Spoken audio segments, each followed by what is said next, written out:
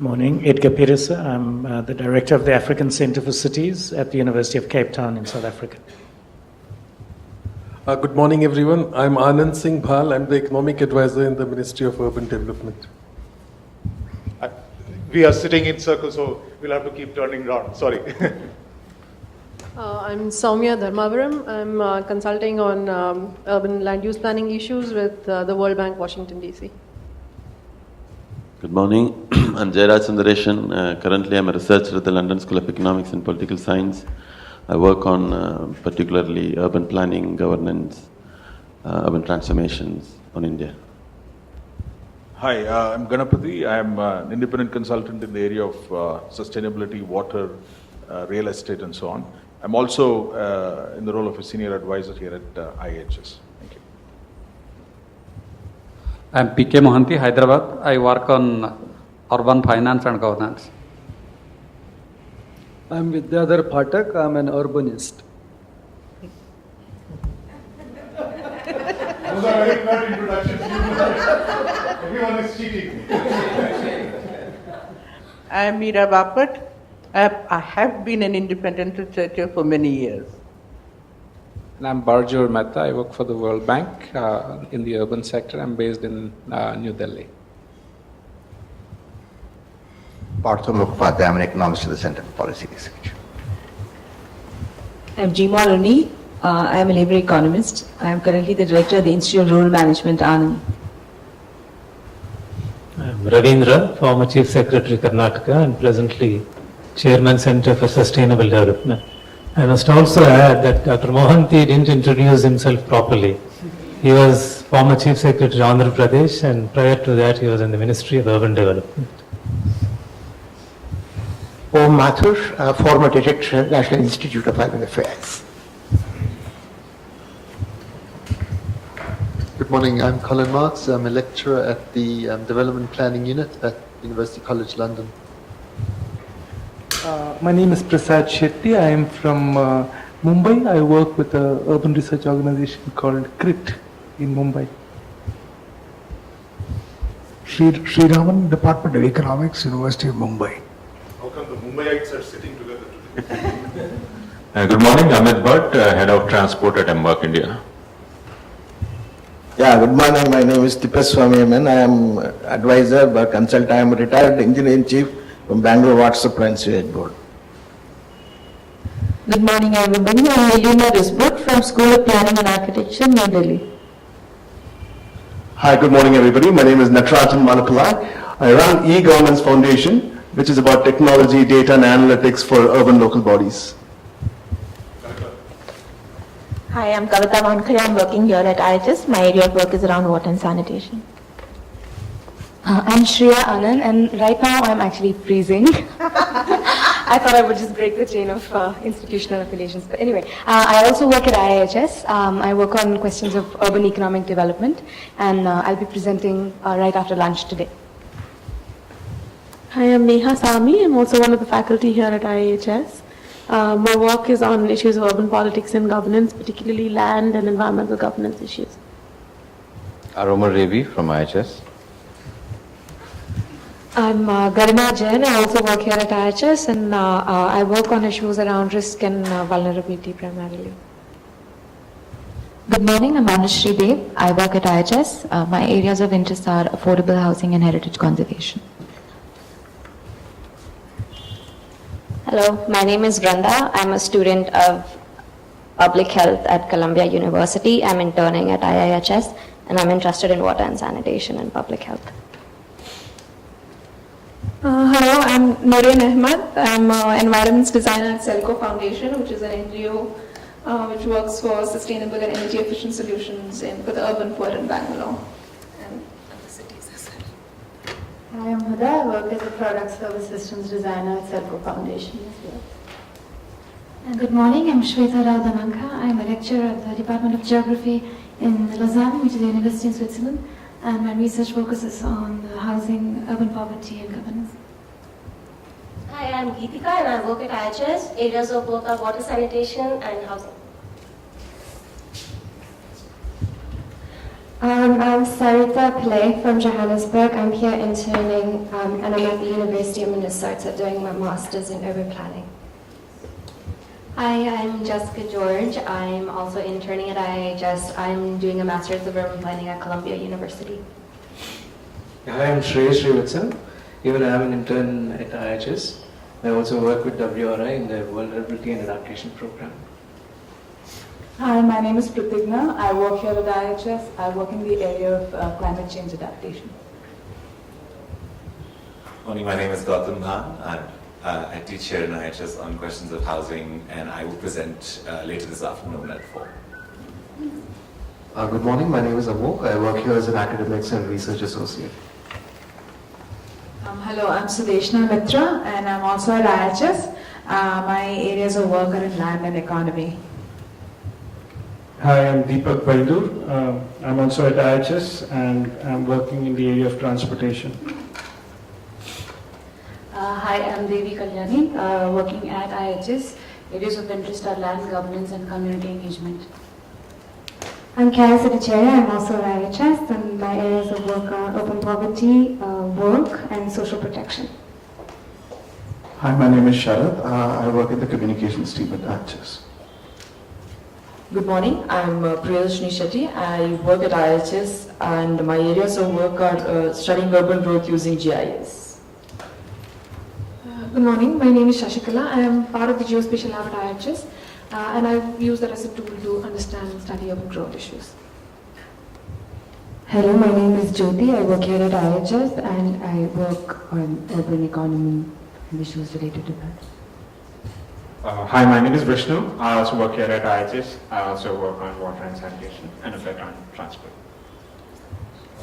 I'm Arindam. I primarily work on demographics and information here at IIHS.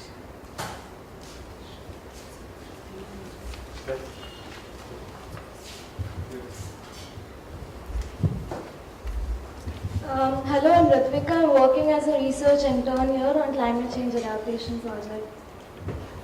Hi, I'm Tanvi, and I'm also working on the climate change and adaptation project as a research intern. Good morning, I am Satish Selvakumar. I am responsible for the Urban Practitioners Program here at IIHS. Morning, my name is Mohan. I am a private practitioner working in the field of environmental design. Anybody?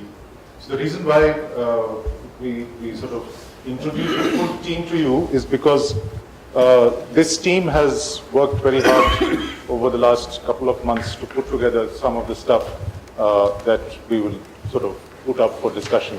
And many of them will reach out to you at an individual level to get more guidance. And before we start, Paris. So the films are on the second floor classroom and in the reception area. For this morning's session, you will find cards here with some pens. I don't see the pens. Can you pass on the pens? Oh, they're in the folder, is it? Marker pens. So for the first presentation, which Aro will lead, these cards are for us to sort of scribble our notes, and there are team members at the back. Anushi, you're okay. Who will document the questions, so feel free to just keep writing and passing it on, so that we'll have a list of questions by the time the presentation is over, and it's in two parts, so after we break for tea, we come back for a round of discussions. There is also some post-its kept here, and that will come to the table. So we would like you to help us reframe, respond to the questions that we have put on the panels, and get some printouts of those questions also coming around to the tables. So feel free to write your comments, responses on these post-its, and then we'll sort of try and organize it in some way, so that we make the best use of the time and the rich experience available in the room. So, shall we start? Okay. So I'll hand over to Aro for the objective. Sorry? Paris, what are the films about? Oh, Ms. Asif. There are two films on the urban economy. Can you hear me? There are two films on the urban economy, one having to do specifically with flower markets in Bangalore, and the second dealing with skills and livelihoods in Nanjangud. Then I have a film on water and sanitation and another on housing. And cycling in the city as well, so there are 5 in total. So as part of the thinking on policy and the papers that you will see presentations of, this exercise involved us to also produce teaching learning cases and audiovisual small films which would eventually be used in classrooms for discussion as policy cases and films. Very, very good point for me to also say that some of you will be dragged by our media team and other teams to do some interviews. So that also contributes to the classroom teaching learning experience. So that's the full pack. Partho, you had a question? How long are they? These are very small. They're rolling. So, and if you want to see a specific one, just say and they'll show you that. Are they on YouTube? They're not put, no, they're still being sort of not finalized and edited. I mean, typically what we do is we have a fairly large collection on YouTube. We have over 600 video productions that are there on our channel. So essentially all this material will become available, including some of our deliberations here. The idea is to make materials available in multiple languages so people can access some of these debates. Otherwise they're sort of very contained to this, whether it's municipal officials at one end or sort of social activists at the other or professionals. One of the core questions is for us to try and get these debates out because they need to come into the public domain. So, I mean, we're very glad that all of you have been able to come here. Some people will come in through the day. This is part of sort of an ongoing process within, the larger community that we're part of, or we're engaging with some hard policy questions. And of course, the idea is not policy itself, but implementation and making a change on the ground. This is an ongoing process, and we hope this will lead towards the end of the year in a sort of a repeat of what we did in 2011, which is a national consultation, which at this point of time might be quite important because as the new government is trying to get its feet around urban questions, having taken a position that sort of urbanization is important, we thought this debate would be interesting. So I guess I'm going to be politically incorrect in some ways. I'm going to be fairly frank and speak to some of these political questions because in the spirit that we work here, we try and be as frank as possible because unless we are frank, even with ourselves in terms of criticism or critique, I don't think we can actually move things forward. The class of problems that we're dealing with is so significant, and as I said, most of us have been involved in this for 20 or 30 years, at least in this side of the room, that we have to sort of lay out things and problematize critically to move forward. So what we're going to be doing today, and this in a sense is in some ways standing on the shoulders of giants. Most of the work has been done by my colleagues. I'm just sort of trying to articulate it. But before that, I would say 30 or 40 years of urban research. Unfortunately, many people who sort of contributed to this body of knowledge are not in the room, starting from Professor Ashish Bose. Amitabh Kundu is not here, but a lot of the people who've been involved in these dialogues, starting with the task force report in the early 1980s, lots of people in the room who've actually contributed to this. So this is building on the process, and we're asking a number of core questions, including what is the linkage between what's happening inside the country to the global. So today, I'm going to pick up a few vignettes, lay out a broad narrative. Obviously, there's a lot more sort of depth of analysis that we have and many of us have done here to try and connect across scales. Fundamentally at the national scale, but then going down to a particular state. In fact, we're very happy that Dr. Monty is here because I'm going to be talking a little bit about something real that's happening at the moment that we're also involved in, and he's been central to for the last few months. The challenge of sort of building a new state which has been divided, which is Andhra Pradesh, and, using that as a case to engage. So state level engagement, what's happening at the national level, and also potential connection with what seems to be happening at the global scale, because if for nothing else, apart from the sort of global connections of the economy, which is sort of driving part of this, I think a lot of our imaginations are driven by things that happen in other places.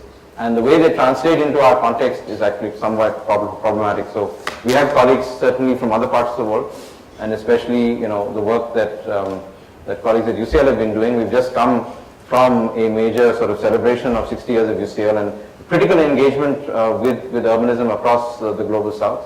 And the African Center of Cities is a very close partner in Africa, and they're also engaging with critical questions of African urbanism in the context of of changing global geography. So we're going to lay that out. It's not central to some of the policy debates at the moment, but I'm going to try and see whether there are some connections, whether it's world-class cities at one end or our aspirations to do some dramatic things about smartness or unsmartness in our current urban environment.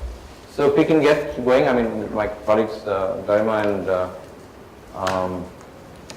Anandam will come in at various points of time. So can we get going?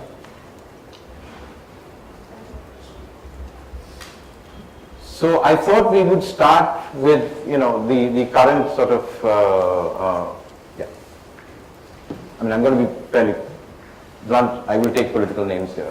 This looks at investment during UPA 1 and 2 in the 11th and 12th plans, but essentially UPA 1 plans that are there. And I guess the key question that we're looking at, of course, here is the share of urban development in everything else. So this is a sort of a historical trend. There was an interest in the 1980s onwards that went from the task force into the NCU, some work that happened with the housing policy in the early 1990s. And then there was a huge hiatus, I would say, between the 1990s to maybe 2003-04 in the urban space. There were things that were happening, but there was a major hiatus that was there. JNURM was part of the translation into a different frame. But in spite of all of that, in spite of having so-called the largest sort of urban renewal program in the world and history, etc., etc., etc. That's not completely correct because China has been doing much more than that. That's a rough share in terms of plan investment. So we're talking about under 5% of investment. So the question that one has is, if you look at the underlying processes, if urban areas are generating 60% odd of share of the GDP, and you're spending less than 5% of the plan, which is a fraction of 10%, which is the amount of taxes that you're collecting, or 11% of your taxes. Are you not desperately underinvested, especially if it's only in less than 100 places? I mean, so the question of underinvestment, just in terms of financial terms, is a very serious question. And of course, I think, this is my personal opinion on this, the rebalancing on the rural side during UPA 1 was something that was very important, and there were some critical issues that were not dealt with. This is a very, very central question. But there is a key question here of how much we need to invest to deal with what we're talking about. The high level panel dealt with some of these questions here. Issues work dealt with it, but I think that's the first thing, and that is how central are processes of urbanization in terms of economic and, of course, social development, social transformation. Yeah. Okay. Next slide, please.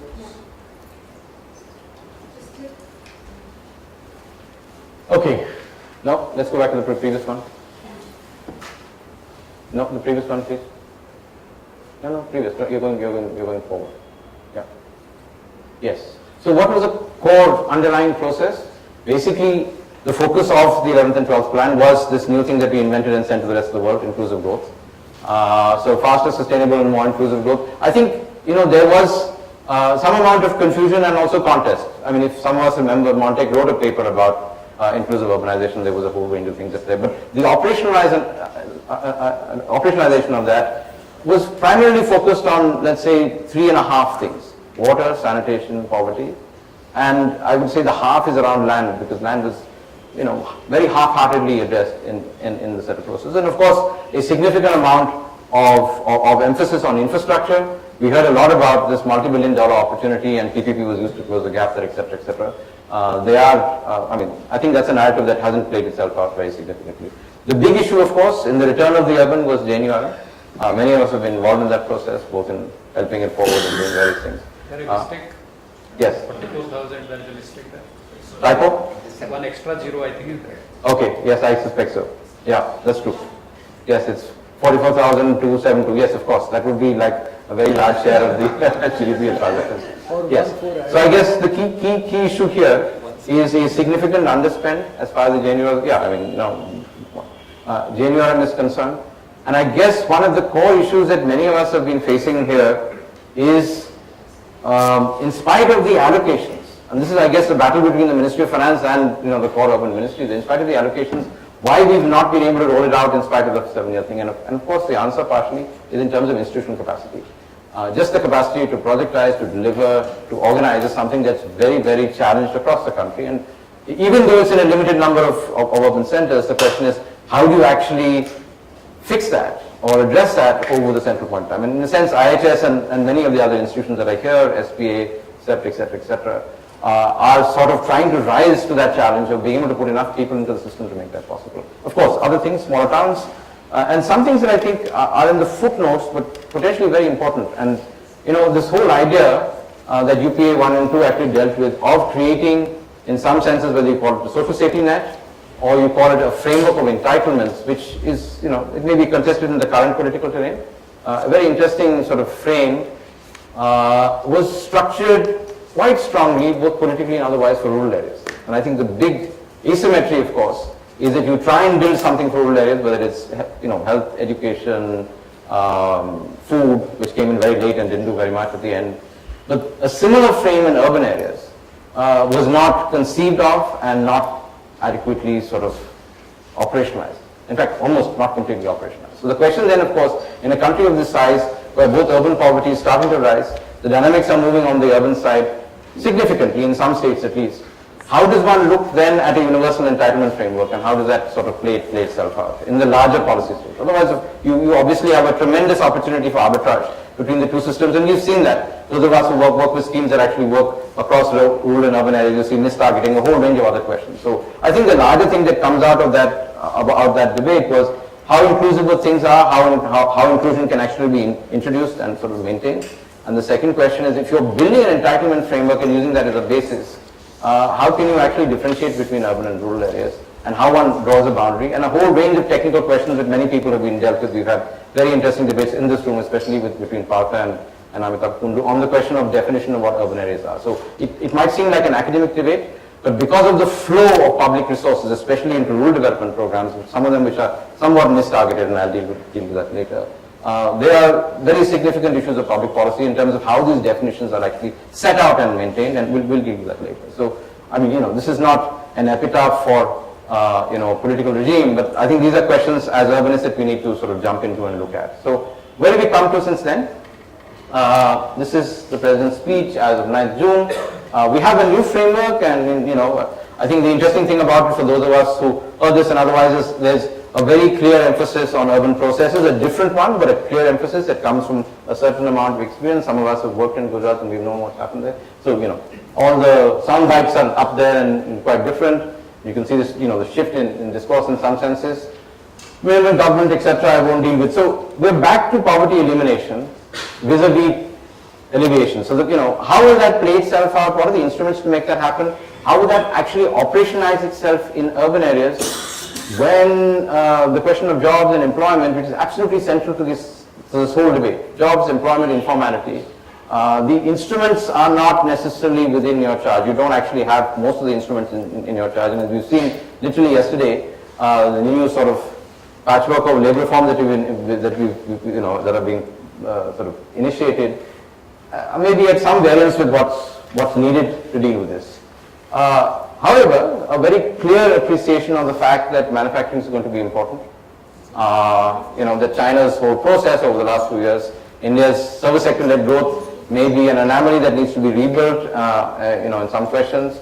Obviously, this critical relationship with urban areas in terms of centers for manufacturing and expanding that base outside, the 70 or 100 cities that we're talking about at the top end of the spectrum, which, produce maybe 40% of the GDP.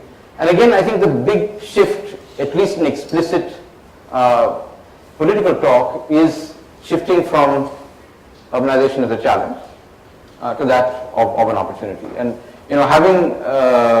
and we saw this in 2011, I think, when we organized this sort of large set of convenings, first in Mysore and in Delhi. A lot of people, especially in the political class, were struggling with this opportunity. The younger MPs, for example, did understand that urbanization was a tremendous opportunity. But the lived experience of everybody, I don't want to characterize that, above the age of 45 or so, in their political life was that caste India, caste politics and rural-urban dynamics are such that the urban is not very important. And I think the last two elections, and this one especially, have shown how important it is. So there is a significant reimagination taking place within the political class of what it means and how it actually works. So I think this is part of that reframing. Of course, this is a rhetoric at national level. Since everything happens in the states, the embedment within state politics is actually where this thing will be played out. And obviously some states like Tamil Nadu, Gujarat, etc., much more forward as far as this is concerned. The other thing that's quite interesting here is, this is an old thing. If you go back to the task force and the NCU, etc., we talked about the urban-rural continuum and balancing, etc. This has come back now, post-Pura, in a new incarnation. And it will be interesting to see how it actually worked itself out. To my mind, this is a very important question. Many of us have worked and sort of written about this maybe a decade ago. How do you actually do this? And how do you situate this process in balanced regional development? And in some senses, the question of jobs and employment is very critically related to how this works itself out. It's not, I don't think it's very clearly articulated, and some of us, I guess, will hopefully help you with that. And then, of course, the big infrastructure story.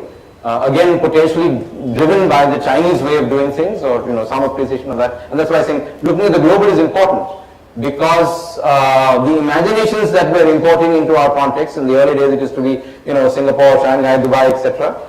For the metropolitan cities. There's a new way of looking at this that we need to look at. And then, of course, things that are obvious. But here, I mean, this is in a sense putting ourselves on the block by putting timelines for those things that we know are extremely complicated to do. Those of us who work on water and sanitation, I mean, this one would be wonderful and fantastic to get to. The question is, how can we get there? If we're even able to sort of re-engineer that process, it would be fantastic. And those of us who worked on housing now for 30 years or so, making this happen in an operational way, just in terms of skill building, materials, organization, dealing with on-site, off-site is going to be a huge question.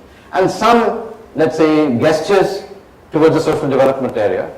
I think the government is still trying to find its way in that space, but this is something that obviously critically needs to be dealt with. I looked at the National Urban Health Mission and how that works itself out. Those are central questions that we need to deal with, because given that our fundamental resources, people, and our challenge actually is situated between people and institutions, whether it's formal or informal, dealing with human development questions, even though we've been through the Bhagavati versus Sen debate in the last 6 or 9 months that are there, is something that we really need to look at. So, that in a sense is a frame. It is a patchy frame. It seemed at that time that it was, very well articulated. It's patchy, it's picking up some parts of the analysis, and I think hopefully over the next 2 days we'll dive in and say, look, this doesn't fit with that, this is actually a good thing, and this is how the dynamics need to work itself out. And especially if you look, in a sense, this is more or less a vote on account, at how it translates into the budget, you see that there are very particular things that were there. And some of us were involved with the budget process, not this part of it, but other parts of it. And you can see, there were many constraints. There was not much resources available, there was very little time. So there were some things that have got highlighted. And of course, since our system is so sort of innovative, the policy environment and all the practitioners and many of the agencies in the room are trying to orient themselves towards this. So I guess one of the questions for us is this actually going to be the primary position of this government for the next 5 years or not? Or is this the first set of ideas which sort of indicates a broad directionality? And maybe we should step back and be a little bit more critical of some of these questions and help try and articulate it. And it's not necessary for us to build policy continuity piecewise with the past, but how do they actually fit together is the question. So obviously, the finance minister had lots of challenges to deal with just now, and so did the ministries to do various things, and we're all chasing around a little bit like headless chicken, etc. But in some senses, this or the next budget and this vision in some senses we have to look at the connection between them. And then finally, because states are going to be much, much more important than this dispensation, the whole process of planning is being somewhat questioned. We don't know which way it's going to be going. The question really is, when you add up the state budgets and the investments at that side and the state level programs and the reinstitutionalization that needs to get done, how does it actually play itself out? So, I've laid that out, as I said, somewhat in a politically incorrect manner, but I think, we do have to discuss these questions and see whether, there are particular things that are not borne out by evidence, and, a whole range of other questions that need to be dealt with. So that's sort of opening things. I think we need to come back to that again and again. My own sense is that this will nuance itself, it will change. There were some things that are driven by a particular view and a vision of what India is and should be. Some of that is not necessarily backed by evidence from other parts of the world or even from our own reality. And I think as urbanists, it is our responsibility to start to help those things along or sort of help contest that and nuance it over time. So that's the first set of things. So if I just to step out, I mean, most of us are aware of this, but I just thought context is quite important because for the last year and a half or so, a number of us have been trying to build an alliance across the world to try and do the same thing that we've been doing here in India for the last 30 years or so. And that is to say, look, in the international agenda, in spite of what we talk about, cities actually don't exist. So when I took over this process about a year and a half ago for the UN system, what we found was that cities were not on the agenda. So this is a process that started in 1999 with the earlier Secretary General of creating this Millennium Development Goals that have given a lot of us a headache, especially the multilateral agencies, and some countries have sort of seceded from that process, partly including India. But the reality is, as we rebuild these goals now, the SDGs, which some of us, and IIHS has been, in a sense, the secretary for that process, the reality is that it is not a significant political sort of question. So this is work from David Satterthwaite and other colleagues from IID. I sort of, as I said, we're standing on the shoulder of giants. Can we start from 1800? Can you just go back? This is available on the web. So this is, we use a lot of technology here, but so this is basically, so this is an animation which looks at the growth of cities from 1800 onwards, right? So then I'll just take you through very quickly.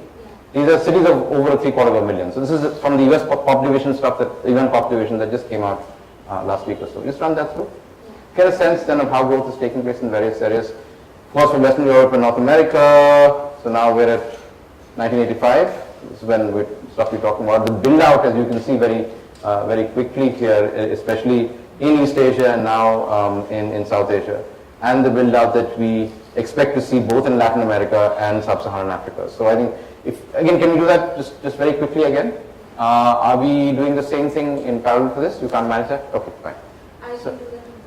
Okay, so just take it back, just do it slowly, very, very slowly. Just stay with this map. So you can see here in 1800, the big metropolitan centers, London, Beijing, and Guangzhou. So basically, the Chinese and the beginning of the empire, so to speak. Let's take it to 1850. So that's, one second. I want the map, please. No, I need the map, please. Yeah, give me the map, please. Let's go back. Yeah, 1850. Just hold it, please, at 1850. This is 1850. Yeah, great, good. So if you look at 1850, 750,000, Paris, London, Istanbul, and Beijing, and that's the big story at that point in time. Of course, as I showed you in a while, the populations are much less. We're less than 1 billion people. Let's get it to 1900. Okay. So you see then, the expansion of the North Atlantic culture at that point of time, just before the Second World War.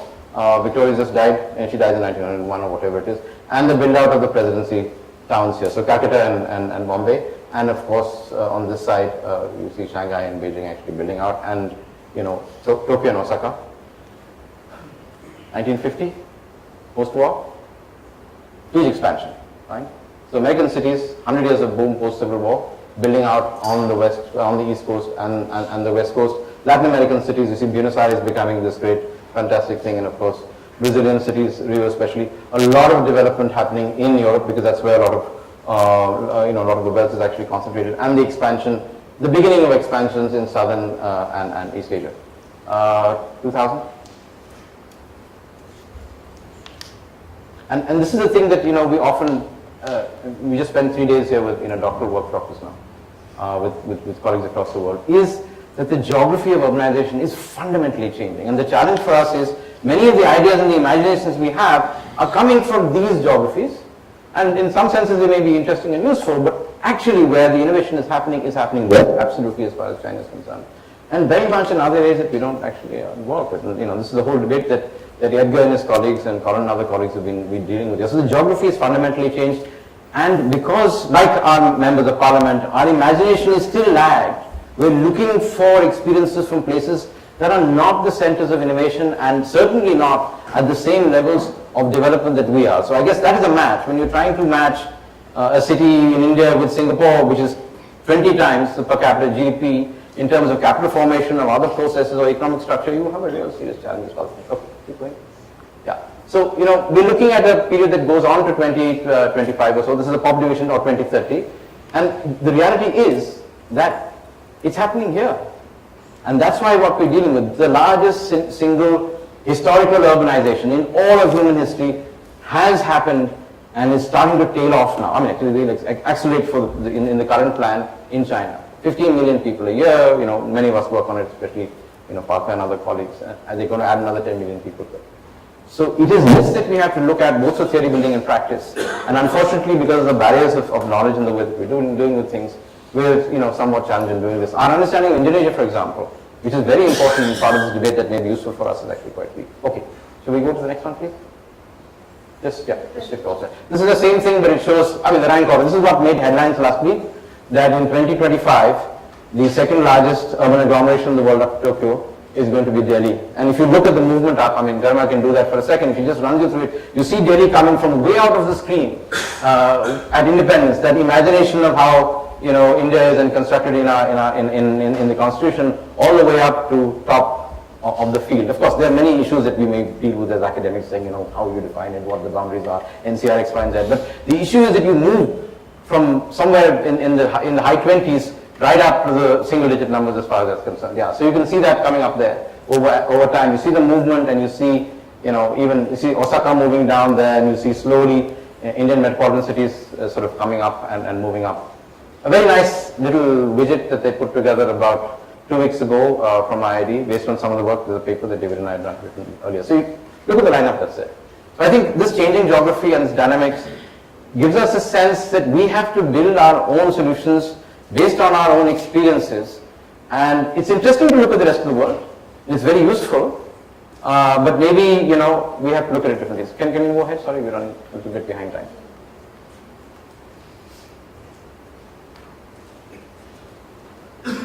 Okay, so same thing, but at slightly slower pace, and I bring the economy into it. So if you go back about 100 years or so, this is the situation. Again, the same pop division data, so the small towns are not there, which is an issue. We don't have that, especially South Asian data is bad. So what do we see here? The world is about 1.5 billion people in 1900.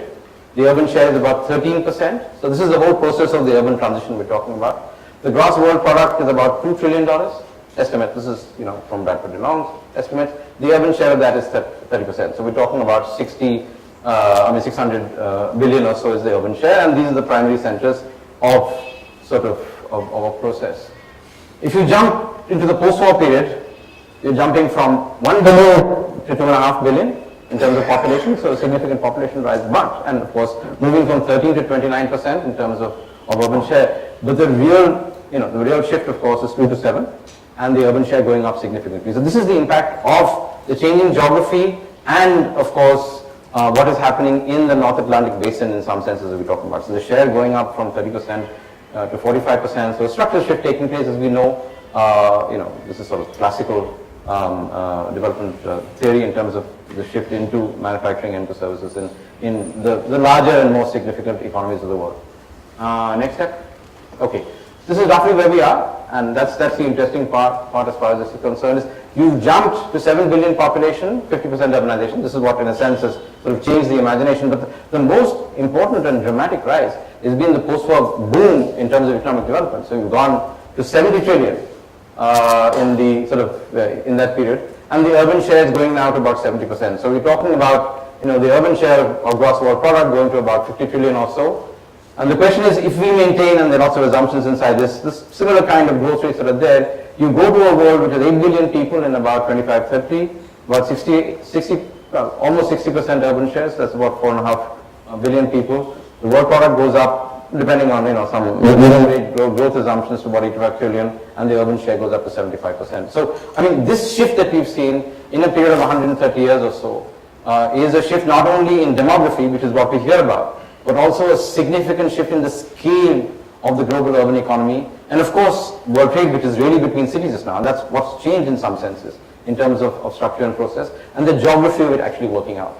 So I think, the economic driving of that process has been very important, and we've been slow in trying to appreciate that within this country. The Chinese really, that is, I guess, one of the big contributions of Deng Xiaoping and the tour that he took of the Western provinces, they say, which led to the Chinese sort of breakout in some ways, and the largest shift of people out of poverty, again, depending on how you define it, in the history that we know at the current point in time. The question, of course, is this sustainable? can it work itself out? And I think there are some very particular things about South Asia, and people get very confused. We talk about this urban explosion. In actual fact, there is no urban explosion in South Asia.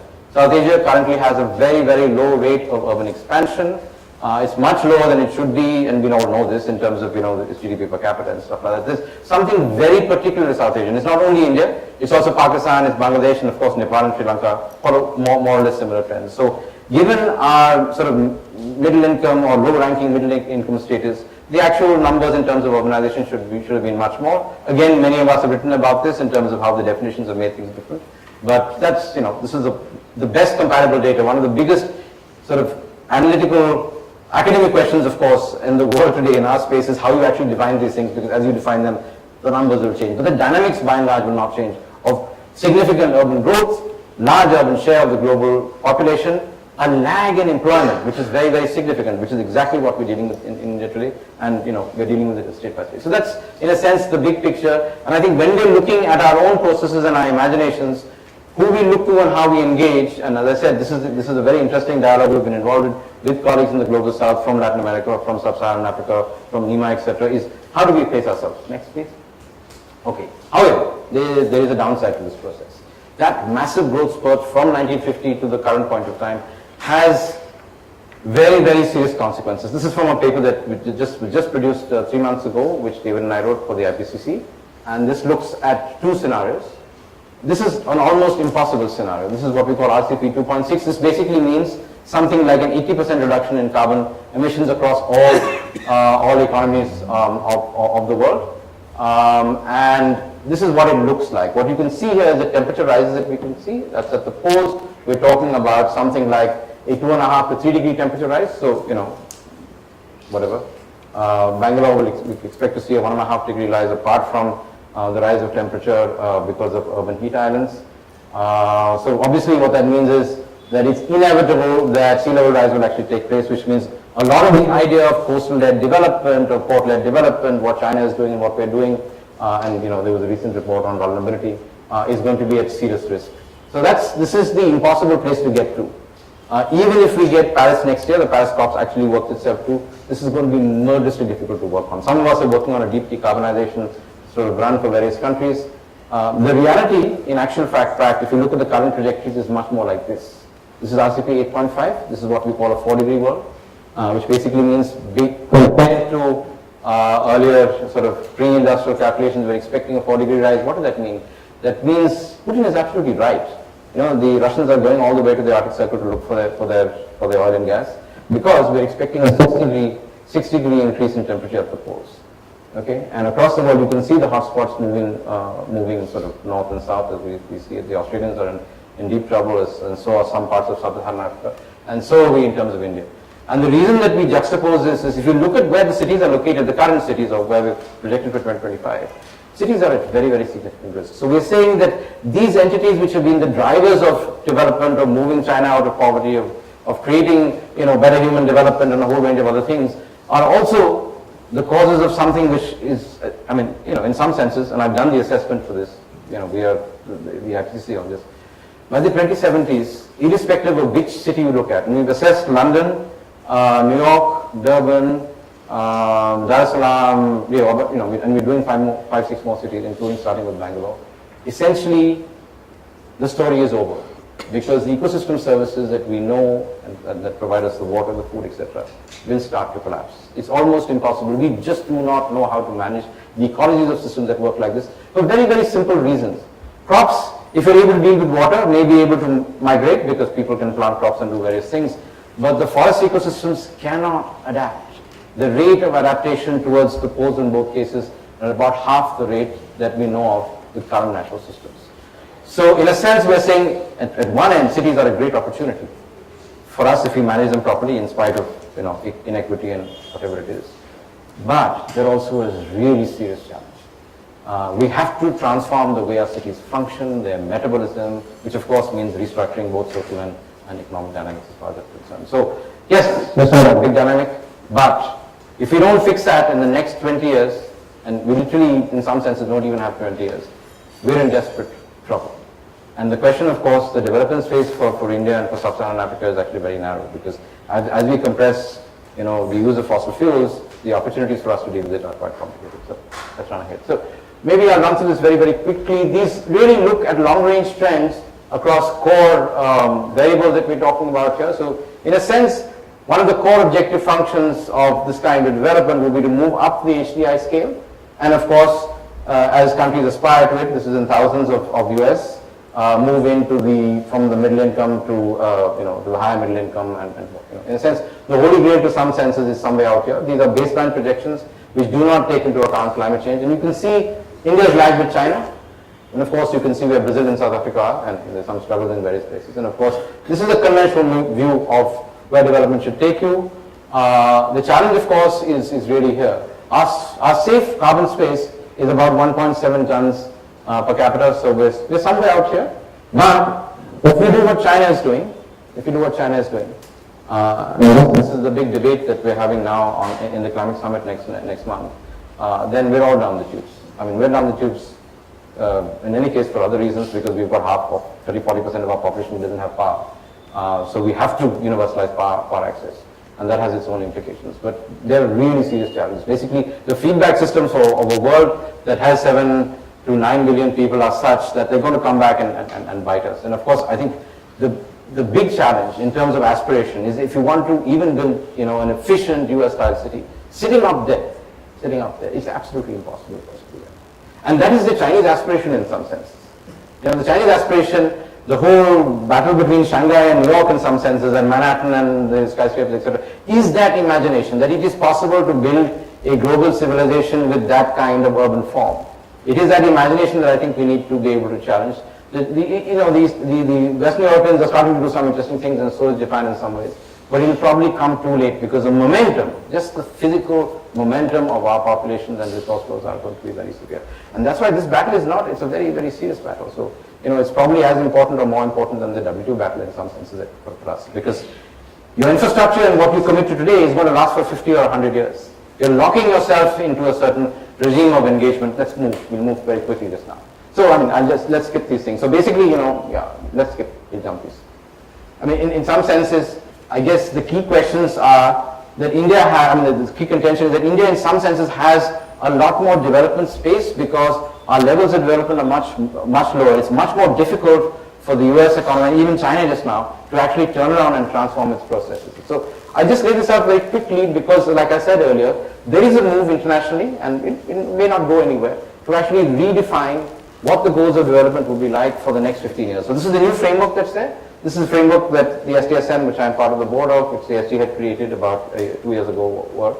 And the interesting thing is, this was laid out in a paper that we did about 6 months ago, was that we see rural and urban development, agriculture and cities as working back to back. It cannot work otherwise. And, I've been on record on this at the UN General Assembly talking about this question. And this is a real political debate at the moment between G77 and the other part of the world. So in a sense, this is all the nice things, starting with an appreciation that we can, in a generation, end poverty, within quotes. There are lots of questions about how you define poverty, etc. You can basically address education and healthcare, and the key driver for that, and this is what we've been able to insert into the global political debate, and that's what I'm saying. If we could do that globally, I suspect it should be possible for us to do it systematically in the country, and at least get 7 or 8 states engaged with this question of doing this systematically. So there's a connection between cities, agriculture, rural areas, health, education. They can come together. Our plans are meant to do that, but as planning is being reimagined, the question is, how will that be coordinated? How can that process take place? In actual practice, the politics of this realized in something that came out 8 days ago, which looked like this, right? This is politics, right? This is 193 countries, etc. The good news for us is that we've come through with an urban goal, and I think this will go to the General Assembly next month, and it will probably make itself to the next stage. Now, there are 2 or 3 interesting things here, just in terms of the articulation. So there's cities and human settlements. So there's an appreciation of the regional, which is important. This seems like a very clunky term. People come to us and say, why the hell do you call IIHS? And we say, look, there's a reason for that. It goes back a little bit in history. And then you see 3 or 4 critical sort of, qualifiers there. Inclusion, very important. And I can give you real markers to that. Inclusion became an important political debate after what happened in Brazil last year. We're talking about an 18-month period in the General Assembly, so you saw a push on that because safe I mean, I don't want to be quoted on this, but I think what the terrible things that happened in last year and in year before last in India actually made a significant impact on the imagination of what safety is about. I mean, people have been fighting for this, especially women across the world, but this was a big debate, and it actually came out top of the agenda. It's coming to this frame, and it's not very well articulated, but it's coming out there. And then, of course, the environmental and the larger sustainable development agenda that's there. But of course, these are only words. The operationalization of them in terms of national and state level strategy and provincial and city level thing is a great debate at the moment. And the big question, of course, is the question of sub-sovereign or state or city level engagement. So essentially, the 193 countries of the world are saying, okay, fine, we're giving you the stuff, we think it's important, you guys seem to be doing lots of things and driving the system and all such things, mayors rule the world, etc. However, we are not willing to devolve, just like in India, funds, functions, functionaries. And that is the current state of the debate. And I think that question does need to start being settled in some countries. Some countries obviously understand this. I mean, Brazil understands this quite well. Lula won his election on that process, and a whole range of things that happened. The statute of cities happened because of this. But for the rest of us, exploring that space and trying to understand what it means, it doesn't mean that we have to accept a dispensation even though we are part of this process in the UN. In fact, India's position actually shifted literally within a week from one side to the other side. India was not in favor of an urban goal till the new government came over. In 1 week, we flipped to saying, oh wow, this is fantastic, we're going to do all this smart stuff and this is great and it's going to happen. So I'm just trying to say that there is a dialectical relationship between what is happening in many circuits, and we need to be aware of that, and we need to critically engage with that, and talking to various other people in various places. Let's move. Yes, sorry. I want to stage the word productive from that one. Can you go back? Yes, please. Productive deleted from this. Yes. So there was a very serious debate on this question. I can take you back exactly to when it happened. It happened in OWG 7 in January. And essentially, two things happened. The first thing that happened was there was a rural-urban battle. So, and it's there. I mean, I'm on YouTube dealing with this question. Benin asked the question to me, saying, look, this stuff is fantastic, but we're a rural country, what has this got to do with us? It means that development assistance rural areas is going to be finished. We can't let this happen. And then our response was that you cannot look at these two things separately. They're actually two sides of the same coin. You cannot have sustainable cities without ecosystem services, without sustainable agriculture. And most important, you have to have rural productivity. Unless productivity growth actually takes place, unless the jobs are created, we can't deal with rural poverty and a whole range of questions. And the linkages are quite strong. And I think that shifted the debate on that. However, there was a very strong lobby, especially coming from East Asia, and I would say East Asia and principally China, which basically said that industrialization and infrastructure are critically related. And this is part of the hidden debate that we have, I think, in our policy direction just now. So if you look at it just now, when we had phrased this thing, we had actually integrated infrastructure. We have target B, Dharma has done the work on this, which integrated essentially all the infrastructure elements. And there were some new ones. For example, there was universal internet access, which ITU was very happy about, as a core, in a sense, target to enable inclusion. Right? Now, so we had integrated transportation, infrastructure, etc., into the urban frame. It actually got pulled out, and you can see it here being pulled out into these two things. So there's a strong lobby that's saying economic growth and employment. Where is it coming from? This is coming post 2008, significantly from the OECD and especially from Europe. Right? So one of the greatest oppositions, and this is interesting because I'm streaming live to the internet just now. One of the greatest oppositions to this is actually coming from the UK and Australia. Okay, they have pushed back most significantly against this. And the second thing, of course, is this, and that's China. And India and Pakistan were on board as far as this was concerned till the end of June. So it was a push of saying that we need to have an unconditional agenda in terms of economic growth and employment, and this should not be contained by Goal 13. The hidden battle is really about this. The hidden battle is about carbon space, energy systems, and how that will drive industrialization. So, governance with global partnership. Yes. This is part of the old MDG framework. They were not able to agree on this. In fact, I don't know if people actually follow through here, but on the last day, that is whatever, 17th, the negotiations went till 9 o'clock in the morning around precisely this question. And so, delegates were on call with the state national capitals to deal with this question. But we were saying, look, This thing is really a rerun of the MDGs, very weak. And the core problem with this framework, of course, at least in my appreciation of it, is that this discussion, which is now concluded, I think, surprisingly quite positively, and the discussion around development finance, which is the Addis Ababa kind of track, are running on, I wouldn't say parallel, they're running in different directions. They need to come together. And that's why the role of the multilateral institutions, and now, the Big Bank has actually thrown in a new spin to this process, is going to be very important. And the reason for that is very obvious. East Asia is sitting on the largest pile of cash ever in history. Okay? I mean, there's some part of it that's volatile, whatever it is. That pile of cash does need to be invested. And those of us, who come from Africa know exactly what the implications of that in terms of African development and infrastructure is concerned. So if it starts coming out of that system, it has to find places to be able to invest itself in.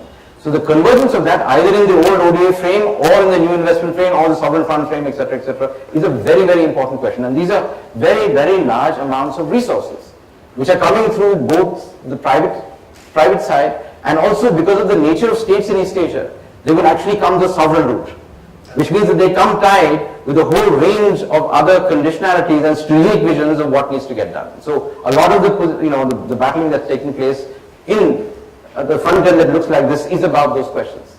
And that's why it's in everybody's interest to dilute it and do whatever it is. So I mean, that's part of the process. So I'll sort of run ahead. Okay. So what are the implications for us? So now when we dive down and look at the larger dynamics, the most important thing for us, of course, and this is a mid-range projection, so the government policy is to do away with this, right? I mean, the objective was end of poverty by 2022 or something of that kind. This is a mid-range projection from one of the better global models. So essentially what it's saying is that India at the current point of time, because China has done so dramatically well, is, as we know, the place that has the largest number of poor people in the world. And again, you can change the definitions and the size of this move up and down, depending on what you take, whatever. But that's a reality. So in some sense, it's a non-negotiable as far as we're concerned. In terms of political stability, and I'm going to put my mouth there, this has to be addressed. And this has to be addressed in urban areas apart from rural areas because we know how the dynamics is, and we actually don't know how to do this adequately. And we're pretending that we do, but we don't. Because the link to employment informality is something that we don't have instruments to engage with. So that's, I guess, the big thing. And of course, the next big question that's coming is sub-Saharan Africa. And that's why everybody in the rest of the world is focusing on this because they know that it's a lot easier to deal with that than this. It's more fractured in some senses politically, it's more easy to deal. Okay, let's keep running. So in some senses, the frame that we are working with here is the opportunity of urbanization in India is tied not only to what we've seen just now, but a whole range of other things which are embedded in this. So these multiple transitions are happening at the same time, and that's why it's both very exciting and extremely complex to deal with. Because suddenly you find, as in 1990 there are no cell phones, and in 2015 you find we're the second largest market for smartphones in the world, and we may become the largest market. So there are tremendous new opportunities that are there, which are making these waves of, in terms of health, the dual transition is becoming a real problem as far as they're concerned. If you look at the burden of disease, let's say cardiovascular disease has kind of skyrocketed along with diabetes within the urban frame. And that's got to do with not only our lifestyles, but also, so essentially what we're saying, and that's how part of our analysis runs, is that there are 6 or 7 key things that are happening simultaneously, and we have to look at the interaction between them before we actually understand what's happening. Now, obviously the idea is not to make it impossibly complex to deal with, but it is important to look at the interlinkages between them.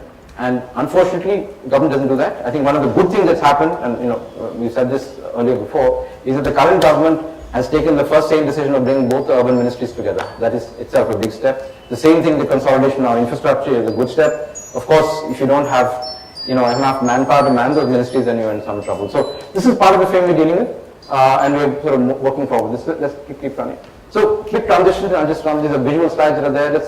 So this is the transition that we've been seeing. This is what people call the urban explosion, but like I said, it's an explosion compared to the baseline. But compared to other countries, it's not very much. But even in coping with this baseline, we are hugely challenged because we probably have 2 orders, in some cases 3 orders of magnitude less people that we need to be able to address this question. Let's keep running.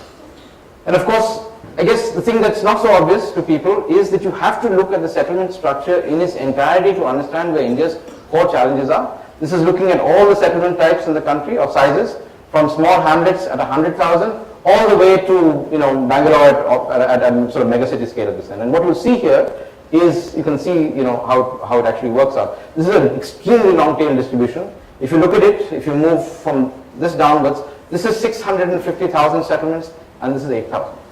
Okay, so that's just to get a sense of scale.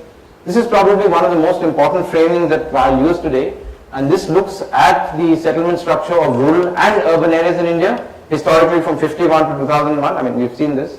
Most of us who've been here. Can we bring up the urban rural thing? You've got to click up. Yeah. Oh, no, the previous one. I'll just take it. Previous slide, please. There's no. Okay. So the stuff in brown here are essentially the urban areas. Yeah? So I'll take you through this relatively quickly. So these are the urban areas as far as we're concerned.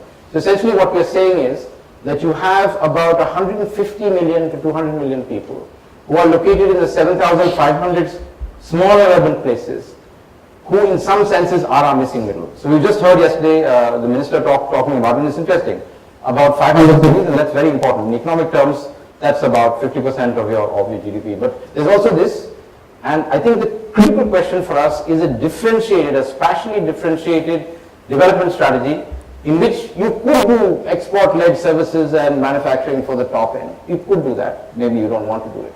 And you obviously need to do sustainable agriculture and job creation here and this rural-urban linkage. The question is that we do not have answers for this, and we don't seem to be making the right investments and doing the right things. And the things are obvious. If you want to do manufacturing in this scale, whatever, 7,000, even 2,000 odd settlements, it means that you have to have basic inputs. Your factory inputs have to be there. You have to have energy, number one. You can't do manufacturing without energy. That means power has to be available. What has to be available? Your roads have to work much better than your cell phones. Your cell phones work very well in most places because they run on diesel generators. This is, I think, the central question for us, and I'll show you very quickly just now. As we go down to state level, how one operationalize that is sort of the central question of spatial development. So driving this, of course, is, you can see here very quickly, urban areas are now producing a significant portion, you can see here, of our GDP, 50% plus. There are various estimates of this. Is between 55 and 60% depending on who you take. This is obviously driving what's happened, we know that. Let's keep moving. Sectoral composition of our GDP, and I think the important thing to see here is, this is the growth. Let's go to the structure, please. Here it is, sorry. This is the biggest conundrum. I mean, those of us who work in this place. So, agriculture and primary sector declining, now in just single digits, right? In terms of trade, a whole range of other things. And if you look at the other elements, the biggest question that we have, of course, is that this, both in terms of output and certainly in employment terms, is roughly static. So this is the big push, the big question in 5 or 10 years time. That's manufacturing, sorry. This is secondary sector manufacturing here. And that's, of course, all the other services. So the big question for us in terms of employment and structure is, and this is true of South Africa too, is how do you expand this? And the test in some senses is in the next 5 years or 10 years, do we see an expansion in structure as far as this is concerned? Because that's where the jobs are going to come from. That is how we're going to match what we've done on education, especially in peri-urban and rural areas in terms of universalizing that with whatever is there. So let's move. It's interesting that all lines seem to be going down excepting the first one. Yes, exactly. That's the, I guess that's called that's the Infosys effect or whatever you call it. So similarly, it's on the same scale. You can see this is the urban economy. Let's go to structure here again. So you can see some interesting things here. So that's agriculture and allied here, mining, manufacturing. This is a big concern. Look at this. And when you start looking at the signatures for different states, you start seeing why, if you look at Tamil Nadu, for example, versus Gujarat versus UP, you can see why this is happening. So I think, we do need to, this is a very, very rough and very crude analysis. We need to address this. And of course, the other question for me, when we're looking at this process, is this. Real estate, banking, and business services. Right? Yeah? And we know how much that contributes to the real economy and whatever it does. So let's move. Yeah. So now if we do the same kind of analysis, and here we're showing you different states across the country, you see some interesting trends. I mean, so let me take the classic case, Gujarat versus Kerala. I mean, I'm setting this up in some senses. This is a settlement structure based on the 2001 census. So look at Kerala. Kerala is this so-called urban, 49% in very large, in very large villages, and of course a much more dispersed urbanization. Gujarat much more sort of balanced, excepting there's a lot of bunching and large things happening at the top end. So primacy is quite important in Gujarat. Maharashtra, in spite of Bombay being what it is, has got, in a sense, a much more balanced structure. Karnataka, also similar issues. You can see here, Karnataka, considerable risk because of investment in Bangalore. Bangalore slows down, Karnataka is in trouble. Maharashtra, a little bit more diversified, but if Bombay slows down, you're in trouble. Gujarat has similar issues, but Gujarat is actually built across a number of, you have Rajkot, you have Baroda, you have whatever it is. So what I'm saying is that as you drill down, and I'm just doing a vignette of this, from state level down to district level, you get a much better understanding. Look at Bihar, for example. You know why Bihar is a serious structural problem. Urbanization in Bihar is stuck. Look at the structure. The economic geography is sort of screaming at you through that. Vis-a-vis UP, especially UP, Western UP, somewhat different, but at least some movement that you see here between 2000 and 2011. Some of it, of course, the census town issues and the work that some of us have been doing in various places. And a very interesting example is Punjab and Haryana. Originally one state. But you can see the difference in structure. First of all, the state was somewhat different, but the impact of land reforms, agricultural productivity, and what Bansilal did in the 70s, you can see very clearly in the structure here. Look at this. Large towns that are here. So the so-called rural-urban balancing that's linking large villages and small towns, if you've worked in Haryana, as many of us have done, becomes much more real and concrete. So what we're saying is that we do have analytical tools to be able to try and actually understand how these geographies actually work, and we do have to look at those linkages to get a sense of how that works. Let's move.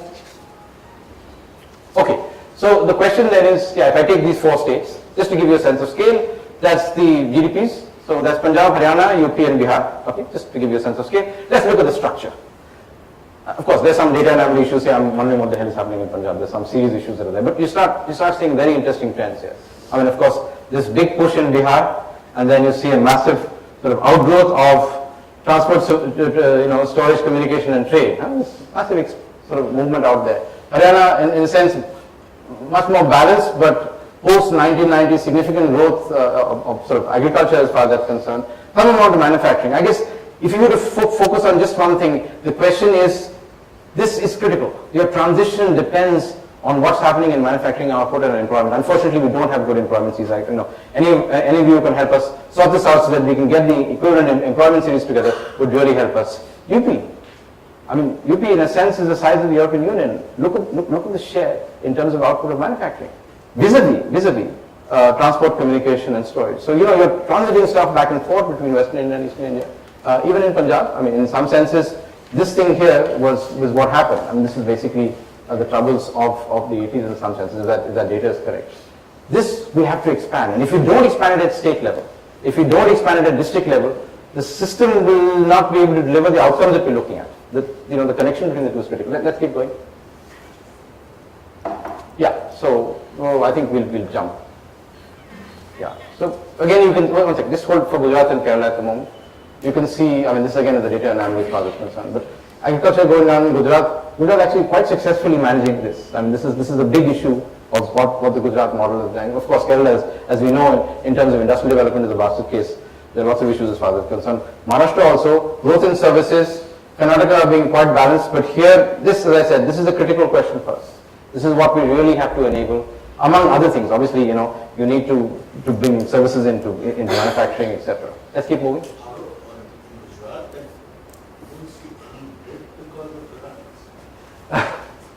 I don't know. Let's move back for a second. There are many issues here. I mean, this is data from.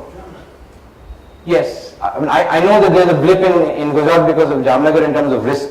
I'm not sure we can see a blip in terms of output, but part of these things may be how we actually measure things and what cities we actually have. So those are issues that are there.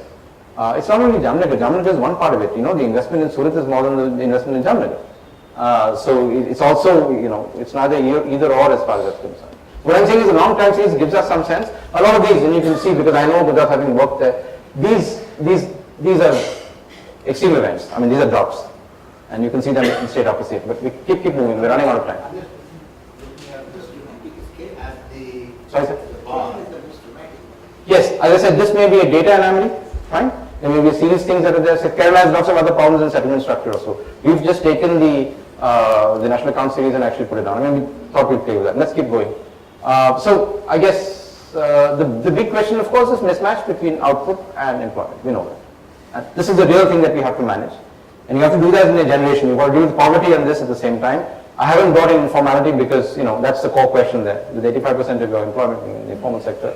I mean, our own estimates, and I don't have the slide here, I think here, is that about 25, is coming ahead, 25% of your output is coming from the urban formal sector, which employs about 25% of the person, and 25% of your output is coming from the urban informal sector, which is about the same amount. So the urban informal sector, which does not find its place in budget speeches, is a quarter of your GDP. It's very, very important, and we just do not know how to engage with it. NULM or whatever it is otherwise. Let's keep going. I've got a lot of stuff. I mean, this is basically, I'm going to jump lots of slides here because we're running out of time. Let's keep going through this. So this is stuff that we're doing. I think this is useful as a slide because it looks, this is a little dated. This is Vamsi's work. I think a classic paper which is less quoted than I would have liked to be. This is dated. It's about 10 years old. But essentially what it looks as is not the income and consumption expenditure distribution. It looks at wealth distribution. This is from the AIDS of 2002.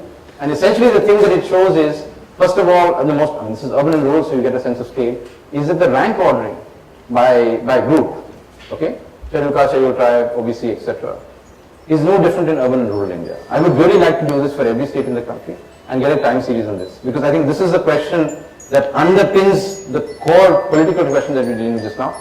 Is this growth and development and employment and education, etc., leading to a change in social stratification? Because that is our core question with other cultures would not have to deal with. That's right. We'll sort of jump to various things. Let's keep going. Keep going. I'm going to jump, we'll just jump through this slide. These are things that we're looking at. I'm going to jump through this because I wanted to come to a case, especially here. Keep running. Yeah, keep running. Okay. Yeah, so this is a case that I think is very, very interesting, and especially interesting because we have Dr. Mounty here. We've been working on this quite actively, and this is the case of Andhra. And the reason why I'm saying this is important is this analysis. So Andhra has been divided, and both states, in some senses, are at a loss. This is the same economic. This is a new Andhra Pradesh. This is new data set that is. This is a new Andhra Pradesh. This is not the old Andhra Pradesh. This is the new Andhra Pradesh, and I think this is one of the most significant challenges that we're dealing with at the moment.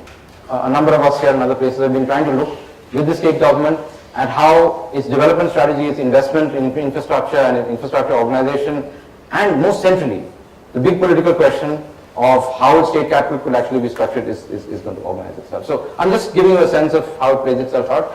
As you go down into the fabric of India, so to speak, you see considerable diversity.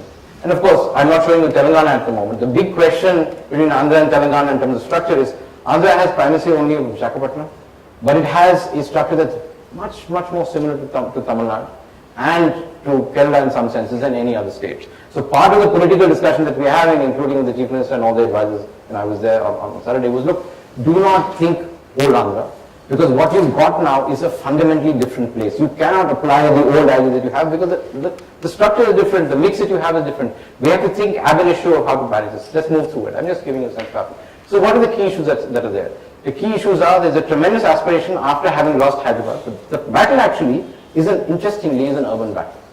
The battle is really about the real estate market for Hyderabad. That is a political battle that sort of brought this out and brought it to a head. And there's a considerable amount of angst across Andhra of having lost 2 generations of investment from coastal Andhra and Rayalaseema and Hyderabad. I mean, that in a sense, there are many issues, but that's a core issue that's involved. So there's tremendous aspirations, one second more, of becoming a prosperous state. However, there are very serious regional development challenges. Rayalaseema is one of the most underdeveloped parts of the state, and also in the country, especially districts like Anantapur. Deeply drought prone, as we've been there, and as people say, we're competing with some other parts of India for farmer suicides. I mean, it's a really difficult situation as far as that's concerned. So this part of the state and that part of the state, especially Srikakulam, Vijayanagaram, etc., as it enjoys, abutting KVK, etc., are seriously underdeveloped. So the question that you're trying to address here, new state has been formed, tremendous amount of energy to try and do something new. How do you actually build out the regional infrastructure, the employment opportunities, to be able to balance out these questions and address the aspirations which have been raised sky high in the last elections? Right? So let's move ahead. So then the question is, how do you analyze that? Let's go next set of slides. Yeah. So what we've done here, and my colleagues have done a fantastic job, is actually to say, look, you have to visualize the structure of how it is. We often think urban and rural, actually it's much more differentiated. So what my colleagues have done here, and this actually worked very well in our discussions in Andhra, is to say we've located in the state, like 1 to half of India at the moment, every single village and town in the state. And they're all located here, geospatially. And when you start looking at it, the answers become obvious. So the discussion that we've had there with the state government, the chief ministers, look, in actual fact, the clustering and corridors and connectivity you're talking about, especially when you start looking at the time series on this, you got the 2001, 2011, yeah, just flip between the two, yeah. So you can see the flip, you can see this. This is a national highway that's running through here, this is a cluster that's building here. So the connection between economic geography, infrastructure is apparent, is coming out in the demographics. You don't have to sort of, shout about it. It's a lived experience, but you have an analytical frame to do it, but you have to look at the figure ground together. If you do not look at the figure ground together, you don't actually see this. And of course, this is a visual. You can zoom in to each location and look at what's happening in Tirupati, Chittoor, Anantapur, Vijayawada, Guntur, and you can see that happening. So what I'm suggesting here is we need to do much more detailed special analysis. We have the technology to do it just now with remote sensing, with a lot more data. And if the census would be really nice and give us more data on employment, it might help a lot of us and make life a lot easier. Next slide, please. Okay, so what are the core issues that you have here? Again, let's go back to the structure. The tremendous opportunity for Andhra is that it has, because of the two delta regions, it has a vibrant agriculture, and the whole question that we're dealing with is, for God's sake, don't destroy this.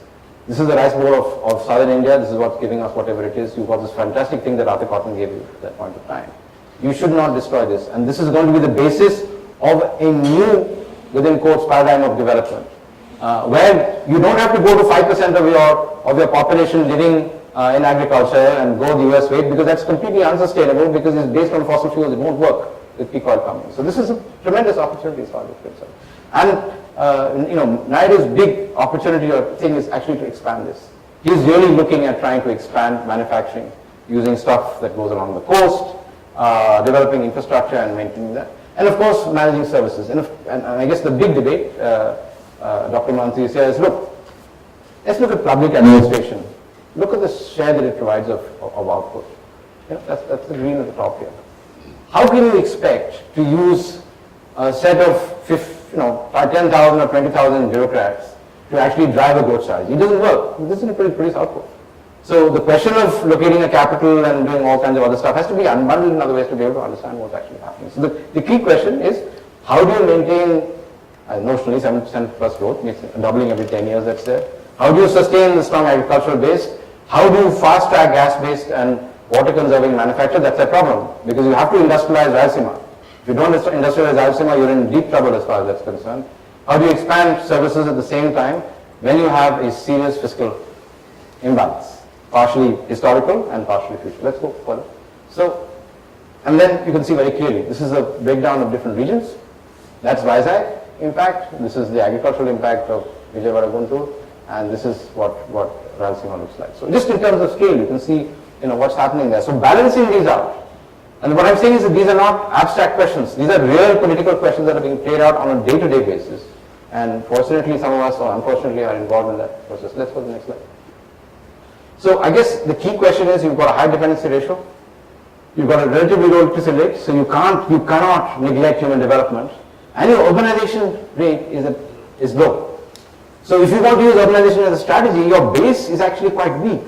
So you have to look at the linkage between the urban and the rural, and of course the definition as far as that's concerned. And of course, the big delivery question, the big political delivery question is, can you do 2 or 3 lakh new jobs a year? And the question is, in what sector, in which districts, and how will you do that? Let's move. So then, if you look at the same map that I showed you earlier, in terms of, this is a very quick and dirty thing of looking at employment. The question, of course, the big question is, let's go to 2000, just flip back and forth.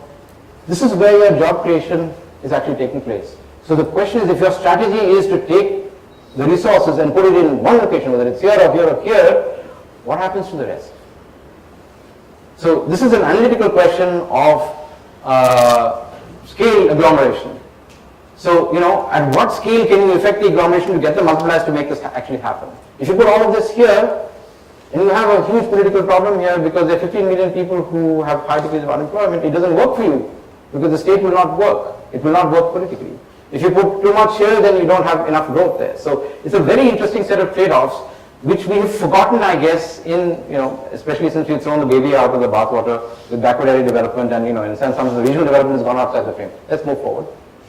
And of course, you have other things. Risks are quite severe. This is a big issue. This is the reason why you don't have large towns along the coast. because, you know, cyclonic storms are really, and they're going to become worse with climate change. Keep going. Same thing about flooding. Flooding is endemic. So yes, historically, you know, these are very, you know, very sort of rich areas, but there are a whole range of challenges that come out of that. Let's move. And then of course, the critical thing, and you know, I'm not a great proponent of oil and gas, is actually the availability of free energy to be able to industrialize. And the challenge for us is, you have oil and gas that's offshore, but the state itself has no access to it. Because it's a natural resource, it has been already committed to fertilizer and it's going through the state. So, you know, one of the big discussions we're having is, how can you, like in Gujarat, not only do port-based development, export, imports, access to the hinterland, etc., but how can you build a gas grid which will enable the industrialization of this region? You need water and gas. And I'm talking in very, very broad terms to make it happen, apart from logistics. If the logistics don't work, if the rail systems don't work, this whole idea falls apart. Let's go. And of course, and this is one thing I think the political establishment gets, so that you have to link this thing together. It's a decentralized landscape, so linkages are much more important. It's not about places and concentration, it's about the flows and linkages. If you get the linkages correct, if you get the right modal shifts as far as this is concerned, then you may have a chance of doing something that will give you, over the medium run, the employment, the growth opportunities, the investment opportunities that people will come for. Let's keep going. And then, of course, the key thing is, you have that scale, but you have to divide, and I won't spend much time, you have to be able to dive down into city scale to understand what's happening here and how the linkages work. So this is Vijayawada, which has been touted as the, you know, primary center, potential location for the capital, etc. The reason is historical, because, you know, in a sense, all the railway lines actually associate and connect, connect in that particular location. But you see here, very interesting city, and you can see from 1990 to 2009, it is a compact city. It's quite surprising for a city of 1.7 million that its footprint is actually relatively small. It's been relatively contained. However, what we've seen in the last, 3 months or so, is 400% depreciation in land prices around it. Okay? Which is exactly what you don't want to happen, against what we're talking about. Keep running. Let's run through this very quickly. Visakhapatnam are much more dispersed, lots of economic activity, constrained by its natural environment. The hills that are there, you know, the way that various strategic resources are located, etc., etc., etc. So what I'm saying is that when you go in at landscape level, you have to look at the linkages within the networks to be able to base this thing out. Let's go further. Tirupati, again, very interesting, wonderful location in some senses, water constraint. So it's grown very rapidly, lots of value added there, and of course people come to it from all over the world, tremendous opportunity for tourism, but you cannot expand the city because it does not have water. And you know, it's not near the sea, so all the options that you have as far as it's concerned become quite, let's go. Yeah, so I guess the big question here again is, how do you balance output with employment? You know, that's the core political question, and which locations, which sectors, and what policy. And I'm sort of simplifying this thing, but I'm saying that this is one thing really engage with. It's obvious. I mean, you know, we teach this stuff for years and years, but we have to do it sector by sector. We have to do it, and because the technology is different, the institutional regimes are different, the policy regimes are different as far as that's concerned. Okay, let's go. Yeah. Anyway, I'll just skip these slides are not important. We've run out of time. I'm just going to come to the end of this process. Let's keep going. Yeah. So the point that I'm trying to make with this, and you know, Verma can comment briefly on this, is that we do have the beginnings of frameworks that allow us a multi-level conversation between national, state, and city levels. But this question of balanced development or sustainability or whatever you want to call it has to be addressed at the fundamental level of disaggregation. It has to be done at the level of the urban local body. It has to be done even, in fact, one level lower than that, but I'm just going to show it at this scale. So what we try to do here, and this is an ongoing conversation, is to look at, for a particular city, how could you take those global goals, work it out in terms of indicators, and see how things should actually play itself out. So this is target 1, which is basically the poverty target that's there. And what we try to do here is try and look at history, 1990 to 2015, and then if nothing happens, the business as usual scenario, which is the red one, versus something that is more towards the sustainable development goal, how you could actually deal with very important things. Bangalore, of course, is somewhat lucky because the census is favoring it. You know, our slum undercount is there, but we have much less in Bombay. Workforce participation, or let's say, poverty line questions. This gives us a sense of how to try and balance out and have conversations about balancing out different kinds of competing sort of objectives. So that's the target A was basically poverty and living standards. It's the economic target. Let's go to the next one. Yeah. Target B, which is the infrastructure one, you see very interesting things. I mean, I think the thing that really surprised us, and I showed this at the UN, is look at the proportion of households with access to cell phones. Look at this huge shift in Bangalore. Going out, this is where we are just now, and we expect to get to universal coverage maybe in the next, whatever, 10 years or more. Other questions, so you have cell phones, housing conditions, water supply, some issues here. We have some of the best people in the city working on that. Sanitation, big issues as far as that's concerned, solid waste collection and reliable transportation. So the question is, assuming that this is your objective function, how would you actually lead it and balance it out and be able to make sure that your goals at one end do not mean that something gets lost at the other end. Let's go to the last one, probably the most difficult one to actually measure and do. The environmental questions, very, very seriously challenged. So for example, green space, big issue as far as the city sort of expands, national vegetation. And of course, on climate change and disaster risk, because we see becoming very, very important, we're hugely underdeveloped in that space. So what I'll show you very quickly, of course, is the frame is interesting, but it's interesting not so much in itself, but it's interesting in comparison. So this was okay. This is a political game that we played with the Americans. We said, okay, you guys think you're great, fine, we'll show you how we are.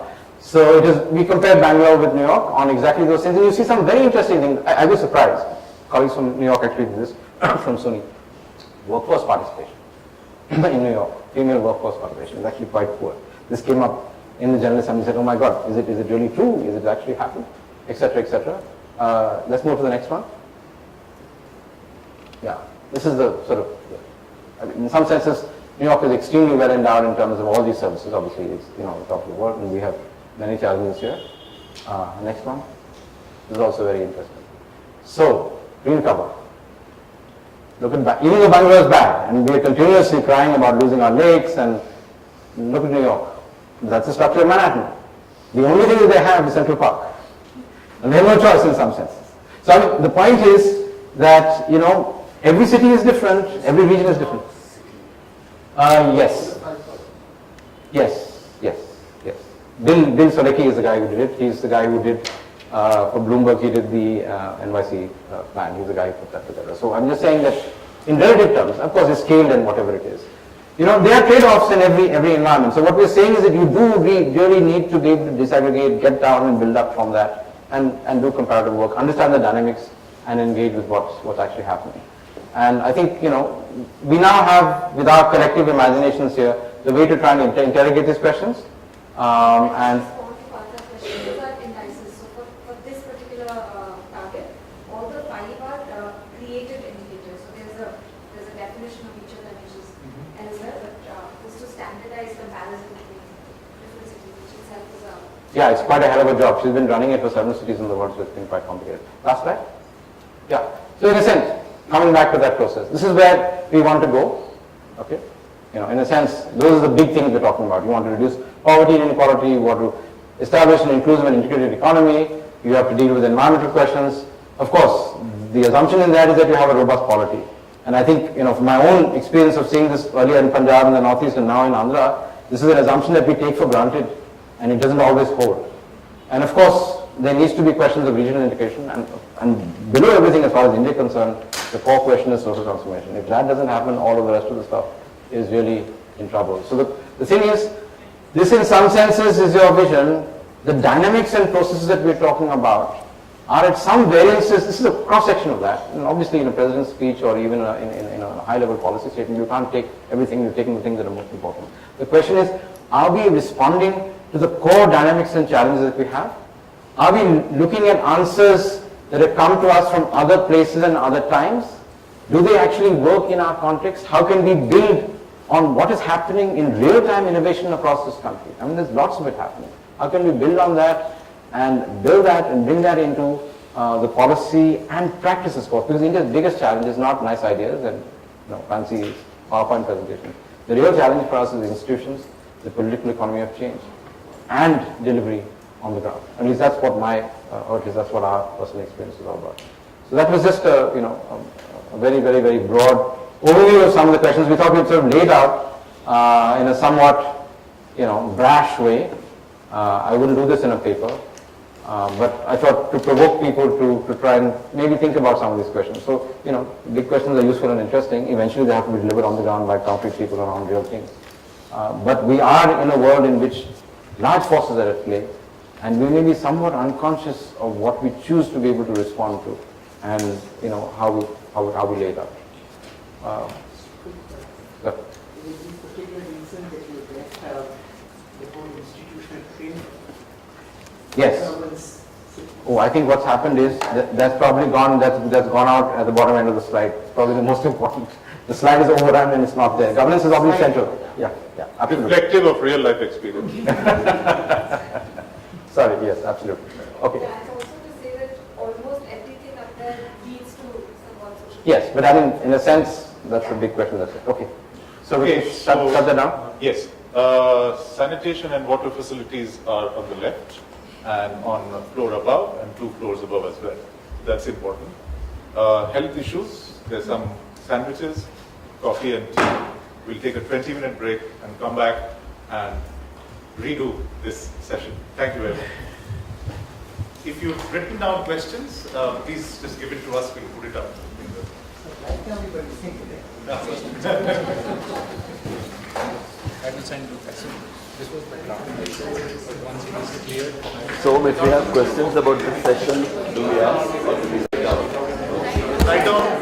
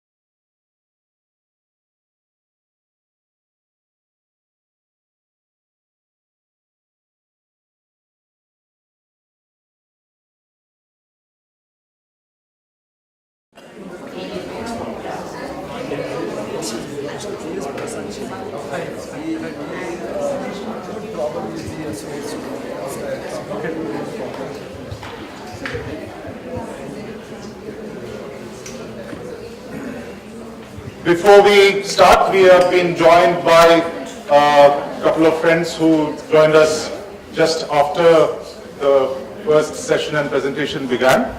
So I'll request them to just briefly introduce themselves. My name is Sanjay Sridhar. I'm the Regional Director for South and West Asia for C40, the global network of the biggest cities in the world. So glad to be here. I'm Carol Upadhyay. I work here at the National Institute of Advanced Studies in Bangalore. I'm an anthropologist. Naresh, where is Naresh? Naresh? Oh, okay, having a second form, fine. Okay, so that's Naresh Narasimhan. He'll join us in a moment. I'm going to be very unpopular as usual, and I will ask for the following procedure to be followed. I'll go around each table and have you to respond, comment, put your questions down very briefly so that we get everyone's reflections in the room in the basket first. And then we'll do another round of clustering and detailed discussion. So I know it's a very vast and complicated sort of terrain that we are trying to sort of traverse. But if you have the written questions already, can you please pass it on to them so that they will be put up here, and then it will be very useful for our discussions. Left-hand rule, I'll start with Anand.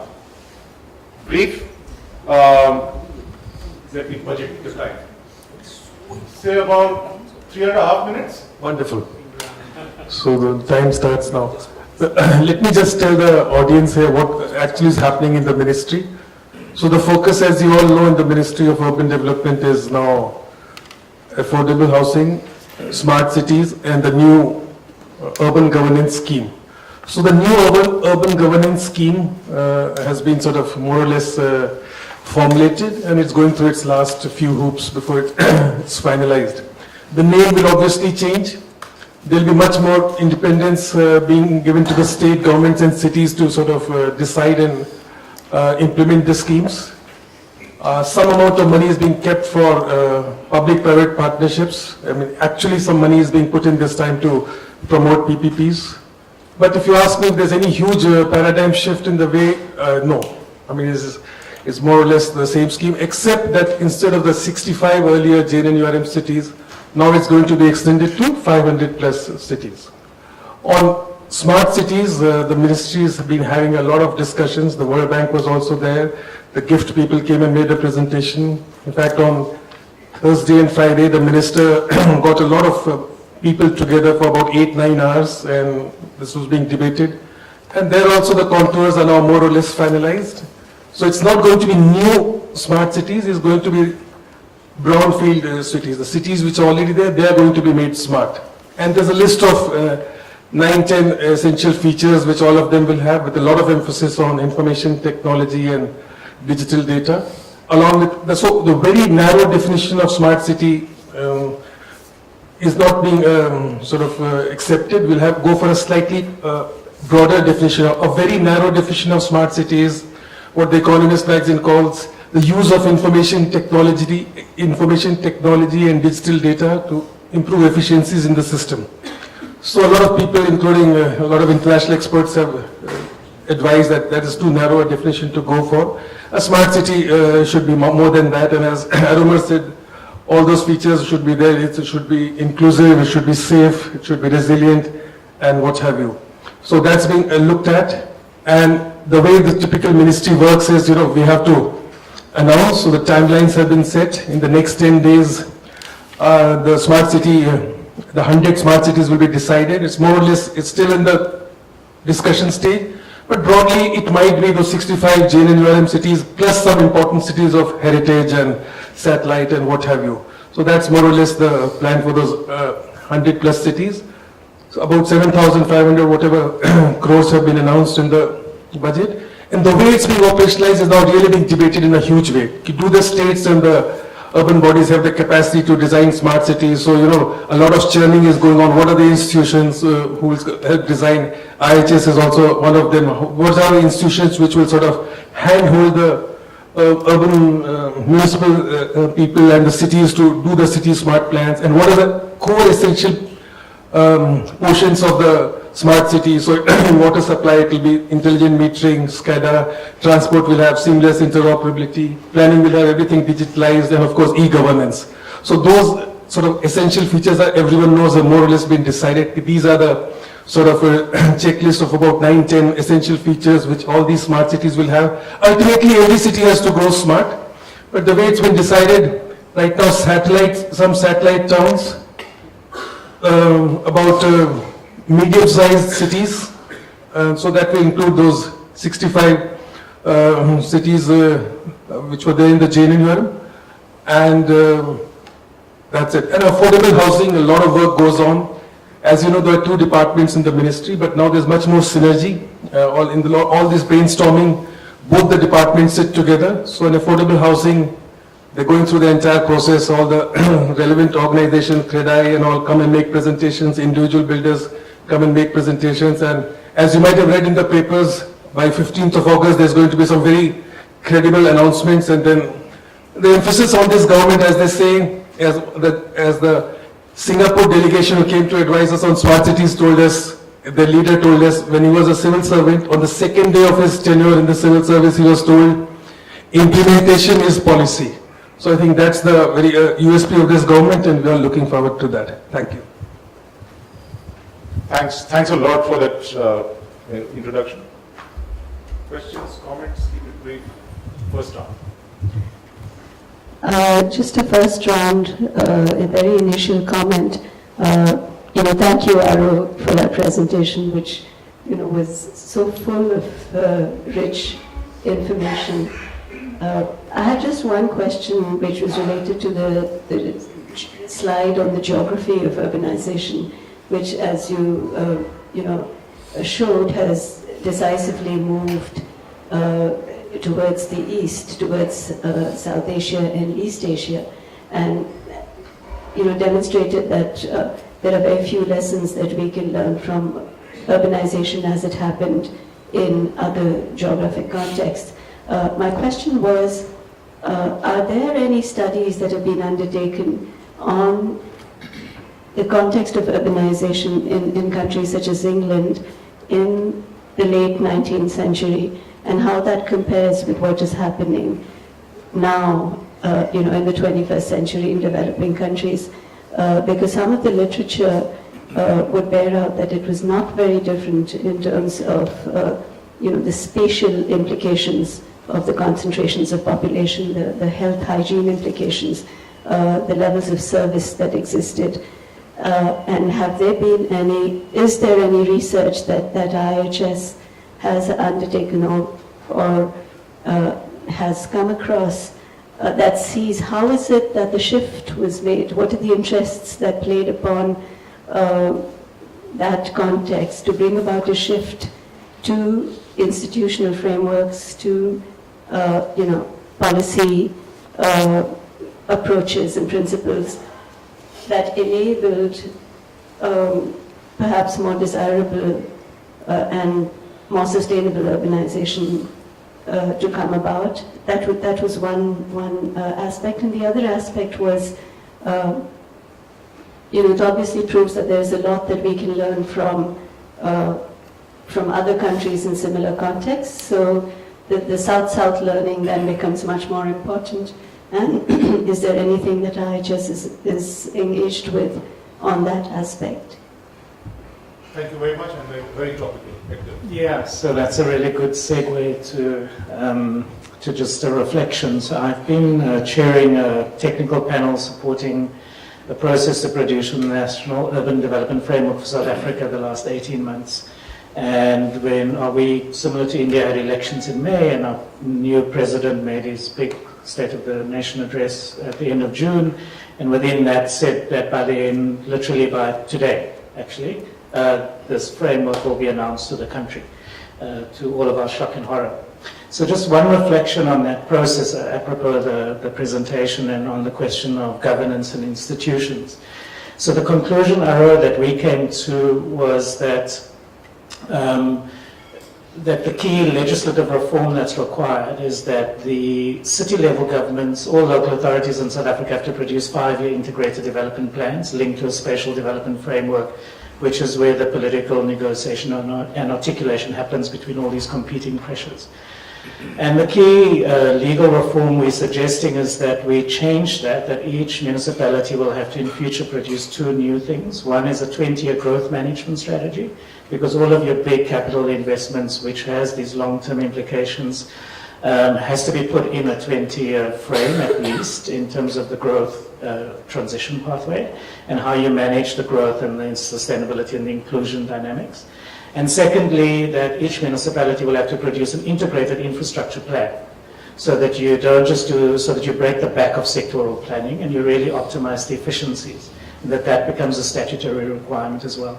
We're probably going to get a lot of uphill. There's a lot of other stuff about the intergovernmental relations and so on, but just to say that, I mean, just listening to the challenges that are so strikingly similar across the geographies, and that similar to your comments, you know, the critical issue is absolutely the implementation and institutional architectures. So very reassuring and absolutely frightening, so thank you. This table, do you have any questions, anyone? Gerard, you have to be very brief. I'll be totally as usual. I'm brief, but 5 questions, very quick. The first thing is that I wasn't clear what is the question broadly discussed in this impressive material there, right? What is the conversation trying to make? Within that context, first of all, wasn't clear what is the geography of urbanization in India? You see, we have ports going on, road projects going on, ports on west and ports on east and north, south. So there seems to be a structure of urbanization going on, right? And that, I think, is very key in understanding the geography of urbanization, the first. Second, within that context, what is the role of cities? We seem to be a lot investing in cities as an idea. And I think it looks that, you know, the president's speech of Urban, so-called from Kerala, but the broad idea of region seemed to be kind of misfit in this context. This happened all over the world. The city and region has been the conflicting policy domains and political domains all across last 30 years of urbanization. So that's an important conversation to understand where are these. The third question. I saw lots of slides on, you know, a sector. First of all, I didn't understand how is urban development a sector? How is urban development made as a sector in the national allocation that you made? Because it's also rural development and then there is transport and other things in it. So I would like to know a bit more about that. The second one, as part of that, there's economic sectors in terms of output. And that's actually impressive because from left end to right end, you have this much more even distribution. See, in the left end, initially it was all concentrated on the top, but actually on the right end, it's even distributed. That means there is much more regulatory system going on in terms of employment, sector output distribution. But then is that the case, in fact, when you compare the labor force joining into it? So I think that diagram will make sense if there is a, you know, is it like, you know, small number of people producing more output and hence that way? Or, so there should be, came up with labor force joining in that. Is that all? One more, okay. Lapsed. Okay, last question then. I think there should be a conversation, it has to come with a conversation of the first one, which is the geography of urbanization and what it is doing and how is it more better or worse, is that, you know, the thing we were discussing earlier. What is this urbanization about? What are we really talking about? Is it economic distribution across? And, or the third kind of consumption? There's no conversation on the implication of consumption. You know, the climate change was important in that graph, but what is the implication of consumption and so on and so forth? In the sense, is it the only way? Is there a new possibility coming up? These are the opportunities, right? I mean, we're talking about 1 billion people urbanizing in a short time. It's not just a description enough. I think it should be a conversation required on what should be the geography and the formats and the philosophy of urbanization. You will come later. One will come now. You will come later. For me, it's not so much of a question, but one of the most interesting takeaways from the many graphs was the direct and tangible impact of climate change as you projected across the urbanized world, and specifically in South and East Asia. This would actually mean recasting many of the processes to actualize development paradigm. What this means is that central to this is the provision of ecosystem services, of course, but to create frameworks as we are looking at, whether it's the development goals or any other thing, it's all based on historical growth patterns or even current demands as it is seen. So these are based on numbers to say X becomes X plus Y, and how do you provision for that? And within this context, how do you actually taking the current demands that would be at a very wide variance with the climate change impact coming in, 2030, 2050, whatever these years are, and how do you integrate this as part of the development paradigm to be actually able to actualize these issues? Thank you. First of all, I would like to congratulate Aramar for a brilliant presentation. As I saw the presentation, there is a lot of economics and geography. And where do both the disciplines meet? For example, if you look at the world urbanization, 380 clusters, they produced 60% of the GDP. In India, about 31%, they are generating something like 65% of the GDP, and it will going to become 75% in another decade or so. And 100 cities are producing 40% of the GDP. But there is a lot of misconceptions about cities. Still, in the olden days, people used to talk of urban bias. Actually, in India, there is an anti-urban bias. And if you do not create these clusters, where can you generate GDP? Where can you generate public finance? How can you sustain development? So the question is the policy implications of this geography of urbanization and marrying the economics of urbanization with the geography of urbanization. I think that area needs to be explored. As I was telling yesterday, unfortunately, India is a country where even urban economics is not taught even in one of the universities of the country. So think of something else.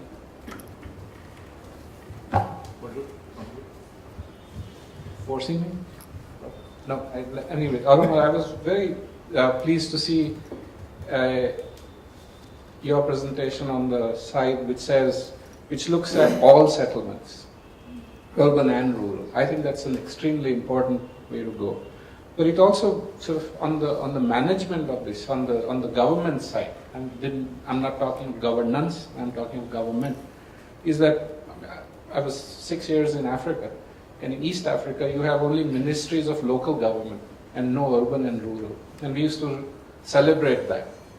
But towards the later part of my stay there, we realized that that emphasis on all was actually to the detriment of the cities. And so we started to then refocus and say that we should actually have more emphasis on cities, because you can't have a simple formula of intergovernmental transfers which would at the end come up with $1.25 per capita per annum. In a rural area you could do something with it, but in an urban area you couldn't. So when we tried to tweak that formula to give the cities a little more what they should be getting, we got into tremendous flack. And so we have to sort of approach this common thing, particularly in India, with a little bit of caution. And I'm taking off from where Dr. Mohanty mentioned, is that while it is great to look at this as one system, which it is, but in terms of emphasis, we have to differentiate. Otherwise, the benefits of agglomeration will never be able to be realized. Arul, thank you for putting this group together. So I came in a couple of minutes late, so I probably missed maybe a third of the presentation. But a couple of pieces caught my attention. One was increasingly we are talking about cities, but we are dealing with the state. Right? And the way, example, you have to go speak to the commissioner of Chennai Municipal Corporation. He says, well, I'm only in charge of 3 or 4 departments. There is the state government agency involved, there's the national government agency involved.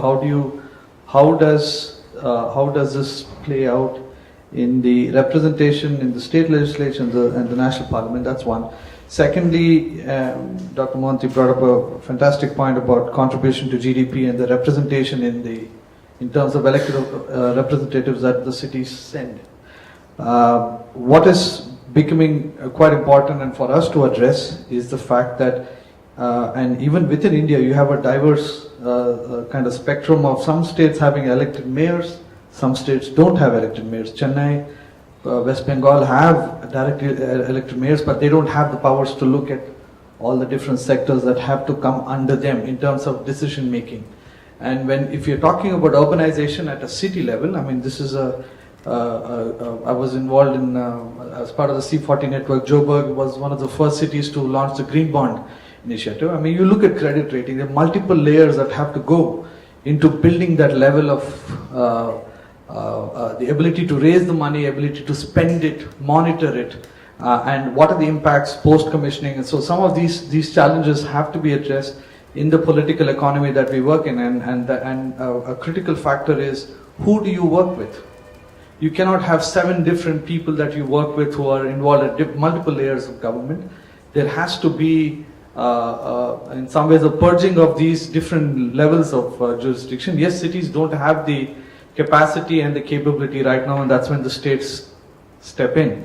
But it's also the state, the minute the state steps in, it kind of removes the power that the cities really have, and that's the whole debate going on empowering cities, but also empowering the decision makers, the politicians that we send, and I think we've avoided working with the elected representatives for far too long. We have to engage them. In fact, I have a question which is, if it can be put on the screen, then I don't have to speak too much. The presentation was an excellent and fascinating presentation as far as describing the outcomes are concerned. And it also indicated towards saying that what are the desirable outcomes that we can work towards. I am always intrigued with that because that is how town planners work. Huh? They say how the city should look like 10 to 15 years hence, never knowing that how to get there. Now, I think that is the crux of the problem, that if you don't have the means to reach a target, it's no use putting that target in front of you. And I'm not saying that as a limitation of that exercise, but that what it leads to is to question of trying to concentrate on means at our disposal and what those means could deliver. Unless we simultaneously think of targets and means, the ends and means story, which is age-old, it becomes difficult to react to what the target should be. And the sooner we get back to those means, because the problem in, I think, town planning, at least in India, has been that not looking at means. And if we can look at those things. Otherwise, the policies that we design for only outcomes, you can get totally counterintuitive results, because policies are very dicey. You know, it can work or it can deliver totally different kind of results. Later, we'll come back to you later. Okay. Arun, it was a fascinating presentation. I pick up the point that Vika was raising, how to get there. To simply give you a sense of what has been done over the past 2 decades, starting with the 74th Amendment 1992. Simply look at the catalogue. I'll just tell you a few things. 74th Amendment in 1992. The first bond was issued in 1997. The Income Tax Act was amended in 1999 to allow municipalities issue tax-free bonds. Then came the URIF, Urban Reform Incentive Fund, in 2002 by the UPA government, UPA 1. Then came the CCF, the City Challenge Fund, in 2004. Then came the Jane and Nivaran in 2005. Then came Ray in 2009-10. And then NURM when the Mohanty was there. So look at this range of initiatives that we took between 1990 and 2010. Even on the academic side, simply looking at the number of groups that gave out reports. The McKinsey report in 2009, the HPC report in 2011, the World Bank report 2012, the Municipal Government report also from the World Bank in 2012. Now look at both the academic work as well as the range of initiatives that were taken over these years. And yet, nothing happens. Where are we missing? What is that would trigger the kind of transformation that we are expecting? We just don't know, despite all of this, either operating simultaneously or in succession of each other. We just don't know that one. Now, this is one issue that was missing out from your presentation. The whole policy framework and the changes that have come about over the past 2 decades in the policy framework. It is very confounding to me that nothing happens despite all these, and then Ravindra would say something that was also happening in the pre-1990 period as well. Another point that I found missing, both from the list of questions as well as the whole role of informality in urbanization. And then we just do not know how many examples do we have of countries where 60 to 70% of city would be informal. And we just don't know what, cities were always supposed to be formal. I mean, that is what we read in our textbooks. They were not supposed to be informal in a sense. Now the whole range of activity are in quote-unquote informal sector. There's one difference. The second difference that I'm finding in respect of our cities and our urbanization is that it is service-led and not manufacturing-led, which is also quite a departure from all the listing of the towns and the cities that you did in your presentation, whether it was Shanghai, whether it was Beijing, or whether London, or New York, and so on and so forth. But the whole issue of service-led urbanization and how do we respond to it, how do we address this issue, whether the right thing, wrong thing, to what extent it would really lead us to a more harmonious kind of development. We just don't know. We have not really been asking those questions in our thing. Now, these are two things that come to my mind, and if we could devote some time, both in our discussion as well as in our question, I think that would be useful. I think taking on what OP said, I think, Naraman, also you referred to this right in the beginning, but you just mentioned political questions. So my first issue would be, we should be clear about what political questions we must raise. I think we always keep complaining, say criticizing the politicians, political interference, many things don't happen because of them. There is a lack of political will. This is a very common expression used. And it is true that many issues or many of the programs, policies get bogged down in implementation because of the political element. So I think we should devote some time in trying to find out what exactly are the political questions. I would suggest that we should probably list out 1, 2, 3. And with whom do we raise it? See, there are political questions at the national level, at the state level, and at the local level. One answer to your question, why, in spite of so much of academic work, a dozen committee reports, and all that has been done, the state of cities is still poor. I said from very practical experience, what Mohanty will vouchsafe for it. See, I had the fortune or misfortune, whatever it is, of working as the commissioner of Bangalore City Corporation once in the 80s and again once in the 90s, but somehow I came back, I could see the difference. At that time, Bangalore's in the urban local body, the city corporation, there were, I think, about 80 and odd members, councillors. Now, then it became 100 when I came back in the next time. Today it is 200, 198 councillors. And the real problem at the local level, why many things don't happen, is because of the problems associated with the urban local body. I think this is, you see, at the national level you have JNURM, say so many 1,000 crores released. At the state level, they need to projectize the whole thing. It is again forced on the ULBs, but implementation takes place there. And you find that nearly 50% was not spent. And what about the quality of implementation? This is another. So I would mark this as one. And another related political question would be, I think, maybe Mohanty referred to, the anti-urban bias. See, all said and done, nearly 70% of the population still live in rural areas. Although political geography may be changing, we have perhaps more MPs from urban areas and all that, but predominantly it is still rural. And many of the MPs, MLAs still don't really understand the implications of urban growth. To just give you an example, one of the previous chief ministers of Karnataka, we were in a meeting discussing this issue. Suddenly he said, can we do something to arrest this migration to cities? So that was the question he asked. And we need not laugh at it. I mean, see, he feels that is the answer, simple answer to urbanization.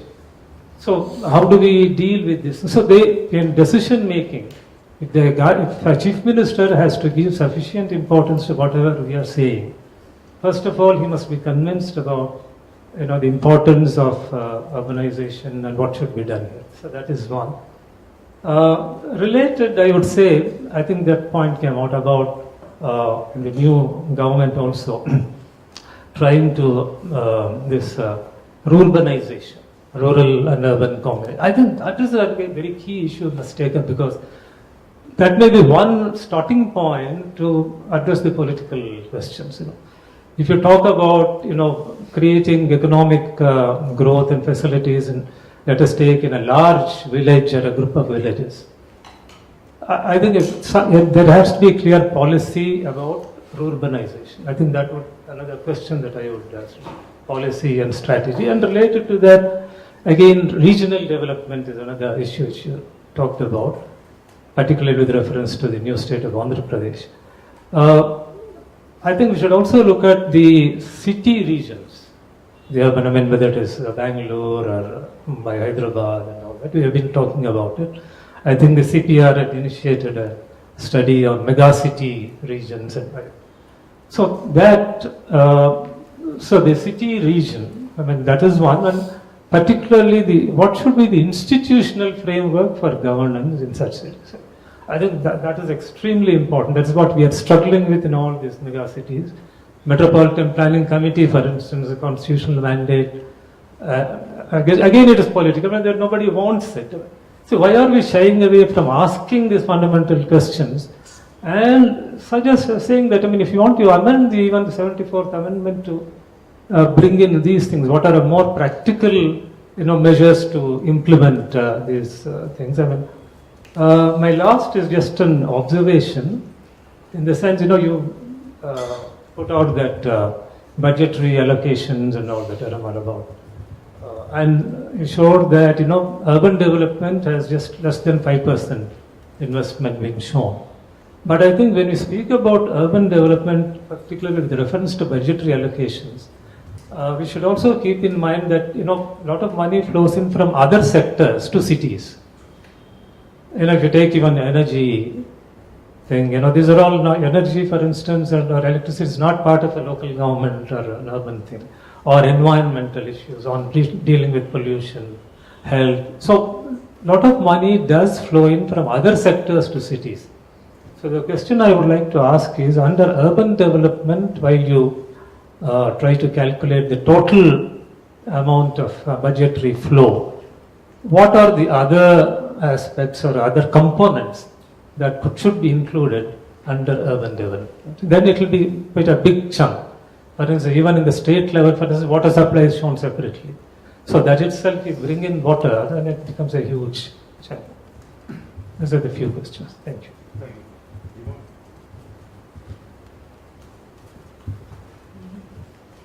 Yeah, I mean, Arumar seems to have left the room, but that was quite a fascinating presentation and a bit scary, I thought, because if that's the way urbanization is going and if we are banking on urbanization to solve a lot of our problems of growth, employment, and so on, with the negative impacts of it also being shown very clearly, is that the kind of development that we want to follow?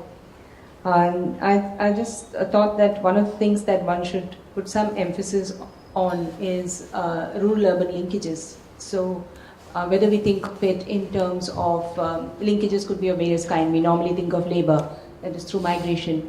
But if migrants are coming into the cities, then to what extent are they integrating, and to what extent are they, where are they working, which sectors are they working in, and are they integrating into the system? But there are a whole lot of other linkages, market linkages, both in terms of input and output linkages. If we work on that, maybe that would help the urban and the rural so that the two grow together. And a third thing are the technology linkages, because a lot of the technology might be flowing from urban to the rural. And if that is integrated better, then also we would be able to raise your economic growth and so on without leaving out the rural. Another thing is that there are certain corridors which are developing, which again, you're talking about smart cities and so on. But if you look at, if we think in terms of developing certain corridors, like in Gujarat we have some of them, from Ahmedabad downwards, it's like one, rural and urban. Similarly, in Kerala has corridors, Haryana must be having it, Western UP must be having these corridors.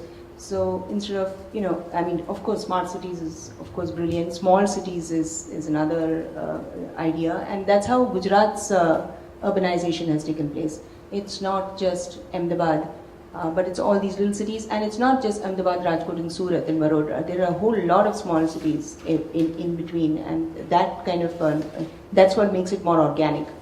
Also, this manufacturing growth, Gujarat has given, its engine of growth has been manufacturing, and it's always been so. And the amount of, the policies and the concessions and whatnot that goes towards manufacturing. And of course the people are extremely enterprising. So small manufacturing is what we have in Gujarat. It's only now that you have the Adanis and the Reliances having all these big Ambujas and so on. But it's small manufacturing which is giving you that big patch which Arumar has been showing in Gujarat. That's not to say that you can take Gujarat and plant it anywhere else, but this could be. So I would like to emphasize that if we look at these rural-urban linkages, if we look at these corridors and sort of somehow have an organic growth between the rural and urban, that might be a much more sustainable way of looking at urbanization. Sure. I jotted down some stuff, but let me just rework that whole story.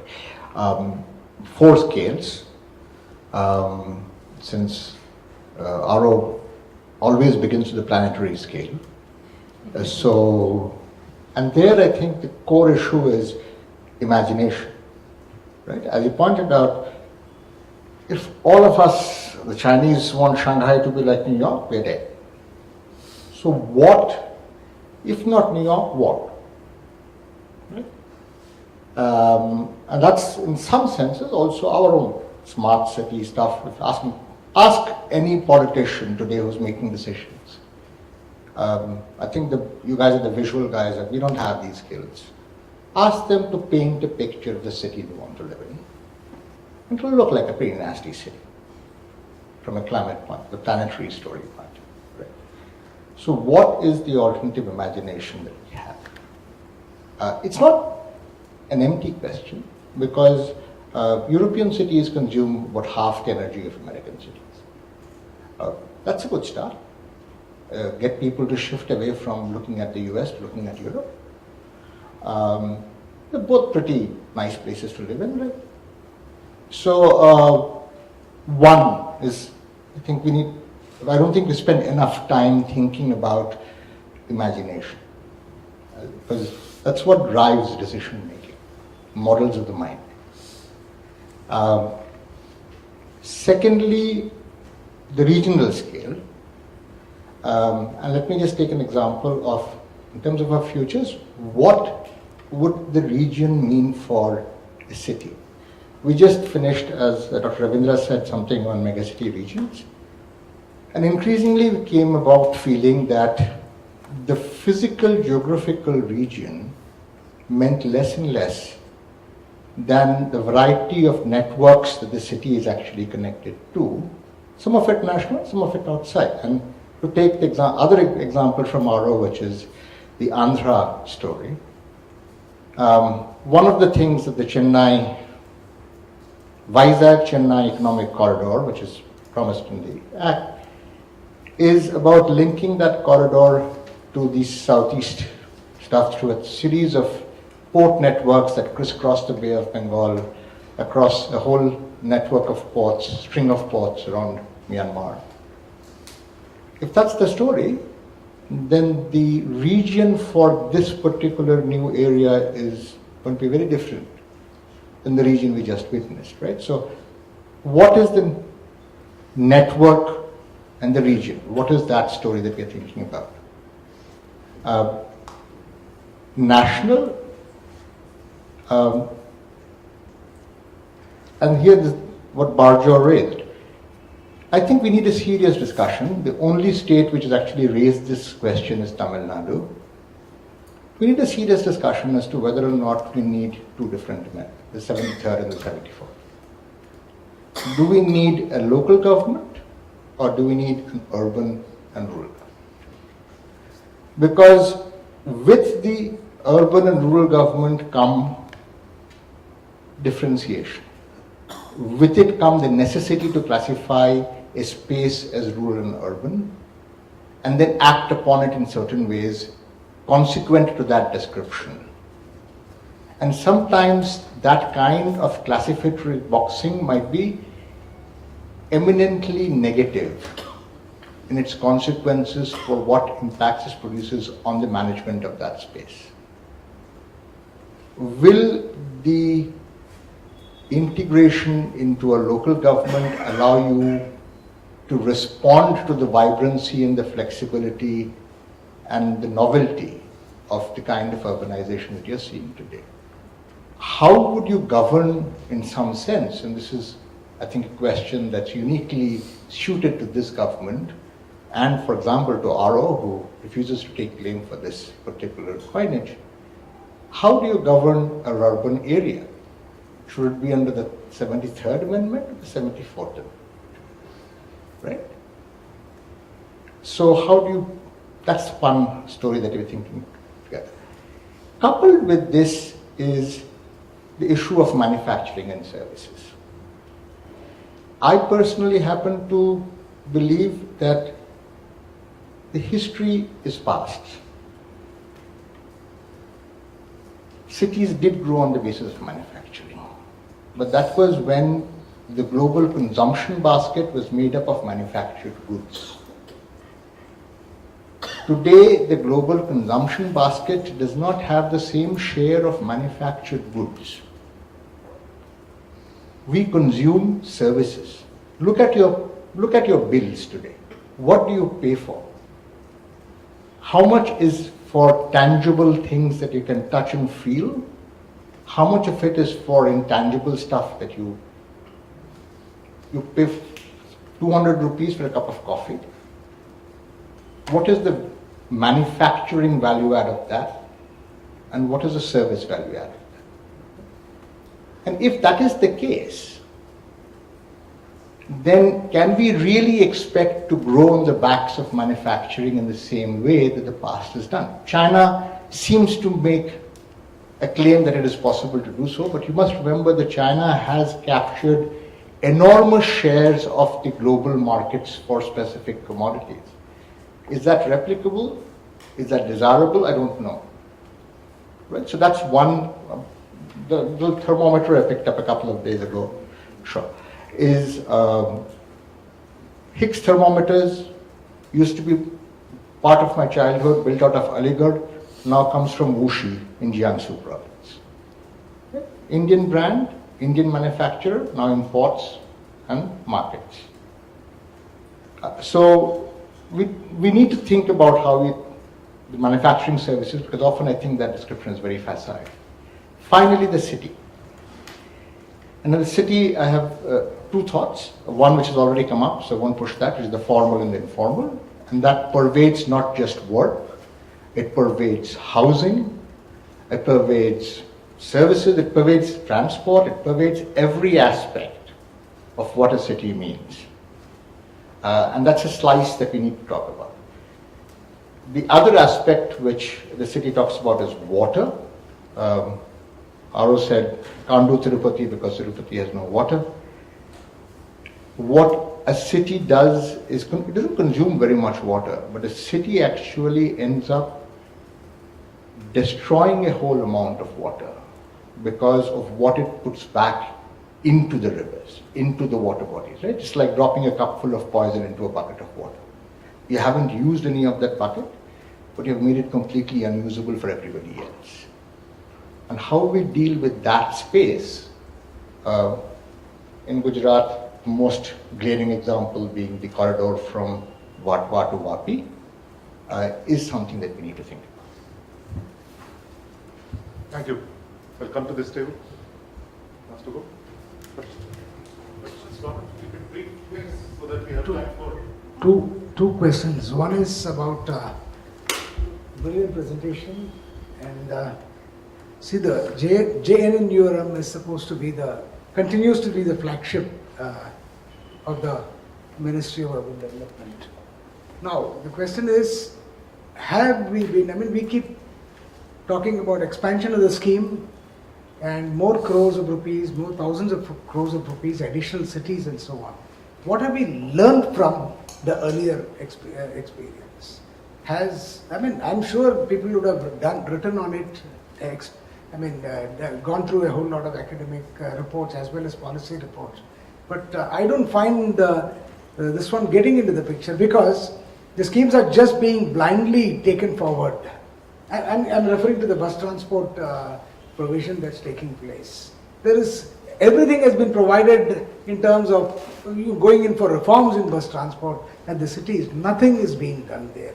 So the Ministry of Urban Development needs to take it forward in some way. Otherwise, it will be again a waste of a lot of money. The second thing is, Aru mentioned the dedicated freight corridors. I suppose he was talking about the railway dedicated freight. This was part of a larger plan which came up in the 80s. It's not a recent plan at all. And that was a plan that was almost shelved because the so-called golden quadrilateral of highways came into the picture. And now we have brought back the golden quadrilateral. Now, it is along this industrial, the railway dedicated freight corridor that most of the industrial corridors are expected to come up. Now, what is the sort of integration that there is, or coordination with the Ministry of Railways that the Ministry of Urban Development has? I don't think there is any real talk between them. And if many of the smart cities are coming up on the railway corridors or the dedicated freight corridors, I don't know how you are going to really coordinate and get through the problem of, all sorts of problems that arise in such a system of movement and so on. Thanks a lot. Sir? Just very quickly, taking off from the ideas of geography and linkages and networks, I think the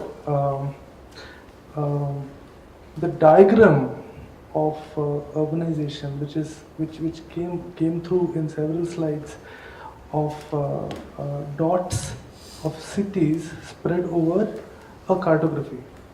Now, this diagram has an implication. It kind of creates an imagination of urbanization coming through as these dots. So then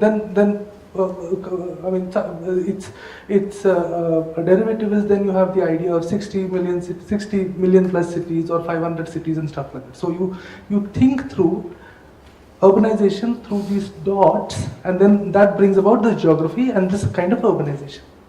I think what this table and the other tables are trying to kind of put together as an idea of urbanization, which is about networks, about linkages, about speculations, claims, capacities, which are far more connected. So then in that case, the diagram kind of completely changes, and then it produces a diagram of new urbanization, and that would be probably useful to think through, because then the investments, policies get into something drastically different than these bounded ideas of city-like entities. So it's because the cities are no longer these bounded entities. So you think through. I think that investment in the diagram of urbanization would be useful to think for thinking about the new urbanization. Just quickly, I want to pick up on informality again. We all know that the urban built environment are not only the plans and visions of town planners or bureaucrats, but I think it's important to consider the urban poor. They occupy, they resist, and also build their own environments, as the rich also, as they violate building laws as well. So I think it will be interesting to track and see how, in this new urban agenda, how informality is taken into consideration in policy making, and how the engagement, and to see what the role of citizens are to really form their built environment as well in terms of participation. Thank you. Go ahead. I have my phone already. Oh, good. Let me come to this too. Let's begin.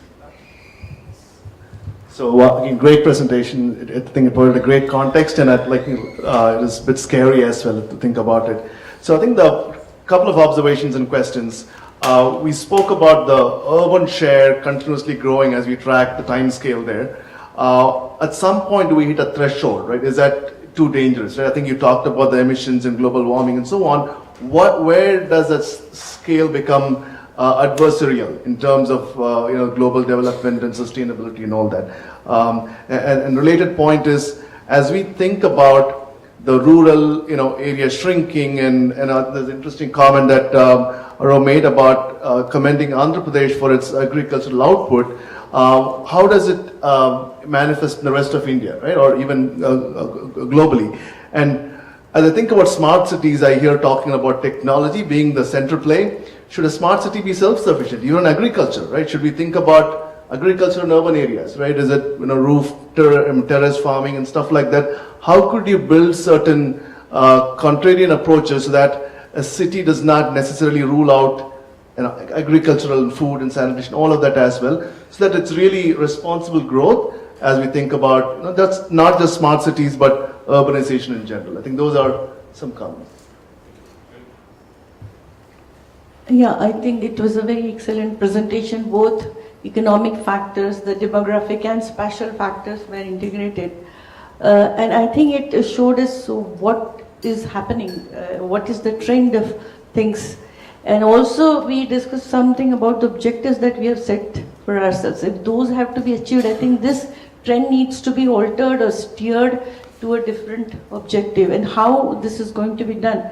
So we have been thinking globally and then acting locally at such a vast sphere of action. What is important, I feel there is a need for some urbanization policy. We have had this National Urbanization Commission in the 80s. Didn't seem to have any impact on ground, on the decisions. So many studies, so much of work was done, but the decision makers don't seem to take it seriously. Somehow the decision makers of investments have to really be oriented to these facts and figures, because their decisions are not fact-based, not trend-based. So this is one thing which is very important, that politicians or the planning commission or whoever takes those decisions, integrated decisions amongst ministries at the state as well as the national level, those decisions need to be governed by a long-term policy. And so therefore I feel that continuity and consistency of policy is very important. Every now and then if the government changes and we're going to reverse our decisions, it's not going to work. These kind of objectives require long-term, consistent persuasion and implementation.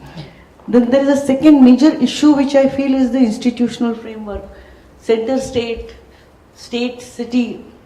Within the city, various departments, I think it's a complete mess. Nobody wants to share information, nobody wants to have a coordinated action. So how this is going to be done? So the nuts and bolts of action at local level are completely missing. We just end up having a policy, national level policy, objectives, and what happens to them when they come to ground. Nobody's interested in those decisions. They want to know, tell me what to do. What is my role? And so therefore I think detailed action plans at local level, unless you have them, there's going to be major problem. And lastly, the capacity is terrible. There's no capacity to understand these issues. Nobody knows. Ask any municipal official what is the urbanization like. He's not interested. He doesn't know. He's so engrossed in day-to-day activities. So I think they need an action plan for the short term. Gradually probably it will improve, but till the capacities are improved, one assistant engineer doing everything, you can't expect them to even digest these goals. So I think these are challenges. Whether we should start with policy or start with capacity building, I don't know. But I feel this is serious. Yeah, I think sustainable development, what I see, the goals which have been enunciated by the government of present government, the factor that is given, the fifth point is the water and sanitation. In my opinion, any country's economy depends on water. Today, water, energy, and food are in excess. Without water, then nothing can work. So water is the most important commodity. How we should really conserve that water, how we should really sustain that water. The reports from McKinsey, reports from Applecraft clearly indicates the scenario of Indian scenario in terms of where we stand in terms of water availability and in terms of water requirement by 2030. It's almost double the quantity that is what is required to, if we have to really do that. Secondly, if you look at in Indian scenario, we use 80% of water for agriculture and our 5% for industry. Even out of this 5% industry, 75% of the 5% is used for energy. Today, energy plays a vital part. Any country's indicator parameters are in terms of the water availability per capita, in terms of water energy availability for the per capita is most important if it has to develop. So in this context, it is very pertinent that we should really look at how we should make really water available. So how to really conserve this water, how we should make available for all the requirements of agriculture, industry and the drinking purpose. I think that's a broad issue. I'll come to the next point. Most importantly, the clarification that was given by the Ministry of Urban Development in terms of 300 cities, I mean smart cities that are going to be coming up. I was little astonished. See, in spite of being that JNNU RM, though that there was so much of money allocated that we did not even utilize that even after 7 years of 80% of that money.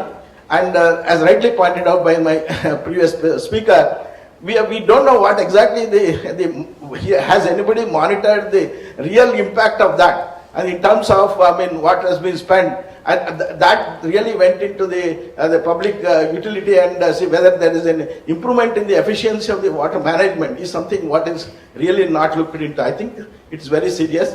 And when we are looking into the smart cities, we have various smart cities looks at various issues like,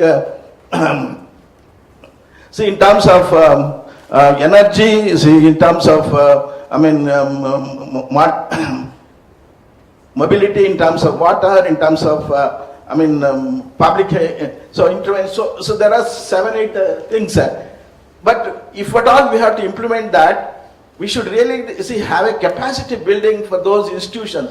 Unless the capacity of the institution is there, perhaps this is not going to have an impact on that. I think before really entering to this smart cities, but I am very happy that 300 cities, instead of that you have considered only the 65 JNNRM cities, and then you are going for the rest, balance another 35 cities. It's really happy to note, but certainly before doing that, I think you should do a very good work of capacity building for those institutions, and then only take up this whole thing. With this background, I will take up the next issues in the coming.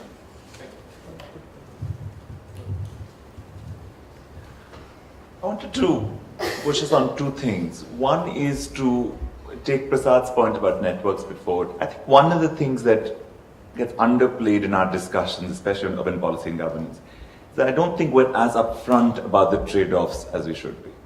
Governance is about trade-offs, and trade-offs have consequences. And those consequences are borne differently by different urban residents. And since we're speaking about urban contexts that are marked and begin with very strong social and economic inequalities, somewhere we have to make the consequences of, say, medium-term transitions to different economic bases. There is a generation between that medium term, right, that is going to bear explicitly the consequences of investments in their chronologies. So I think that I actually, taking the flip side of what Barja was saying, want to go back to governance rather than government, to break a little bit of the we of this set of actors that believes in some sense that they can direct a very complex set of processes. The point of informality is not just that there are sectors outside the controls. The point of informality is that informality is a site for governance, and its mechanisms of creating urban outcomes are not ones that lend themselves to policy design or direction. And that's partly why it's to make policy here and to make policy in context where sitting at point A, you can expect to get to point B through action C because institutions work a certain way. I think we have to take very seriously about, this goes back to Om and Dr. Ravinder's provocation about why is it that 20 years of policy is not giving us an easy notion of what it means to think about implementation and policy design. So I think we have to really put up front questions of priority, questions of chronology, questions of trade-off, and the question of who's going to make the decisions about what trade-offs are acceptable and not. And particularly looking at questions on employment, poverty, and growth, and that triangle that we are constantly circling. I think it's very important to see what consequences for different economic strategies for cities are, and who's going to bear them in the near and long term. So I want to make that question of trade-offs fairly upfront. Yes?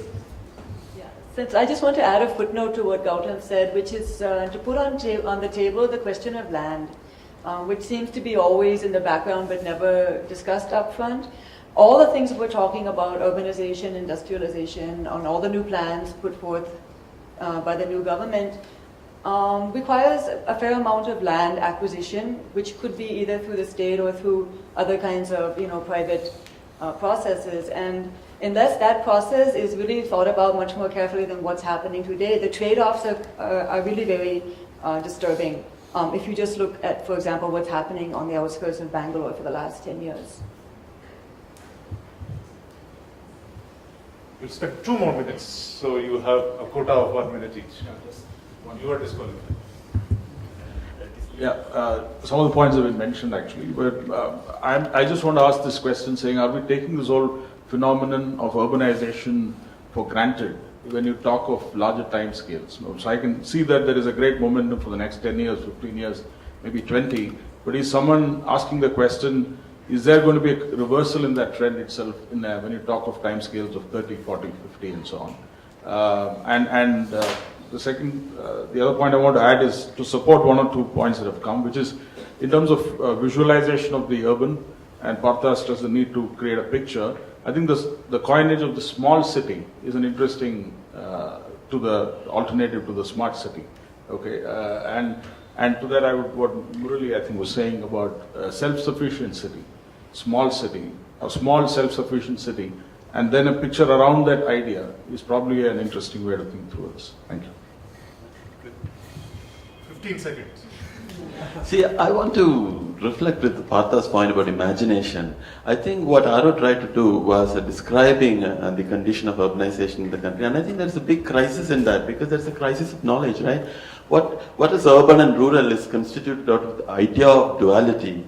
And when you think about a planetary scale, dots, this is why it is on dots, because urban and urbanization is on cities. And definition of urban is wide and varied across the countries in the world, right? And so, even if you take an Indian context, we have this opportunity to be able to describe this in a much more real way, and we are in fact depending on the data sets that have been made actually with conventional definitions, which means we are really not even describing the urbanization adequately. Yeah? And you see what I mean? That's all. We see what you mean. Yeah. I'll quickly respond to some of the observations from Mr. Sriraman. So what have we learned from JNNURM? So there's this Grant Thornton study already there on our website, and which very clearly points out that the binding constraint, a la Hirschman, is the capacities at the institutional level. It's not the resources. Resources are there, but the capacities are lacking. So that is the sort of broad essence of what we've learned from JNNURM. And in the new note which is being put up, which will be circulated, so there's a table there which says, okay, these are the lessons we've learned from JNNURM, and now that's how we're going to remove it. On the economic corridors thing, let me assure you, Berger is also there. In all the discussions, let's say on the Eastern Corridor, the railways is very strongly integrated into the discussions. Not only the railways, the roads guys, the ports guys, all those guys are coming in. So we're all learning, the synthesis is improving, but as Berger will bear me out, the railways is very strongly linked in all our discussions. And on that buses thing, well, I don't have to tell you, the politics was in 2008, we had a great financial crisis, suddenly that buses stimulus package was introduced, probably not without a whole amount of integrated planning on that. And now, with improving, we've just, a very capable gentleman has joined the Institute of Urban Transport, O.P. Agarwal, and he's been given a lot of freedom, and I'm sure the entire transport sector will improve. But just let me remind you what Lohia, my erstwhile colleague in urban transport, used to say. Urban transport in India is a constitutional and institutional orphan. So you don't know which list it's on. There's nothing like urban transport mentioned anywhere in those three lists. And which institution is manning urban transport? Well, your guess is as good as mine. We all struggle. Urban Development Ministry tries to corner a large part of it, but we get sort of resistance from all. So we have to sort out this constitutional and institutional orphan, and then that's how we'll improve. Thank you. Thanks a lot. Many of the questions that have come up will be questions which are discussed in some of the thematic sessions. So what we have done is put those questions away and retain for a quick 10-minute discussion if the House agrees to have lunch at 1:30. Yes. We will have a round of reflections on the following, and those are from our discussions now in front of you.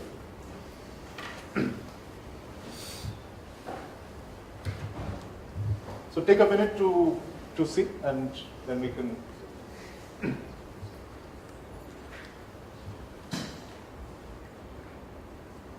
Can you scroll down, Gareth? Or make it smaller? Slightly smaller, but not too small. Yeah, okay.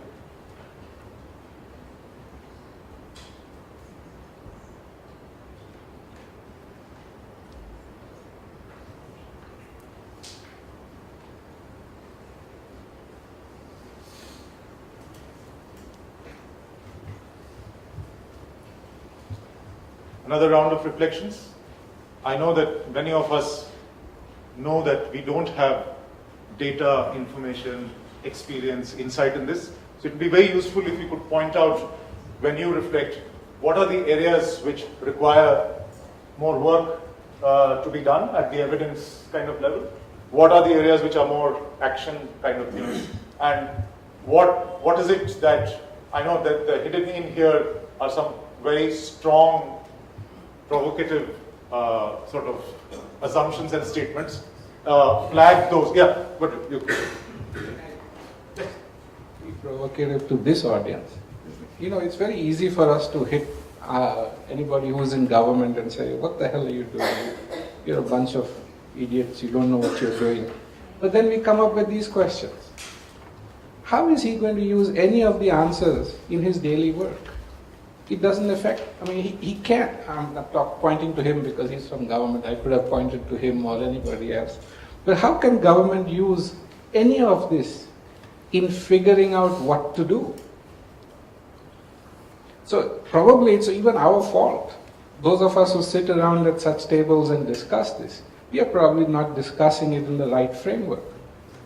We're probably going off in directions in abstract issues which the government guys are not abstract. Their government guys follow guidelines, they follow certain notes and others. And I'm saying this in a very provocative way because I'm also guilty of hitting the government all the time. And so now that I work closely with government, maybe I'm becoming soft. but it's a serious issue. Okay. Partha. Okay. Virgil, you are not right. Let's take the first one, the political trigger. I think that's what you were mentioning. I thought that the environment was a very major policy intervention. And it did not come all of a sudden. It took almost 1 year to convince everyone that this is what was needed in the country. This was the only program where there was a tripartite agreement between the center, between the state and the municipal government being instituted for the first time in the country. The central government signing a memorandum with municipality was completely unheard of. And within the ministry, Mohanty would wear me out, I think, with just joining it. There was such stiff opposition from the joint secretaries in the ministry that how do we are lower our dignity. And these were the words used, signing a contract, a joint contract with a municipality. It was a very major decision. If something went wrong, and that's what he was referring to, it was not just capacity. I think decisions were taken. We were a party to that one, but I think these were not political interference. It was simply the desire to spend the money within a given financial year that led to taking decisions that should not have been taken. Period. I mean, that's it. So it is really not quite right that why are we raising this issue? The government was bold enough to be able to take, so much so that Maharashtra, which was opposed to the repealment of Land Ceiling Act, when Maharashtra was informed that, look, we can't give you money, they wanted a change in the reform agenda, that can you not change it? A very soft reply that was given by the ministry was that we are not forcing you to do it. As and when you are ready to repeal the act, we'll give you money. There was no compulsion at all. There was no compulsion at all. Compulsion came much later. As the program developed, all kinds of impurities and imperfections and sort of interest and so on, then they started changing. And that led to what precisely what you said. So let me respond to Barjaw, right? Question 1. What it says simply is we need more politicians running our cities. Are you going to let them? JNURM was supposed to let it, didn't happen. Action point for government. Question 2, 3, and 4. Are you going to make this DPC, MPC, various PCs work? Can they work? If you can't, what would 73.5 look like? Right? That's the second question for government. The first one, short term, try and make it work. You think you can work, make it work. What are collective visions for our cities? Good question. Does the Calcutta slum program make sense? Does Ejipura make sense? Does Katputli make sense? Does Gift City make sense? You have a variety of visions. Pick one. Let us know what you're thinking about. Right? What is, so in some senses, and this collective vision I think is something that needs spelling out. So the smart city has been two words which have been banged in around this government for the last 2 months. Nobody has any idea what people are talking about. Everybody is projecting their own views onto that stuff. So it's fairly simple about what government needs to take out of this. This is not abstract stuff. This is fairly, to me, very concrete stuff. Who will bear the costs of a time between a minimum? Sure, I'm going to, Sao Paulo decided to evacuate its center from all the poor people, resettle them in the peripheries, and redevelop Sao Paulo and Higienopolis and a variety of things. There are people who bore costs. That whole generation happened. Are you going to do that? You can. I mean, that's not. I mean, it's a political question. It's not. You know, I think a lot of people that I have lunch and dinner with would like that to happen. If you want to make it happen, make it happen. I don't have an issue on. I'll fight it. I'll do something with it. But if that's what you want to do, be upfront and say that's how I want to do this. These are the people who bear the costs. This is what I want to do, and this is the greater benefit that I think is going to emerge out of this particular thing. Because today I think Sao Paulo is much better than Mumbai. And yet when you look at the investments, I'm not very sure that's the case.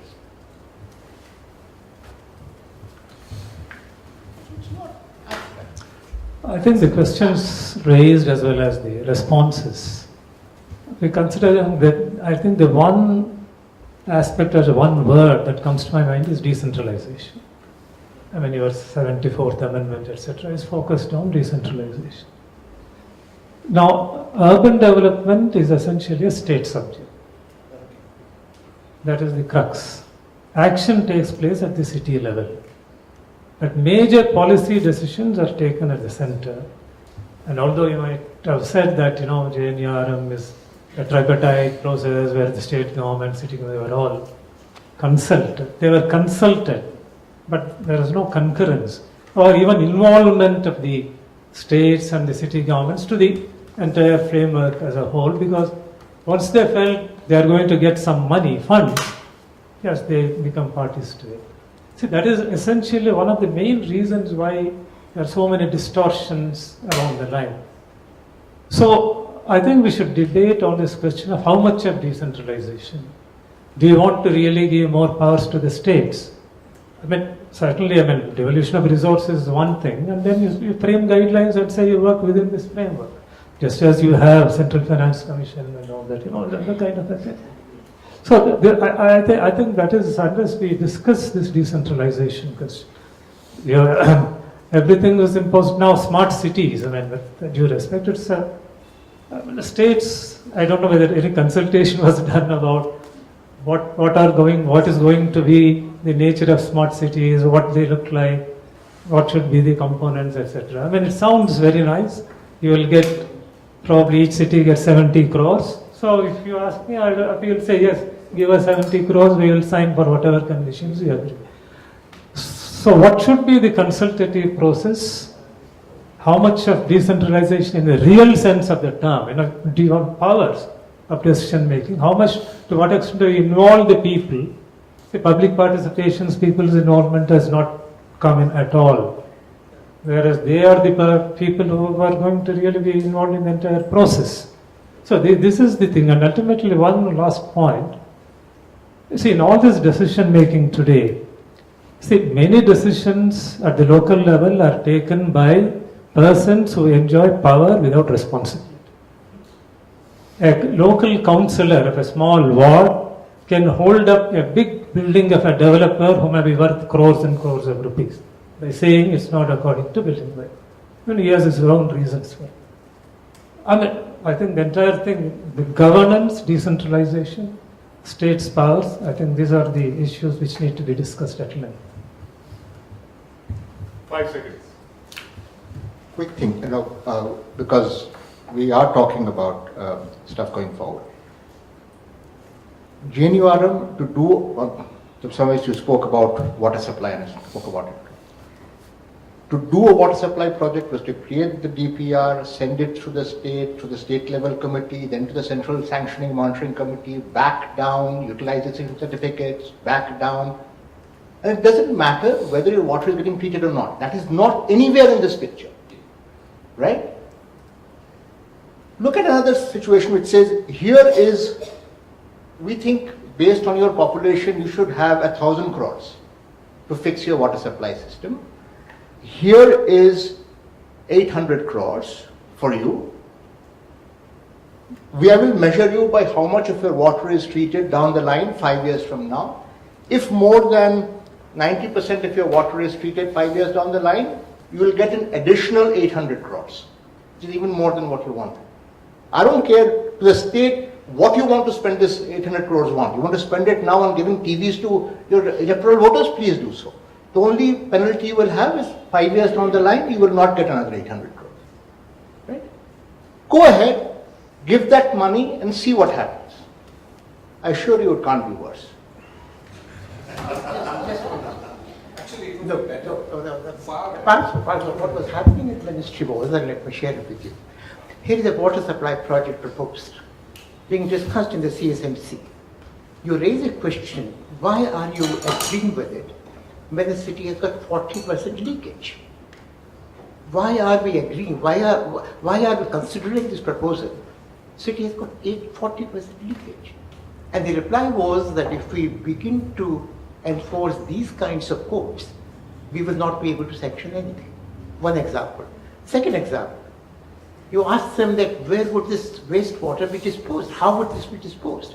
Are we examining the water project on its own or along with a wastewater facility? Again, the same reply. If we keep on adding these, we would not be able to sanction anything. So please don't raise these questions. Period.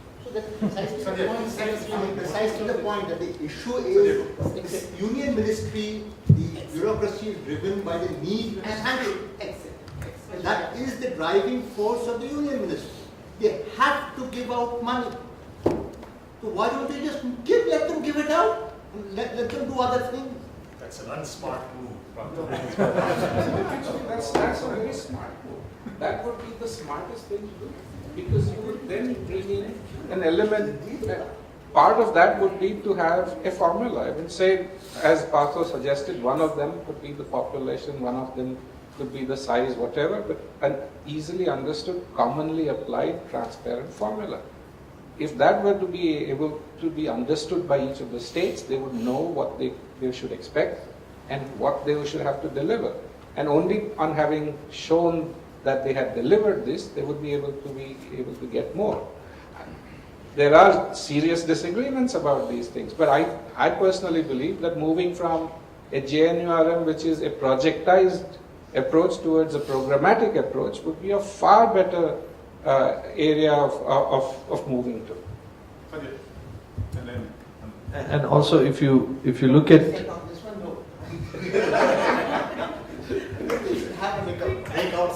I think we should. It's very interesting. Now, also, it's quite interesting to hear in the urbanization roadmap where we are as a country. I mean, Mexico, for example, they're 90% urban. They have a ministry for cities. They have an institutional structure that looks at cities and the governance structure within which the ministry operates. And they have a federal system where the cities are more powerful than the provincial government. Also, what's interesting is what I call, I mean, we've been using this and it has been resonating well with cities across the South and West Asian region, is the co-benefit approach of environment, economics and equity. Where irrespective of what project you take, whether it's water supply, transport, waste, solid waste, we basically saying you cannot go out of the framework, or you have to work within the framework of the 3 E's. And I go back to Bardro's first point, which is you have to President Clinton called it the KISS, keep it simple, stupid. So basically break it down to tangible actions. Yes, these are great questions, but I think we still need to keep it fairly grounded, and that's where I go back to the first question that I raised, is what's the difference between the municipality and the city government? There's a huge difference in how, and even a corporation like Chennai functions like a municipality. It is not a city government, because for us to go and work with the municipal corporation of Chennai, you have to go to the state government first. That's your point of entry, and then you go downstream. So there is that question that begs to be answered, and I think these questions have to be thought out in that framework. Partho, that your simple solution that monetary incentive will work, obviously I've been sitting in your Sylvan surroundings in CPR, you're saying that. Hang on, let me speak. I'm just this seriously. Yeah. It's not, I'm not saying that the guy is going to do it to get the extra 800 crores. That is not me, that's the economist. I usually drop that hat when I walk into this place because I find so few other people who make any sense to me, right?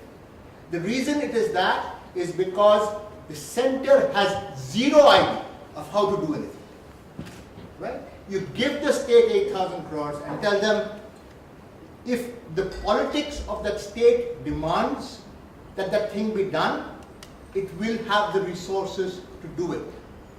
If the politics of the state does not demand that it be done, the full might, weight, and the majesty of the union government will not force them to do it. I agree.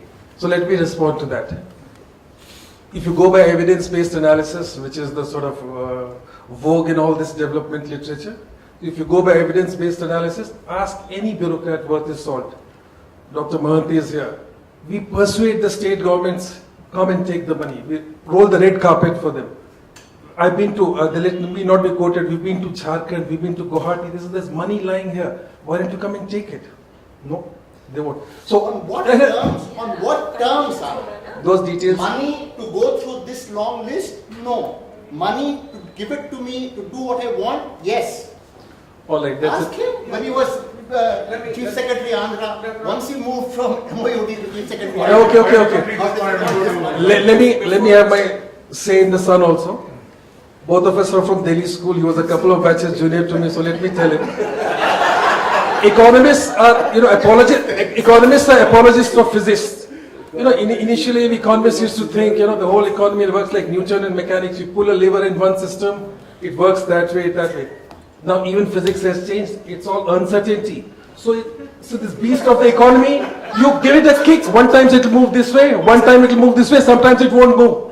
And economy is much simpler than public administration. We've been kicking one thing in one direction for far too long. It's trying to see if we can something else will work. I'm just very happy that lunch has been forgotten. We'll go on for another 5-10 minutes. That's okay. I think as a past mission director of JNNVRM, I should react. In the morning, I was talking about the economics, but all of us know that politics is a superior science than economics in India. Let me tell you, Partho, this money under JNNVRM, it was not central government money. It was a part of the Finance Commission channel money, and Government of India ingeniously diverted this money through the channel of additional central assistance. It is basically state government money. So therefore there was no way they could stop releasing to Bihar or to, initially they tried, when, initially they tried that it will be demand driven.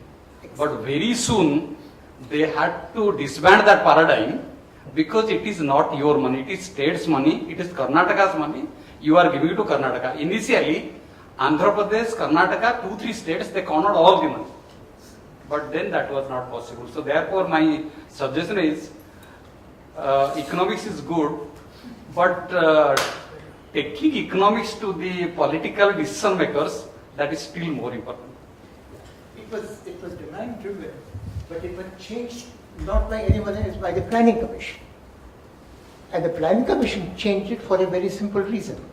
The Planning Commission would not like to see inter-state disparities to rise precisely for the reason that you were mentioning, because Andhra Pradesh, Karnataka, Gujarat, Maharashtra were taking away all the money. They saw the money being gathered by them, and then they in fact sent a list.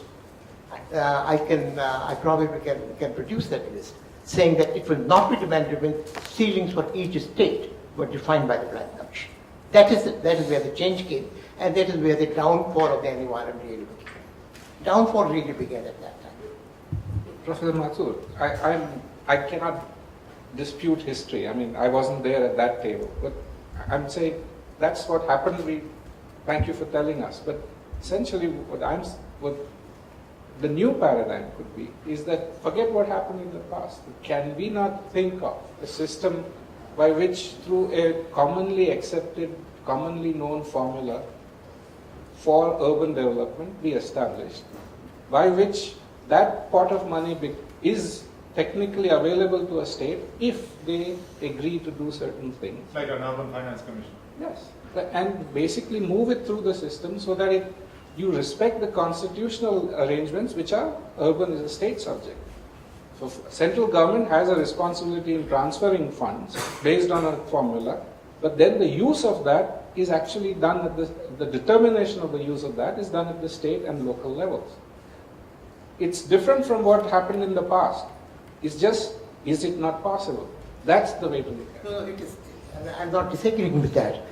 Purpose of the NURM was not investing in infrastructure. The purpose of the NURM was the reform agenda that would enable those investments to be sustained over a long period of time. The investment was a secondary issue. Simply to, otherwise, why would the states come in? No, unless there was some money available. It may have been secondary. It was triggered, sir, to the subsequent. conceptualizers of empire. Yes. It was completely, utterly, and totally primary to the secretary of MOUD and the secretary of HUD. Without, if the money didn't go out the door, mission director JNURM would not have a restful night of sleep. Sure. I don't know, Dr. Mohanty would agree or not agree, but across boards in central sector schemes, the bureaucrat is held accountable for whether the money is being spent. At the end of the year, if your budget was 8,000 crores and you've spent 800 crores, there is a bureaucratic consequence. It may have been the right thing to do. They were equally responsible to certify that the reform agenda as prescribed under the NURM, whether that was being met or not. Not for financial reasons, but for releasing that money was equally important for the ministry to certify. Now, if they would certify, pardon? Yeah. I mean, whether it is whether it's completed properly or not is a different Can I just say, we have to move on also. Can I say that ban JNURM from discussion? Oh, fantastic. Yes. So that we can spend 5 minutes on non-GNURM, on smart matters. Yes. When I read so much of English, I always get worried that if we don't pursue these questions, are we going to get different outcomes? No, of course not. And particularly this vision-oriented thing. I don't know what is vision. 60% of Mumbai's population will say that if we don't get mosquitoes and have a quiet sleep, that will be the best vision. But that never appears anyway. What it says is economically vibrant, world-class infrastructure, all kinds of things. And that is what is in all the CDP visions. Why write such visions? Because when you have collective visions, it becomes like motherhood and apple pie, like the Americans would say. What's the use of that English? I think one of the things that we must see that non-English speaking countries like Korea, why they function much better than us? That could be a We should all speak Korean then.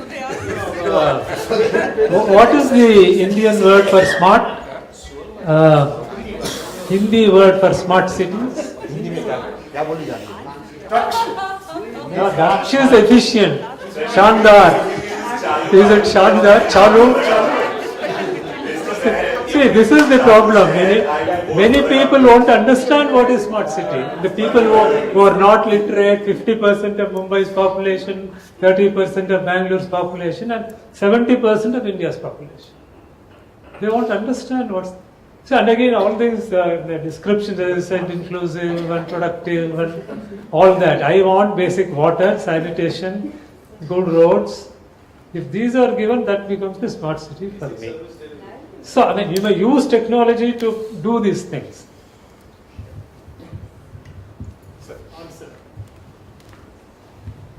So, as we all know, there's no universal definition of smart. and that's a very good cover for us to hide under. So smart is what smart does. Smartness, as I said, narrowly defined use of information technology and digital data to improve services. Or let me give you the European Union definition. To provide public services based on participative framework using ICT and blah blah. There are 10, 20 definitions.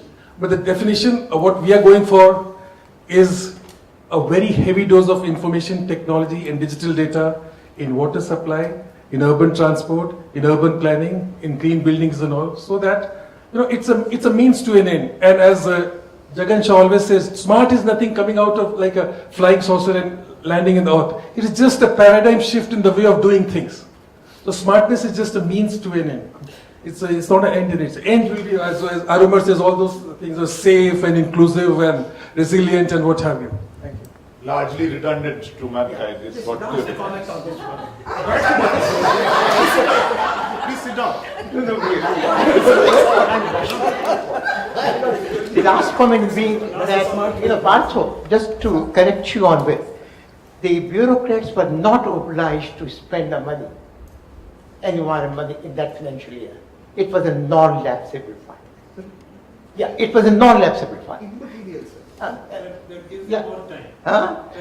No, the money would be transferred to the next year. It was a non-lapsable.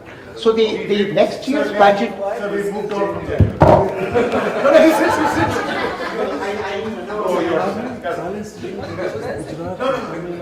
We have two minutes. Since we're talking about the smart city thing, Is home coming back? Yes, to catch up. Yes, catch up. No, but he is not giving up. You have lunch and go. Right. no, just to say that maybe we should also look at where this idea is coming from. Everyone knows that big IT companies like IBM and Cisco are going around the world pushing this concept for their own reasons. The question is whether that kind of technology is going to make any difference in governance in Indian cities. And I don't know any evidence where bringing in IT has really improved matters in any significant way. Just look at the Bhumi project or, computerization of land records in India. There have been so many problems. So unless we really look at how that, IT systems are going to make a difference in water supply or whatever, I don't think, we can just latch onto this as some kind of magic solution to everything. Yes, please. Just a small observation kind of question. So we have been discussing all these issues which are there with our urban area, with our cities. The question becomes, when will this transition happen for good? Will it require a JNURM kind of intervention, or Sardar Patel kind of intervention, or something other? Or this influx point will happen when we'll become more urban than rural? So then the polity changes for urban. So you use urban issues to get elected. And if this is the case, then are we looking at 20, 30, 40 years time frame to visualize this shift to happen? Are we good to lunch? Jaraj, again, sorry. So I think nutritional priority. I don't know what to do with these questions, but I think we have a conversation going.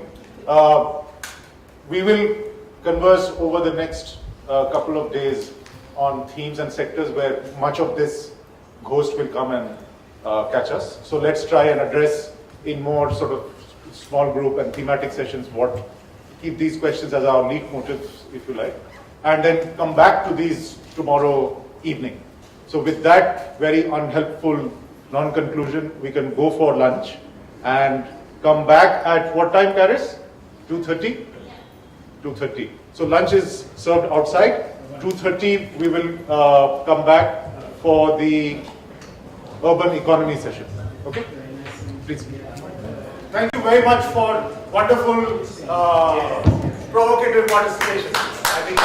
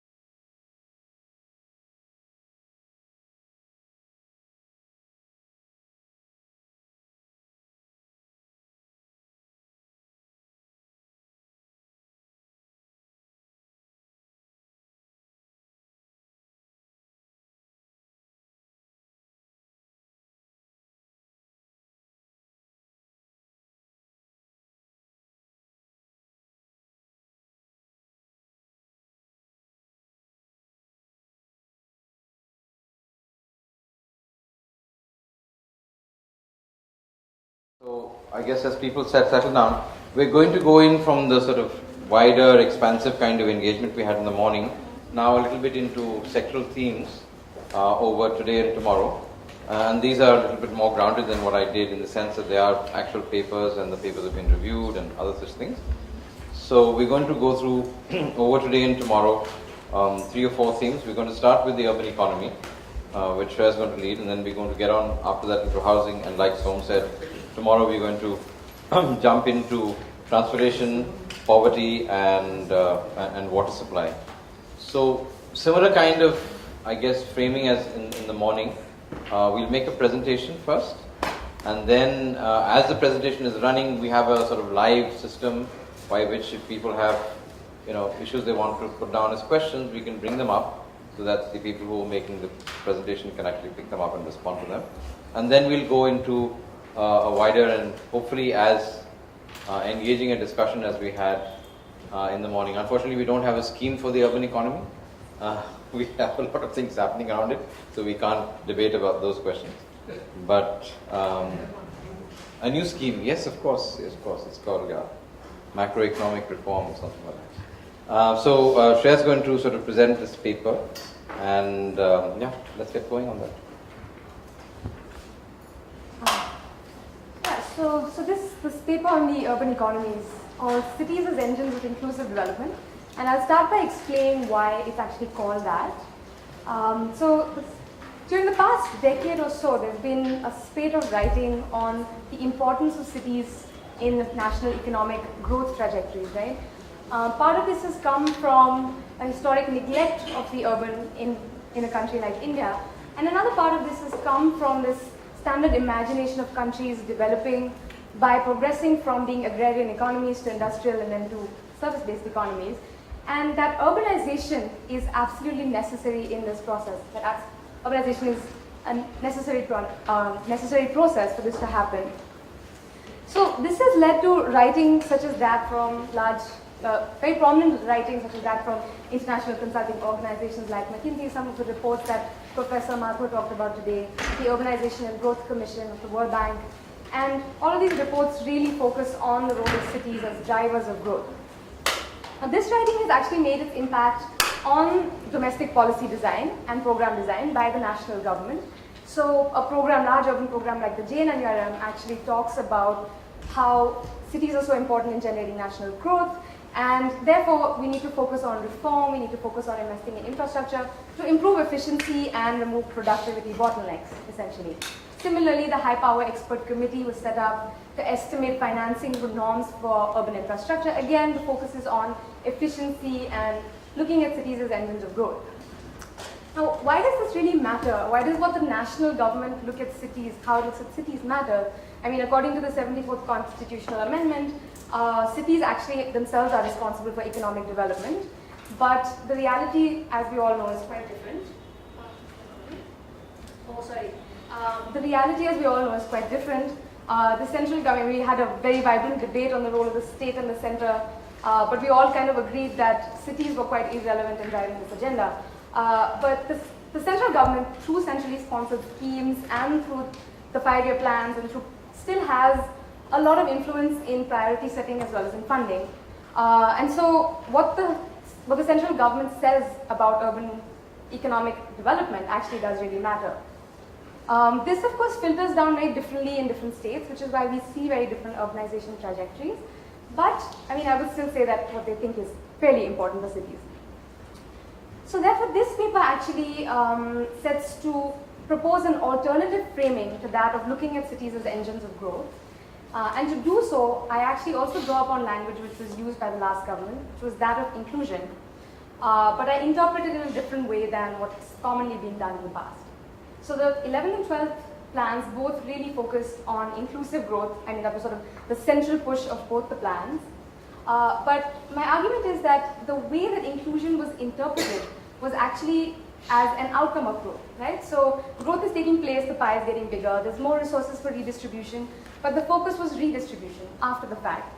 The poor and the marginalized groups, and generally a broad base, was not seen as participants in the growth process, right? So inclusion was interpreted as an outcome rather than a process.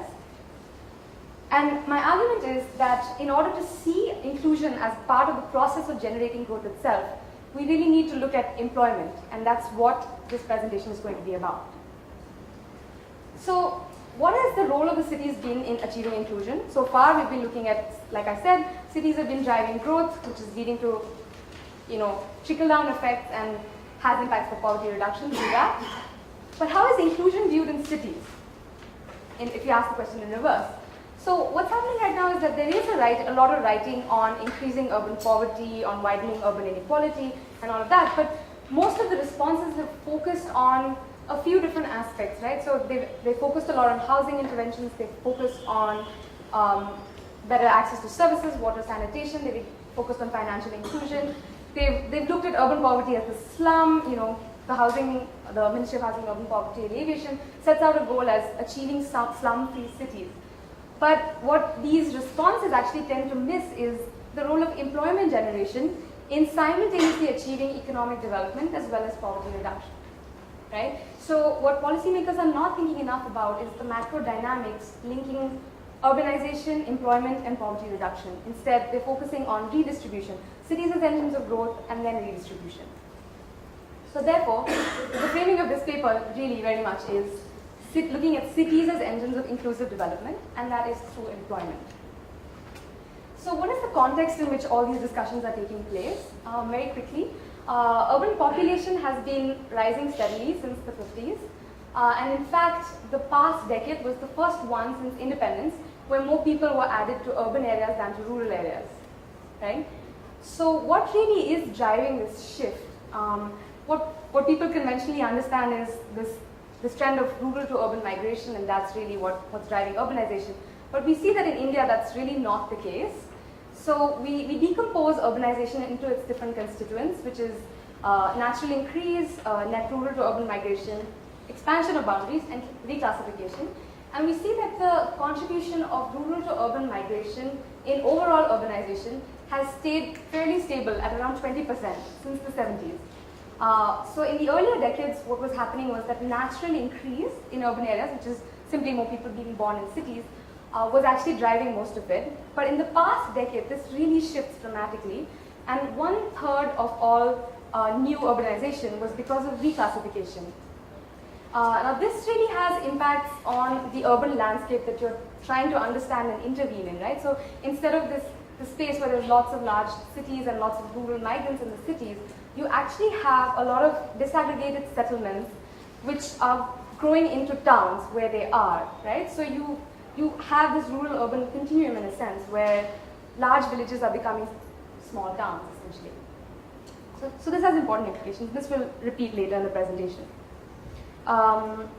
This is the output context, and this is something that Aro talked about earlier today as well. What you see is, maybe here, the 70s and 80s sort of saw a slower period of growth, and after liberalization it kind of takes off. But structurally, this is driven by growth in the services sector and a little bit in the industrial sector, right? We see the contribution of agriculture declining. And Jairaj sort of talked about the employment context behind this, and we're going to come to that in a little while. But what this is really saying is that, and as Aro mentioned, that we have not followed the traditional pathway of industrial-led growth to grow out of poverty, essentially. We've leapfrogged straight into services-led growth. And this is a well-known fact about the Indian economy. This is sort of the rural-urban split of the economy. Again, this is something which is fraught a little bit in terms of the measurement question. How do you really measure this? But these are sort of, estimates released by the central government. And what this shows is that the economy is more than half urban now, right? So most of the output is being generated in urban areas. What is driving this growth? So we actually decompose the growth since liberalization into its factor components, essentially capital, labor, and total factor productivity. And for labor, we actually look not just at the quantity of labor, but also the quality, so level of education. And what we see here is that in the period of the fastest growth for the Indian economy, which was around 2006, 2008, the contribution of labor, which is sort of the middle green, was actually the lowest. So you look at these numbers over here, this was actually the period of fastest growth in the economy. So it is true what they say, that growth in India has been capital and skill intensive capital and productivity intensive and not labor intensive. So moving on to what's really going on with labor, what's going on with employment, we look at workforce participation in the economy here. And what the first picture shows us is, if you just follow the dark green bars, that overall workforce is declining in the economy, which means that actually the number of people is growing faster than the number of people working, very simply. But if you break that down into rural and urban, what you find is that this is actually decreasing in rural areas and increasing in urban areas. So these two sort of lines are tending to converge, which means that you might see sort of this flattening out and equaling in the future. But it's not an overall trend of decrease. In urban areas, it is actually increasing. Sorry, yeah.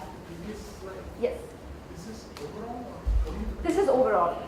This is the overall economic growth. This is the national economy. This looks slightly different when you look at the numbers of people working. So in rural areas, you sort of see a steady increase until 2004, and then you see a flattening out. So no more people are entering the rural workforce. Whereas in urban areas, you see a steady increase in the numbers of people working. You can, of course, see that it's much lower in urban areas than in rural, but that's a function of the numbers of people living in urban and rural areas. Now, if we actually step back and disaggregate this by gender, to start really unpacking what's going on, and what you see is that the dark green bars are male workforce participation rates, and in rural and urban areas, these are fairly similar and in the 50 to 55% range. Female participation is a lot lower than male participation, and in fact, urban female participation is a lot lower than rural female participation, right? And what you see is that rural female participation is decreasing, which is actually what's driving the overall trend of decrease in rural workforce participation, and urban female participation is staying fairly stable. This actually leads us to the question of what is really going on with female workforce participation in India, and I compared it with data from other countries of the world, and you find that India is actually very, very low in terms of female participation. This dashed line is the world average. The high-income countries as well as the middle-income countries are kind of clustered around that, and that's around 50%. Low-income countries are actually much higher, closer to 70%, and India is somewhere around 35 and actually going down to 30%. And then I compared it with a set of other developing countries to see what really was going on, and I see Korea, South Africa, Indonesia, Brazil, China all have much higher rates of female workforce participation than India. And I looked around to see what other countries were at this very low level, and it was only countries like Saudi Arabia or other Islamic countries which had female participation rates which were this low. So I found this extremely surprising and something which is really worth discussing. Why is this happening and what's really driving this? And actually maybe this is a good point to take a moment and just state a little bit of my discomfort. So we're sitting in this city on a day that there is a bund being called for safety of women, and I'm sitting here saying, hey guys, look at what's happening to female workforce participation and why is it so low. So I just wanted to put my discomfort out there, but I'll keep going.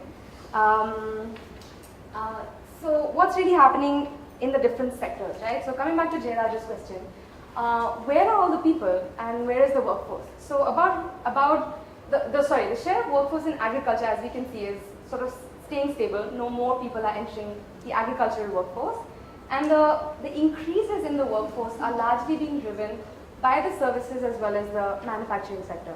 Not surprising. This is sort of the overall structure of the workforce, and you see a steady decline in the share of agriculture, right? But when you place it together with the output picture that we saw earlier, you really see the structural mismatch in the Indian economy. You kind of see that the output is not being produced where the people are. So about half the people are in agriculture, which produces around less than 20% of the output. The services sector actually employs around a fourth of the people, but now produces half of the country's output. So this is telling us, a kind of a labor productivity story, which is that a lot of people, most of the people in the economy are trapped in low productivity occupations, right? So here the width of the rectangle is actually the employment share of that sector, and the height actually represents relative labor productivity. So you see that, half the people are here in agriculture, and another 40% are in construction, manufacturing, trade, and other services, more than 40%, which is around the average labor productivity of the economy. Now again, this is sort of hiding the story of informality behind this, right? So I mean, we are all aware, we've heard the questions of informal labor and that they're trapped in low productivity activities and stuff. But what this data doesn't allow us to unpack is really where all of that output is being produced, right? So, I mean, informality is a question which I will definitely open up for the audience, and we'll come back to in the discussion as well. How does this vary across the different states, right? I wanted to unpack this further and look at what's really happening. So we look at the variation in workforce participation rates between the different states and by urban and rural. And you see quite a large variation. You see that Bihar and Uttar Pradesh are kind of on the lower end of the workforce participation rate, and West Bengal, Tamil Nadu are on the higher end. We decompose this further by gender to see what's happening. And what you see for men is that urban and rural workforce participation rates are fairly similar and vary within a tighter band. But female participation rates, on the other hand, are actually all over the place. Right? So most of the variation in national level trends is coming from what's happening in the female workforce. Right? So you see Bihar with participation rates as low as 5%, and Tamil Nadu, Himachal Pradesh going up to 50% in rural participation. And again, you see in every single state, the urban female workforce participation rate is much lower than the rural workforce participation rate, right? And in some cases, the differences are huge. So what's really going on here? So moving on, we actually proposed an analytical tool to sort of understand and communicate this variation in employment trends.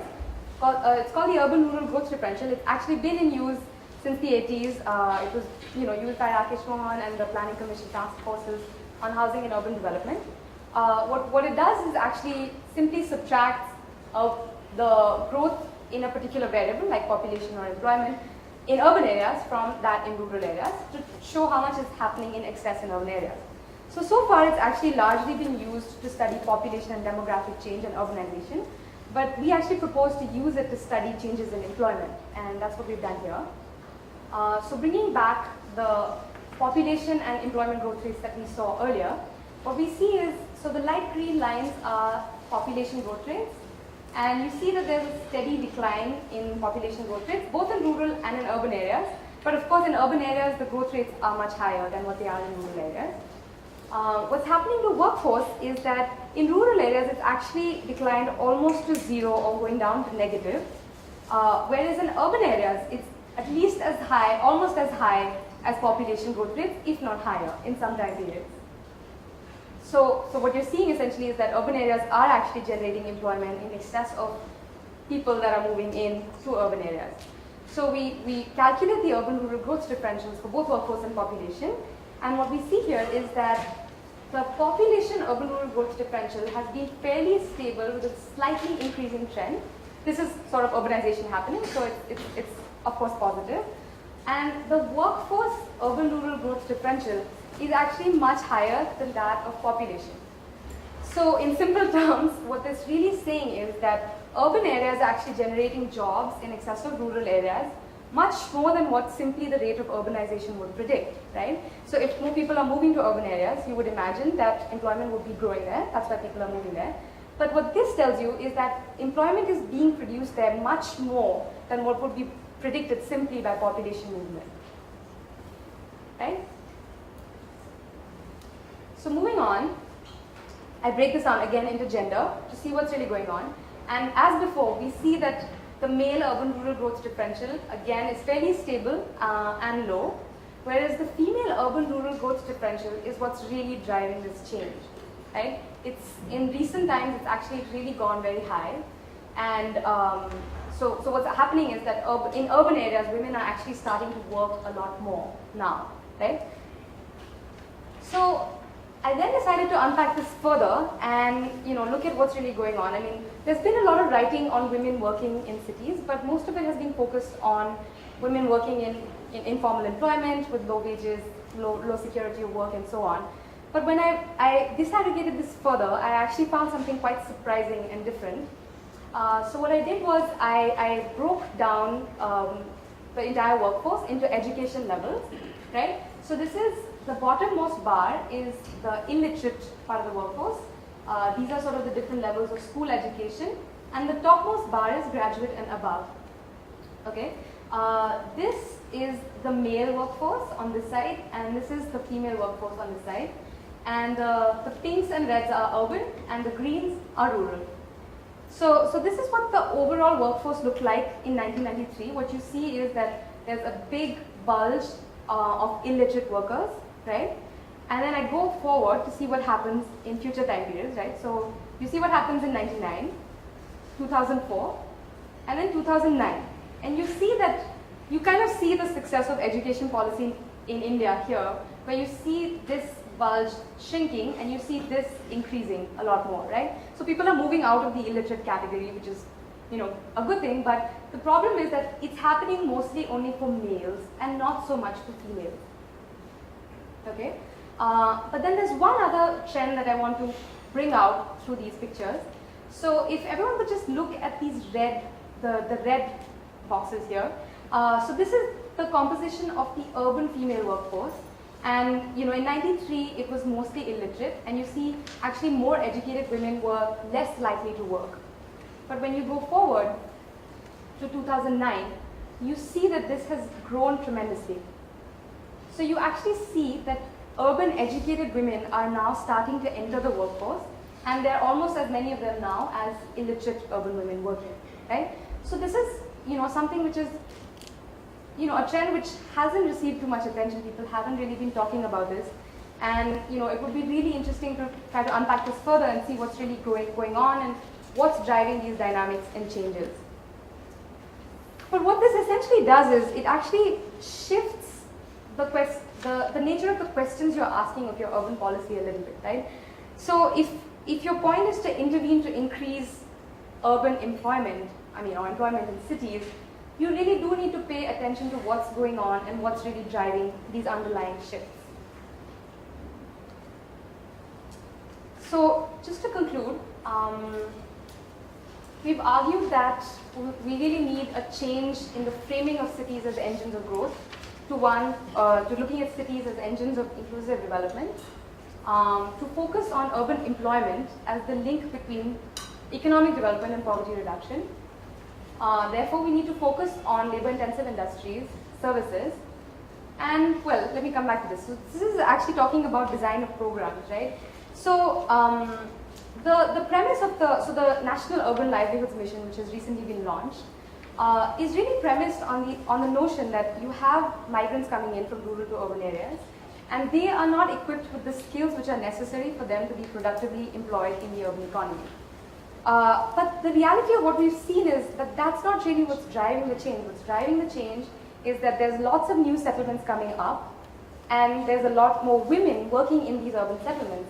So therefore, the nature of your intervention actually has to be completely different and thought about very differently from the way that, I'm not saying that what the NULM is doing, skills training, is not necessary, but I'm just saying that there's a different set of questions which need to be asked of these programs. So, those are attention to the So I'm going to open up a set of questions to sort of really get the discussion going around the room. These are fairly broad, but I'm sure people will have more specific responses to these. What changes are required in the governance frame to enable this change to take place? How do policymakers and other actors grapple with questions of informality beyond simply arguing for better social protection? How should policymakers balance the need for employment-intensive growth with concerns about the environment? And how can cities generate more and better jobs in the face of resource constraints like land and water? So with that, I'm going to just open the floor for discussion, and I'll actually hand over to Aro to sort of run that. Thanks, Jay. I guess before we ask some people to respond and then open up the discussion, some interesting things that we strike, from building on from the morning's discussion. One is, I didn't talk much about gender. What's underlying this thing, starting from the demography upwards, from the son preference that's obvious in the demography, to the access to education, through the human development system, all the way up to work, is that clear imbalance. And that's, in a sense, driving the dynamics, and that might be the place where we can find the most significant leverage. And we know, we are a deeply patriarchal society. There are a whole range of challenges around that. And our programs find it very difficult to address these questions. They're not staffed that way, they're not conceived that way. And because you're working at sort of the economic end of the spectrum, which is the output side, we don't really look at those processes that are necessary. So that's whoops. Oh. Okay, there, yeah. That's sort of one quick thing. And then, of course, the rural-urban dynamics and how those boundaries are actually drawn. And we've seen it is quite it is quite disparate. It is very different for different states. And if you go down to the district level itself, you do need to have the ability to engage with that, because it is a spatial differentiation in relation to the particular industries and the occupational structures that are there that give you an understanding of what can happen in a particular place. And I'm not sure we're very well geared to deal with that, at least from the state point of view. So, I mean, those are my quick things on that. I just wonder, Narendra, if you can take the floor, and you've been through the paper, you've got some comments on this, you work extensively on these kind of questions. Thank you. I was just wondering, there's something that's been troubling me for a while, and that's the question of how useful is it to begin with something as fundamental as rural-urban. And I think this is a problem that gets reflected in various concerns. For instance, when you talk of, as Partha has done earlier, when you talk of subaltern urbanization, or whatever we call it, talk of small centers emerging, we're already talking of a much greater dynamic that's emerging on the ground. And separating the rural and the urban can be problematic because, say for instance, go back to the garment industry in Bangalore, you'll find that a fourth of the children of women workers there stay on in villages. So the connection is there, the village acts as a safety net. When they don't get jobs here, they go back to the village. It is a dynamic process. When we leave that out, the temporariness adds a variety of elements to it. It's the only safety net that workers have in this whole process. Now, along with that, you find that seeing the urban-rural kind of demarcation tends to underestimate the differential within the cities or within towns. For instance, in Karnataka, there are at least two towns, large towns if you like, which were important in the past at a time when the plantation sector was growing, both Chikmagalur and Kodagu, and both have declined over the last, I think Chikmagalur in fact, as a district, has a lower population in 2011 than it did in 2001. So you find these kind of, the idea that somehow the urban sector or cities are one homogeneous whole taking place in one sense, where we can call them growth engines or something else, is not borne out. What we're seeing really is a dynamic of movement where you can have non-agrarian villages in Kerala. The same areas that are today seen as a part of Kerala's rapid urbanization were in 2001 non-agrarian villages, essentially led by a remittance economy, led to an increase in trade. It's just the criteria, they happened to pass the threshold in 2011 when they hadn't done it in 2001. So there is a case, I think, for looking at it in its entirety, the entire process, because the main challenge for both India and China now is that how do you convert an agrarian economy into an industrial one? Right now, the process in the economy is easier than it is in terms of population. So both India and China have done that. But the challenge of moving people into urban centers across every major country in the world has had huge social consequences, whether it is collectivization in the Soviet Union or the wiping out of the native Indian in the United States. I mean, the whole process has had huge social consequences. Now, or the Industrial Revolution. So you're trying to do it now without even the kind of controls that China is using. China has permits for its urban citizens, and it decides who will come in there and who will not.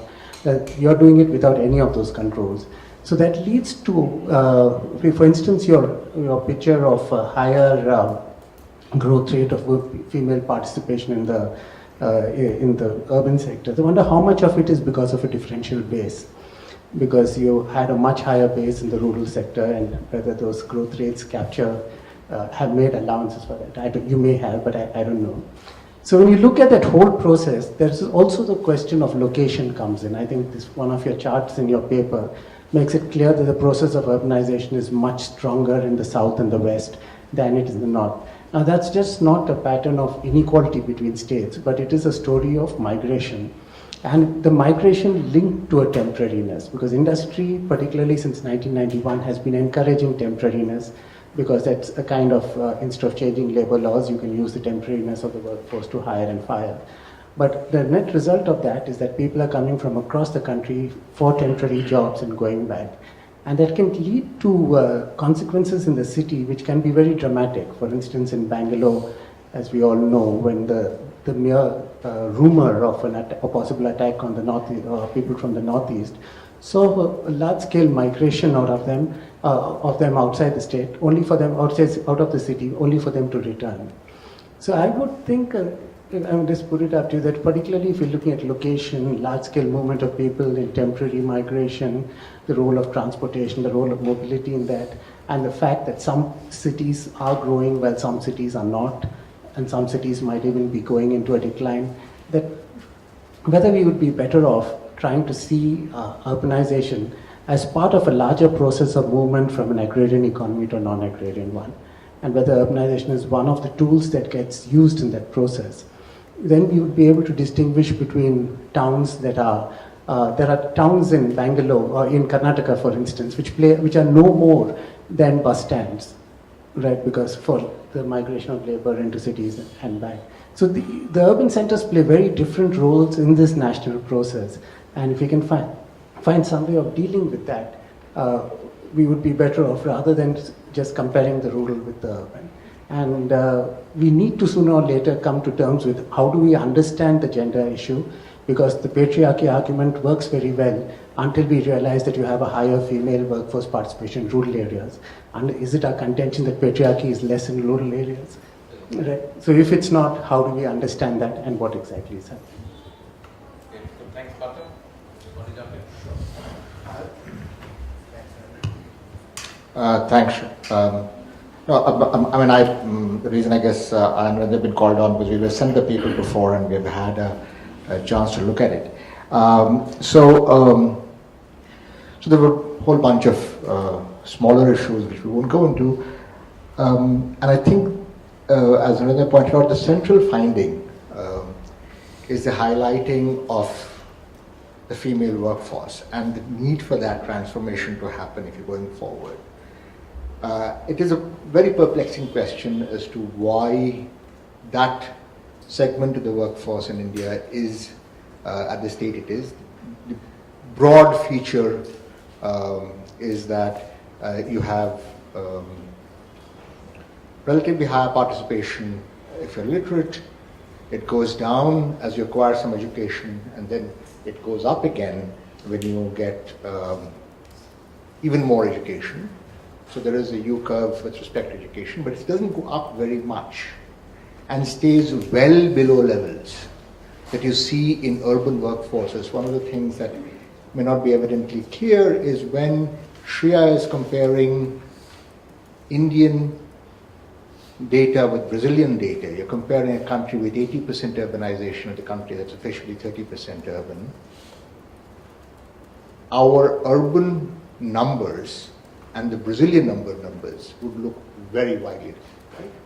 So there is that story, and I think this is a puzzle that the paper highlights, I think is very important to bring into centrally to the table, not as is usually done in the context of women, but more centrally in the mainstream way in the context of growth. That said, a few questions, broader questions that sort of struck me from the paper. First, it says cities as engines of inclusive development, right? So the first question to ask is, where is the train, if this is the engine? And I think it's an important question because it's not evident that the train is anywhere close to the engine. For example, the Dubai is definitely an engine that drives a lot of the train in Kerala. Now, to what extent do we see that feature within a variety of our urban areas. That's one. The second idea that I'd like to take from the train story is the one of regenerative braking. When you stop, energy gets generated, right? So what happens, and why do I say this? When big cities slow down, people leave. The Chinese example is a good example of return migrants.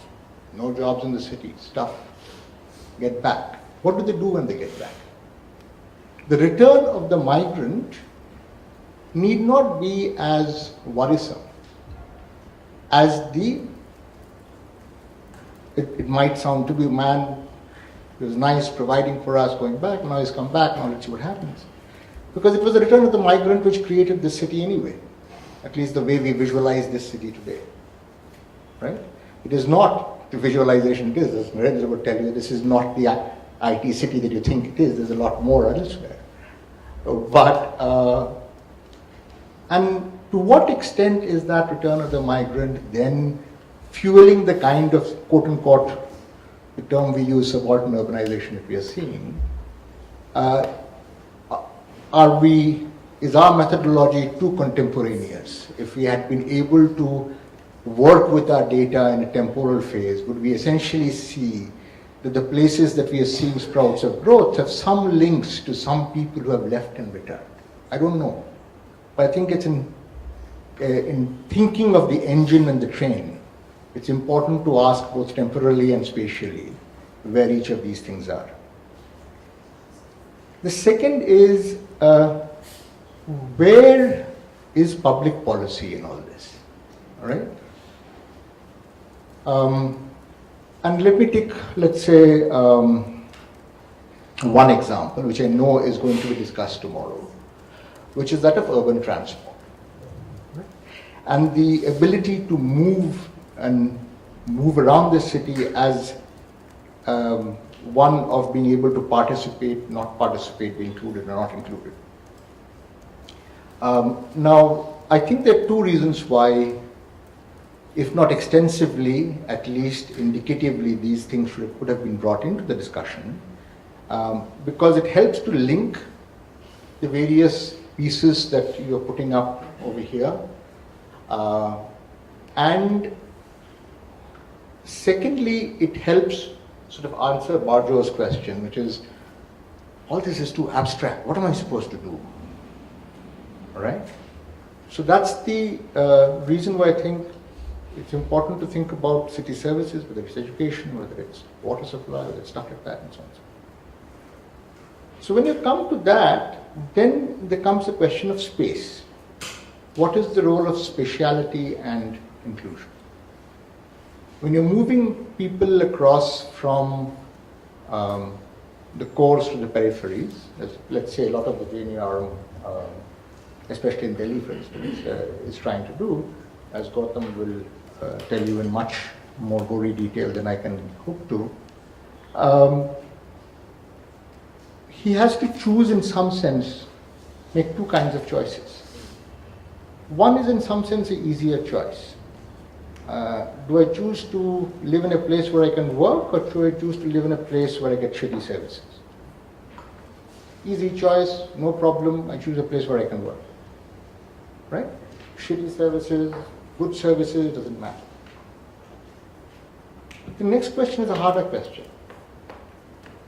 Do I choose a place where I can work, or do I choose a place where I can educate my children?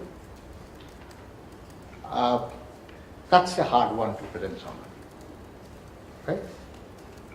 And so consequently, the spatiality of what you're bringing up, in not only inclusion today, but inclusion tomorrow, which is the essence of participation, and I think is one of the issues that perhaps we could think through. And finally, Gmol's here, so I won't sort of push this any further. The issue of formality and informality, you refer to it in specific places. The formality and the inclusiveness, what is the relationship between these two? How does this relationship change if certain kinds of social protections are made universal, like health insurance, for example? is, I think, an important thing that could be perhaps on the table. One way of making this operational for people like Barjor and Anand is to ask, should we kill any whaler? I see no reason for a program to exist. I see a lot of reason for something like MG and IIHS to exist, a National Rural Livelihoods Mission to exist. Historically, if you have come to the city, if you're in the city, you're there because you're being able to do something, and consequently, the fact that you need to be provided, as Narendra said, the way this trust has been working is the safety net is back in the village, the stuff is back in the city. Do we need to provide something in the city itself? Is there enough of people born in the city who are not able to succeed in the city? I am hoping that is not the case, which is why I say Kelianiulam. If that is the case, I would still say Kelianiulam, because then we have got our cities so wrong that we really need to make people so angry that something else happens. I just want to ask you want to respond and then open up the discussion.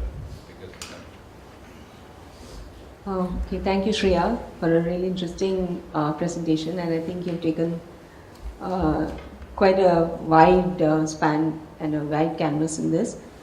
I think the most important thing, at least in terms of what you are bringing to the table, is the idea that employment, bringing employment center stage, basically, and trying to say that that we argue it from this organization which we work with, we go that the missing link between growth and poverty is employment.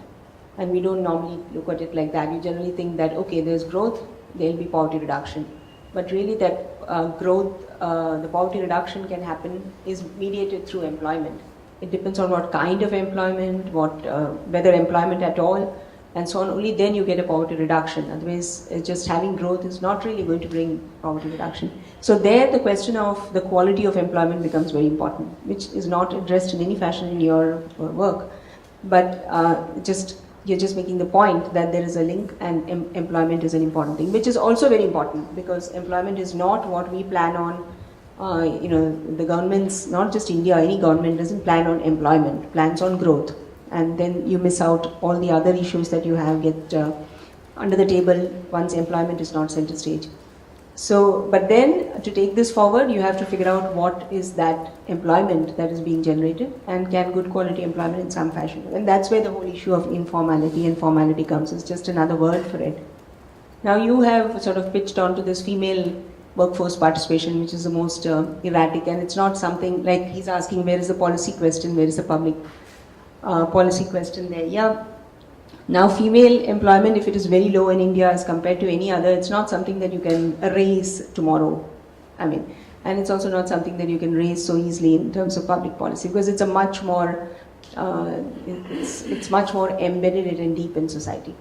And you raised the issue of the safety of girls, which they're talking about in Bangalore city. But the two are connected in some fashion. The fact that girls are not safe, the fact that girls don't work, they come from the same base actually. It's the social milieu which says you're calling it patriarchy, that's a big term. But it is an issue as to why girls don't work, and why girls, you have that U shape that he's talking about. When they're very poor, they have to work, so they're working. And then when they're very rich, or they've acquired a certain level of employment, they acquire a certain kind of status, they're able to work. And the rest of the women are not there. At least they're not there in the counted workforce. They might still be there in the workforce that you're not counting, because they might be working inside their homes, they might be working on the farms, they might be working on a whole lot of things. But invariably, even if you do the survey yourself, you get these rates only. And I've done it n times in rural and in urban, and you end up with these kind of rates only. It's not just an undercount problem. It is a problem. So now the question is, what is it? So again, you're celebrating the fact that you're not celebrating, just to use the term. The fact that urban women's employment is increasing, or workforce participation of women in urban. You really have to go and find out what is that. Except for those graduates which are on top, a lot of it is actually domestic work. A hell of a lot. In many of the large cities, in In Delhi, the rise of domestic work, not from data that we have collected, from the NSSO data, you'll find that the rise of domestic work is huge. I mean, well, they're getting work, but then the thing is that, what is that? That's why I'm saying that quality of employment is not going to lead to decline in poverty, that employment, that kind of thing. So that's there. There is another set which is educated and which might be getting into the formal sector. That is also true. You have higher formal sector employment growth for women than you have for anyone else. We have recently completed, we did it a couple of years ago, but it has recently come out, a study of informal sector and informal employment in India and China. And we brought out this volume, a special volume in the Indian Journal of Labour Economics. It's just come out, it should be on their site and available. Where there are a series of papers on India and China, and we did city studies, 2 cities in India and 6 cities in China. And you can see this, the whole, obviously their workforce participations are huge, their labor markets are so much more integrated. The contrast between India and China is tremendous. There is a difference in the returns to education for the formal sector and informal sector in China also. It's hugely there in India, but across the wage distribution in China, you get uniform returns to education, but in India you don't. In India you can have a graduate being a bus conductor and getting a very low wage, and then you can have a graduate in Infosys and getting like God knows what kind of salaries. So you see this returns to education going like a very sharp positive thing in the informal sector in India, which is not there in China. So those are issues. This whole link between education and employment, that's also not so simple. The link leading to education, leading to good quality employment, that's also not so simple. It is still based on the quality of education, the kind of institution that you went to, because the graduate, if I'm an employer and I'm hiring, even at an institution like IRMA, I am employing a graduate or I'm a PhD, I cannot vouch for the quality of that PhD. So then I start looking for other signals. So in the normal labor market, you look for occupation, you look at formal, informal, and then you look at the kind of place from which this person studied. So then you worry about which institution this person studied. Even at IRMA, we do that. We literally choose our faculty from particular institutions, and we literally throw out any applications which come from somewhere else. And exactly the same thing is being done by employers everywhere, whether it is at the bus conductor level or at a higher education level. So this link between education and employment and returns, or rather the kind of the salaries that you can get, your return for your investment in education, is again not so simple. It's related to so many other factors which you have to. So if you want to talk about a policy question there, you'll have to worry about the education field as well, not just about where are you going to get the next employment. There are a whole lot of other issues I think will come up when we speak. But yeah, congratulations on such a good paper. Thank you. So I think lots of people want to jump in. Dr. Mohanty first, or Meera, which one? Your choice. Okay, good. Thanks.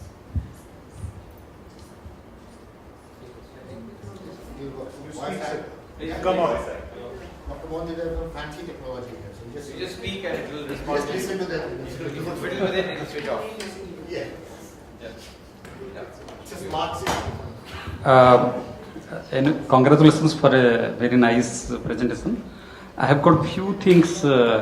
When you talk of inclusive growth, I think we are adding market and government together. And we say that cities are the engines of growth. Now, theoretically and empirically, cities are engines of growth because cities create agglomeration externalities. There are enormous number of papers in the research literature. Cities generate scale economies, localization economies, urbanization economies, transportation economies. So cities, theoretically, they create agglomeration externalities. There is also a very strong literature which talks of cities as engines of knowledge externalities. And these two externalities, they summarize the entire growth economics literature. So we call cities are the engines of growth because of agglomeration and knowledge externalities. But whether these externalities create employment, it is not tested. In fact, the employment elasticity of the formal sector has been zero. So the question is that if you go for labor intensive city development, whether those labor intensive sectors, for example, they create growth and employment together, this has to be very carefully planned. For example, precision instruments, high-tech services, they create a lot of scale economies and growth. But they may not be the sectors which create employment. Then, coming to the second point, cities, for example, our 80% of the city employment, they are in the informal sector. And data on informal sector is not so scientific, so proper analysis, we all depend upon the NSSO data. So therefore, we need to look at the informal sector. I think some of the NCUS and your works also, now they will reveal that the informal sector, lack of job security, lack of remuneration, and then some studies which compared multi-country studies, I think they show that in India, in cities, a large number of workers in the informal sector, they are domestic help, street vendors, and home-based workers. And these three segments, they are also among the very vulnerable sections of the urban society. Now, in this context, we have to, apart from the employment, of course, the insecurity of employment, poor remuneration, lack of social security, these are some of the issues. But the other issues, to my mind, which are more important about the issues of inclusion, access to amenities, access to shelter. And we call in the Jawaharlal Nehru Urban Renewal Mission, we called a garland of 7 services, which was supposed to ensure inclusion, but we could not do. Land tenure, affordable shelter, water, sanitation, education, health and social security. And when you come to this, I have a feeling without addressing the regime of urban planning, you cannot discuss the issues of inclusion in a meaningful way. Our cities are exclusionary. Say, for example, a city like Bangalore or a city like Hyderabad, we borrowed the town planning model of the Town Planning Act of 1949, UK. And United Kingdom has gone many times to change the town planning laws. We still follow those laws, and our town plan master plan is based on the calculation of a middle class citizen. We take the space norms, but in India, the poor, we require 5 feet by 5 feet, 10 feet by 10 feet.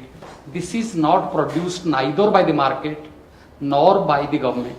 So therefore, the issues of land tenure, affordable shelter, they become very important. If one can take care of shelter or tenure, I think urban areas, the housing means, I think location at a central point means people get jobs. For example, in Delhi, we as government servants, we were staying in, I was in Chanakyapuri. In my house, there were 2 people. We had a service quarters. There were 7 people in that service quarters. So the point is that is the kind of inclusionary zoning. Our cities have been exclusionary. The master plans, my ministry used to tell, the master plans are mastered over the poor. The poor have got 3 gods: a place to work, a place to sell and a place to live. So without going into the issue of place in cities, I think inclusion is very difficult to be addressed. And I think there has been an article by Professor Amitabh Kundu. Cities have gradually, I think, become unfriendly. They are not friendly to the, and what Professor Kundu talks about, beautification drive and sanitization of cities, and very unfriendly for people to migrate and settle. So therefore, when I think we can separate it out, yes, cities are engines of growth, they create the cake, but distribution does not automatically happen. You need to craft carefully crafted inclusionary policies for making growth inclusive. Thank you. Yeah.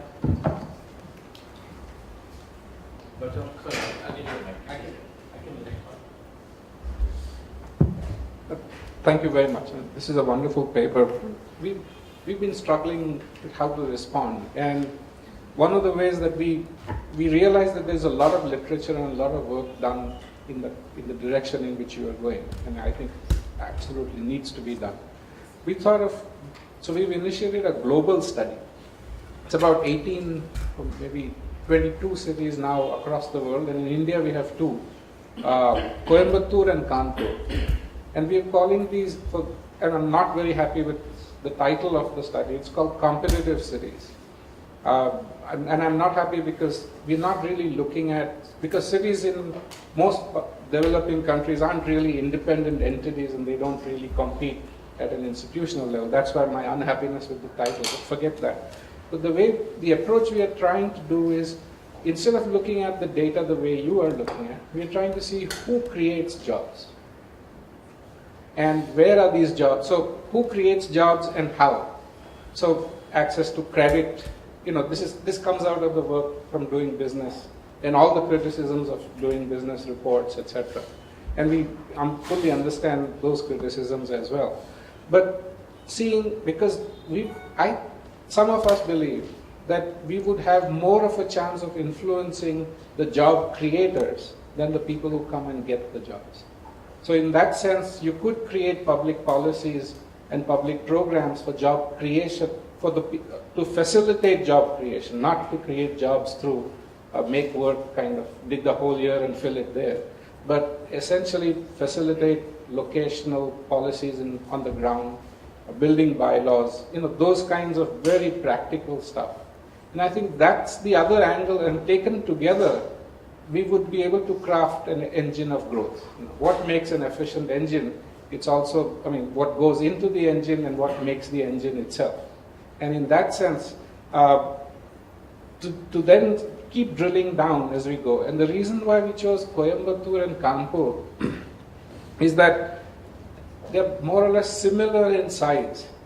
One has been sort of galloping, Coimbatore has been galloping ahead, and Kanpur has been actually stagnating and becoming, becoming worse. And what is it that makes this happen? They may not be very good comparisons, but it's in the study of the systems that we think we might be able to find some positive answers.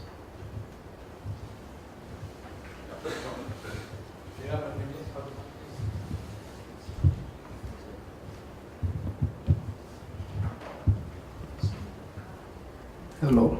Just two things. One is this one which I referred to, the productivity part of it. Maybe, you talked about the national productivity, correct? The urban productivity could be much higher because that's where all the GDP is. So I don't think you'll have the data because no one has really looked at that level. No, even at the urban level, you will not get it. I know you have quoted RBI studies and so on. They have done it at the national level. The second thing is a smaller point which I made yesterday also in the context in which we were discussing. She talked about, Jimon talked about education as a sort of, and can we sort of, and in the context of female participation, can we educate them more? Now, the question has always been, how can we reach formal education to these people, get them to? And that's where I was talking to you yesterday about the education that is being provided to auto rickshaw drivers. Now that scheme has also a provision to educate housemaids, housewives, and is becoming a very, very popular scheme in Maharashtra under the YCMO. So I think that's one way of providing the education. I mean, as housewives, it's a very inexpensive sort of an education, but you get some sort of a status that you are better off and educated, and maybe you can get into the formal job market, because you are already in the job market, which is not being, you're already in the job market, but you get into the formal job market, which then Shreya can say you are participating in the labor. So I think that sort of this one should be encouraged, and we are trying to do this at the national level through the Indira Gandhi National Open University. We hope we are able to do something about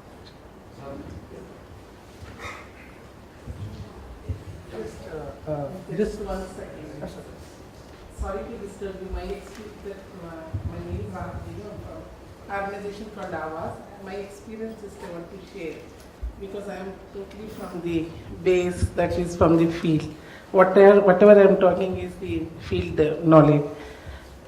Congratulations, Shreyas, for your wonderful presentation. A lot of knowledge is gained, and you have collected a lot of information, very good. But the thing is, because since from that time I just thinking, because you have shown a lot of difference from male to female and very short and kind of thing.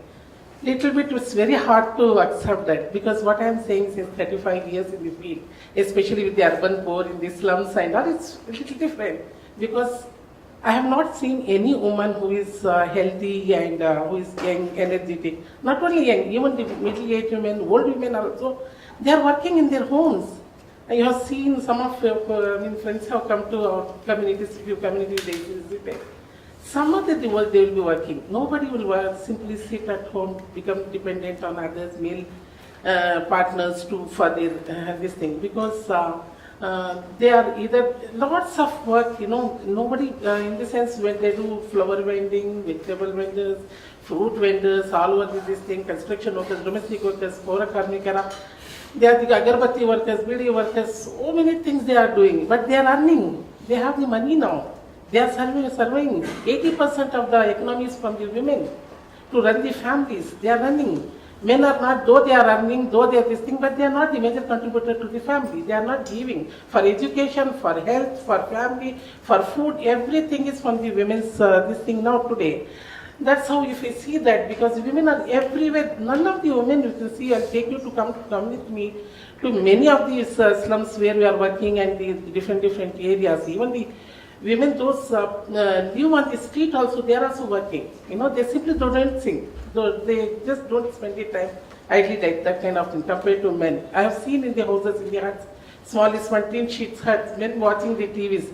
Whereas the women are working as domestic workers, bringing the food, bringing this thing, swapping the house, cleaning the house, lots of work, even at home also. They are working, they are this thing. That is one thing. I think probably, I'm sorry to say that, probably your survey would have been with the formal kind of employment workers kind of thing. Because informal sectors have all these things, that won't come into the picture because they are one side, they are poor, they don't want to be in the limelight. Another thing is, they will be everywhere, government will not recognize, there is no money investment from the government budget or anything, because there is no such, good policies to benefit these people, these kind of workers of unorganized sectors. Who will recognize, you tell me?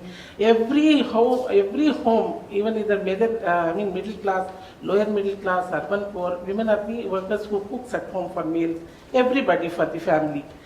That is unaccountable, as you say, this thing as everybody, all my friends accept that.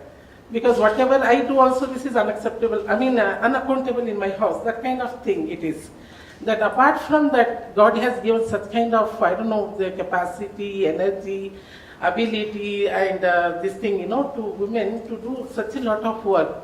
That kind of government must come up with certain policies to recognize this.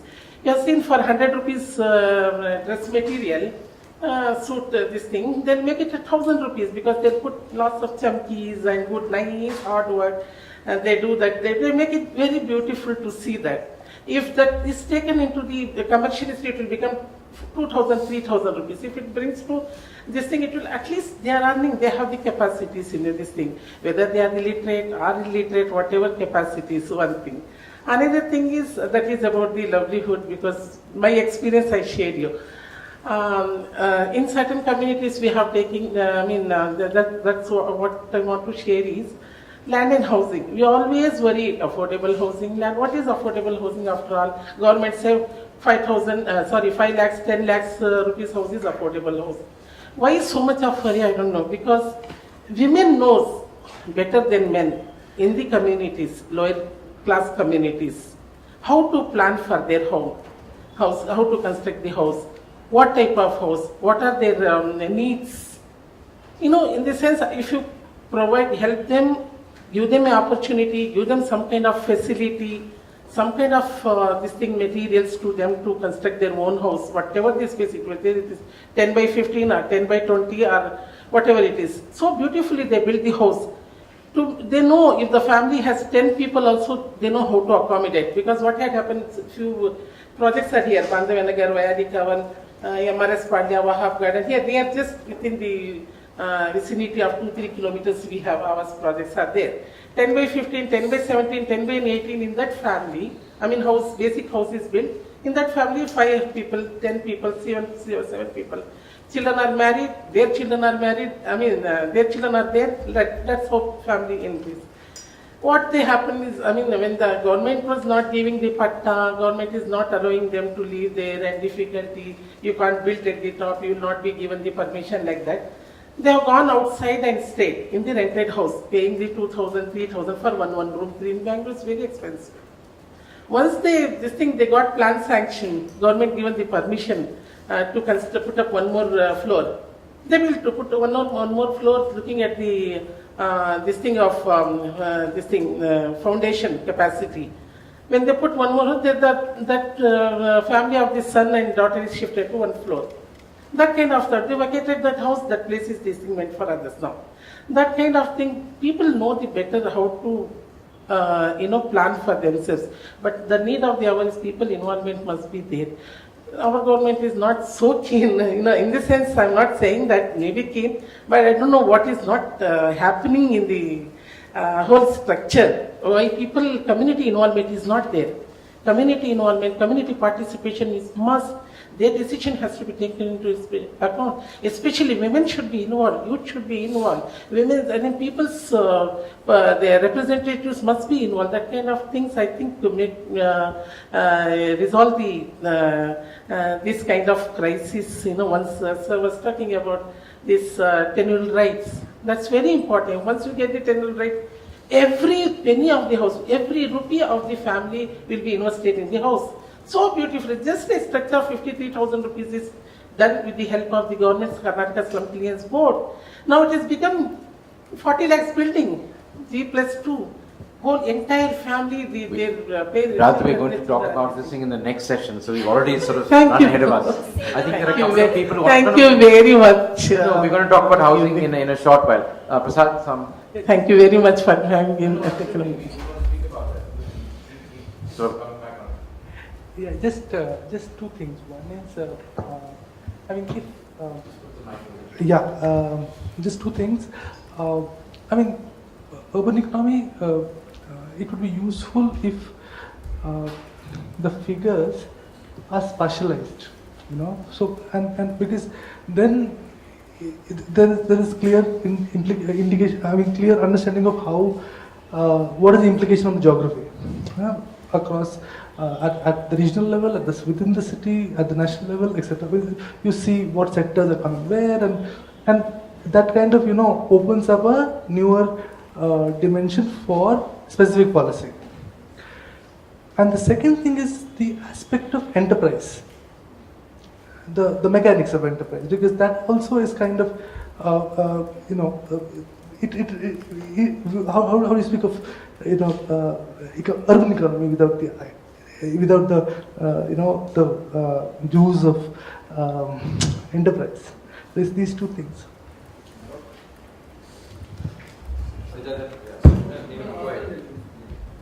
Yeah, the informal economy, which is a significant part, doesn't figure in this analysis. That is one thing, which is a blind spot kind of a thing.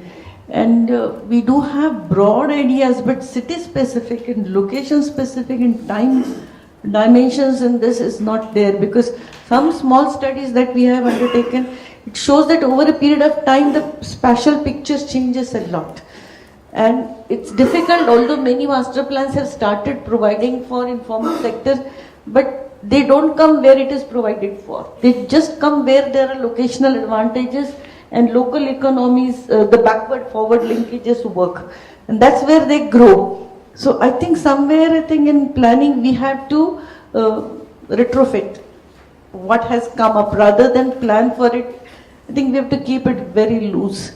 So I find that a very close link between the informal economy and informal housing, because that is where the controls and regulations are very loose, and it's very easy to, and a lot of flexibility of accommodating. And I think that is one thing I would like to say, that backward-forward linkages between formal centers of employment and informal economy, which comes as a result of which, I think that needs to be spatially mapped, as you were rightly saying, so that one knows what is happening and how over a period of time this is changing. Because some of the areas, time series data that we see, a little bit of informal economy, and after 10 years it has grown, and after 20 years it has replaced housing. So the complete dynamics of economic growth in spatial terms, that is very important for specific intervention, economy related intervention, because it's very difficult. It could be vendors, it could be pot makers, it could be jeans, stitching of jeans, which is sublet in the market. So each requires a different intervention and support system. So I think that is very important, which I find. Thanks, PG, and then Can I just add a small point here? Sorry. Just adding on to what discussion just has taken place. When I did my longitudinal study, this is for a city of Pune, but I think the female employment, particularly among the low-income group, needs to be unpacked a little bit. In my study, I found particularly among the new migrant households, women started working. This was end of 70s, early 80s. Large number of women started to work in larger numbers to keep those families from falling more into poverty. They're already below the poverty line, it just stopped them from falling further. Then as they established themselves, and at this time the economy of the city was growing much faster even than the national average. So this was the situation of the low income households. Further, even more women started working, which gave them just above the poverty line. So just the fact that women are working needs to be understood in greater details to understand, to realize that they are doing onerous, low-paid jobs to keep the families feeding bread to the family. This is the situation among the low-income households. When the city economy is growing rapidly, that's the more important part. Yeah, no, I just wanted to visit talk about the reframing question itself, which is cities as engines of economic inclusion through employment. Okay, now somewhere in this reframing, it appears there's an assumption that in the rural areas there is really not much employment, and in my view, that itself is questionable in the sense that the employment that has hitherto been in rural areas has actually become unremunerative over a period of time. It's not that there is no employment in rural areas. It is just that the way the rural labor and the value addition is being valued by an economic structure that we ourselves have created is, I think, at the center of this assumption that cities are actually better places for employment and work opportunities. And I think Mr. Mohanty's point, saying at some point there must have been a theory which says cities are bringing in certain kinds of economies like agglomeration economies and various such things. But I actually see it quite the other way, that the cities are actually externalizing a lot of the costs of their own productivity, and some of it is actually into the rural areas. And I think cities have reached a stage where the agglomeration diseconomies have set in, and hence really one needs to ask this question is, there was another graph which showed different sectors and agriculture being the lowest in terms of productivity. Why is agricultural productivity low? It's not because people are working less hard, or it's because we value the output in a particular way. And is that a natural phenomenon, i.e. market forces, or is it by design or by policy that agriculture is not productive? I just wanted to respond to two questions, the second and the third, which are listed there. I think the way they're phrased, they indicate that we need to do something more about these issues. I want to put it other way around. Should we undo some of the things that we have been doing in that respect? And I give you an example. I moved to a new housing society in Mumbai, and there was a meeting of senior citizens there. So everybody was introducing what he has been doing, etc. One person said, "मैंने 7 जन्मों का पाप किया था." What he meant that I committed sin of 7 generations. What did he do? He said that I ran a small-scale industry. Now, and then he explained that 7 blood seekers used to come to my factory every month, and these 7 blood seekers were all the license permit Rajbars. So, if that is the kind of situation which is there, then how can we have labor-intensive industries in cities? Running an industry in a city itself is difficult, plus you have all these things. So I think before learning and adding, it is always useful to unlearn and undo some of those things. So that is one important part. The second is about data. I think the female employment has a lot to do with household size. So in your data, if you track state-wise and time series-wise, how the household size has been changing. And in Mumbai, my observation was that as the household size declined, the number of women working has increased. It's not just the domestic servant. You see traffic police, you see people working in malls, the majority of them are women. The mono driver is women. There are taxi drivers which are women. So women are getting into these kind of things. It's because their responsibilities at the household have begun to reduce because of the changing household size.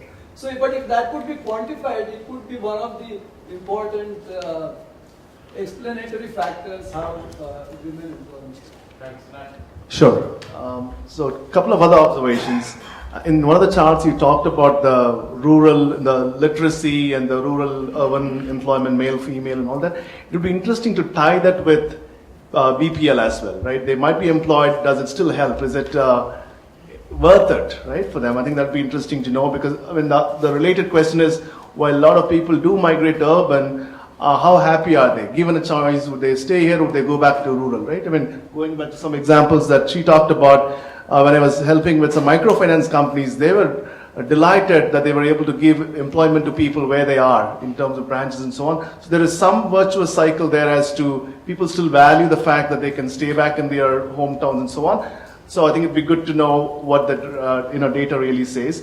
And the second point I would talk about is, we talked about employment, unemployment. What about underemployment, right? There are a lot of people who have certain capability and potential, doing jobs that does not do justice to what they could, right? And how does that, play into this dynamics? That'd be interesting to see as well.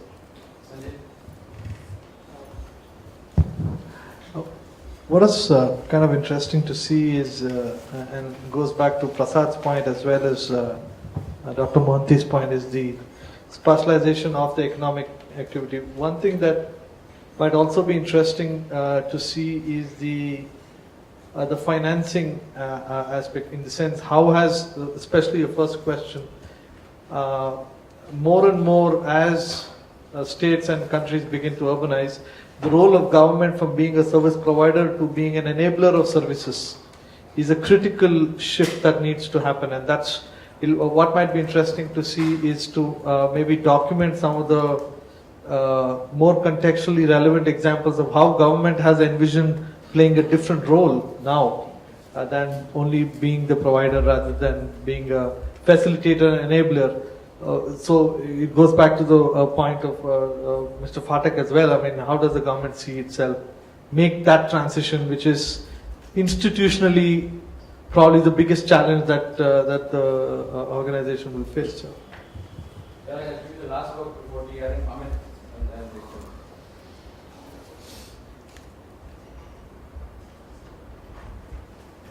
So just to kind of add,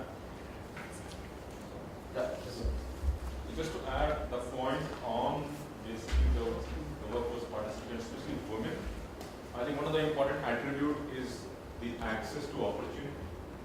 And so, for example, what we've been working in for the last 5 years, what we have seen is the moment that formal public transport came in, about 60% of the users were new set of users who were not.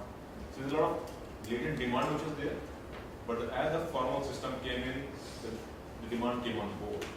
And what we were surprised to see, the highest proportion of this new demand was from women, and who are using this transit system to access opportunities which was not. So I think access to opportunities is a very integral piece in the overall participation. Thanks. Jaraj, last word before you. I have about 6 or 7 questions, so feel free to stop me, ask me to shut up whenever you want me to. Okay. So the first one is like, I see this as the way I understand. I'm going to reflect on the paper, okay, particularly. I see this as you're asking this question: has cities, from the data available, been an engine of inclusive economic growth? And so you present that story. And I think, so the first comment I have on that, I mean, this is some clarifications, questions and comments. The first comment I have is, I think the Prasad's point about spatial variation is important. I feel that from the data set, the way you've defined the city, the urban and rural, are like stagnant containers.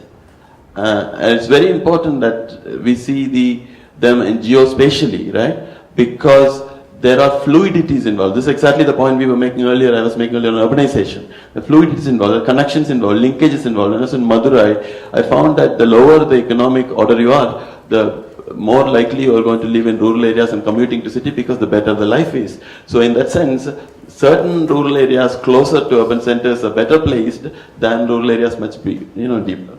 Now this also leads into this larger question on cities as agglomeration effects in terms of causes, or cities a consequence. We know new economic geography, where did new economic geography emerge from, where the theory of agglomeration effect is positive, and the implications of it on the World Bank report. The ideal cities on that World Bank report was Tokyo, Seoul, 80%, 85% generators. That's not the kind of context we are talking about, right? So it's quite important in that sense, otherwise we might lead to wrong policy frames. The second one is on, similarly, on the services sector. The way you discuss the services sector, I think there will be different kind of productivities, outputs, involvements and inclusiveness if you disaggregate the service sector. You see, that would bring you a completely new, different conclusion on that. Slide 27, which is the employment differential, different from the population differential. What does it really mean? I mean, I think it's an analytical problem. Or rather, it might be saying something, but unless we solve the analytical problem of connection between geographies, we might not really know what that means. See? Yeah, and this is important. I think this is important. Why? Because you see, the data starts from 91, right? Your story starts from 91 to 2011, right? Now, if at all, right, the conclusion that you were implying, as if the investments in city and urban region has really contributed to only certain group of people and not really included a large workforce in it, if that's the kind of implication of the conclusion, which means then it has not been inclusive, then it's probably also important to add data or analyze from 70s to see that this whole 20 years of policy push, investment push, discourse, has it led to any differential at all on that categories, right? Yeah. Now, okay, there is one more just simple clarification. You said that reclassification issue. I don't know whether it is relevant. I mean, so does that mean any difference in the data set and hence the implications out of it? I don't know. And the last question is my most important question. And that is, so I think this is a huge opportunity to see that so after, you disaggregate, spatialize it, can we say that does inclusive growth about city-led? City is a geographic category. City is a political, medieval category. I mean, we are so much lost in it. And I don't understand how we will come out of it. City is a geographic, political category. It was inside a wall. It had a certain governance. It had a certain elite who could write poetry and have food. There is a certain cultural, political, spatial category. And the more we think about city-led inclusive growth, or rather the analysis should probably, it's a great opportunity to connect whether inclusive growth should be city-led at all. City is an imagination, right? That's where urbanization is a hugely great opportunity to analyze. Urbanization doesn't have to be about city at all, and city might be the impediment on inclusive growth. Probably yes, probably no. It has to be a consequence of our analysis. Okay, thank you. That's a great end to the session. Tea for everybody. I guess back in half an hour. 20 minutes, please. 20 minutes. 20 minutes. Okay, good. Also, we close at 6 instead of 6:30, so that way 20 minutes is a better insight. Please, tea, coffee is outside. I'm just looking at numbers and some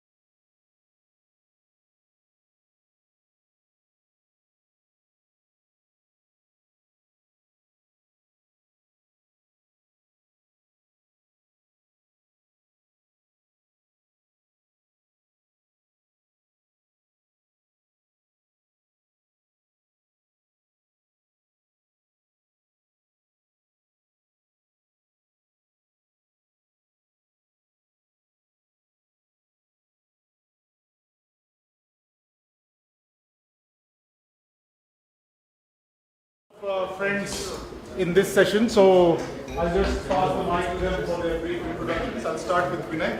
PG, 1 second. Vinay is supposed to be here. No. Vinay, your name is on there. Oh my God, तुम्हारा तो नाम लिख दिया, आ जाओ. You've got place identity. You're in the fishbowl. Out of the fishbowl. In the fishbowl. You become a fish.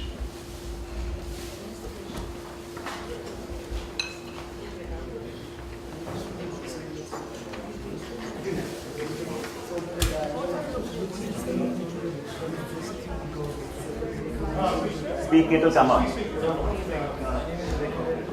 It's not coming out.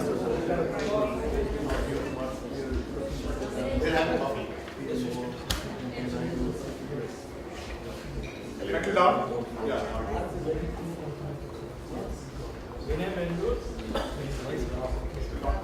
Give the other mic. Just be loud, yeah, Vinay. Hey, Vinay, just be louder.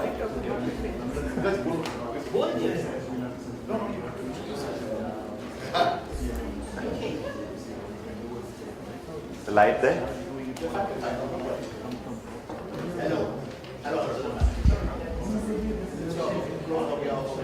And now it's on by itself. Now it's working. Good afternoon. My name is Vinay Bendur. I am a researcher based in Bangalore. Selva and then Satya.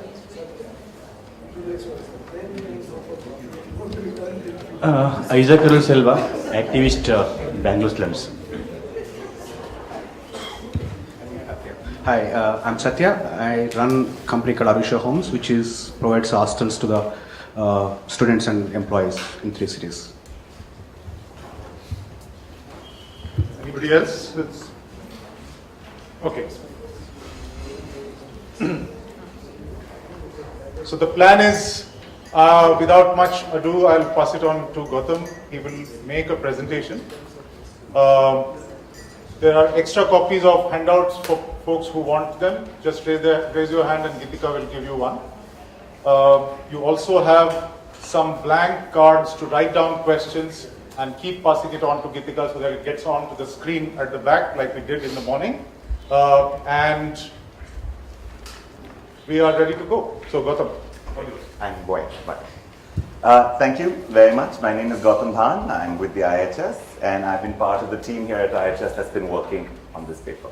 So I'll take as little time as possible so that we have as much time as discussion. I've luckily been already started off in the last session. Partha talked about housing being the primary context to employment. Barjo talked about development control rules. The sense about, and I'm very happy that's begun to happen, because one of the questions that we're actually connecting is that if we can't present these policy papers sectorally as if they're actually freestanding subjects. And some of the help that we need is on how to connect them. These are slightly the 2 easier ones to connect. So let me first begin by simply saying that I have tried to do something very different in this paper.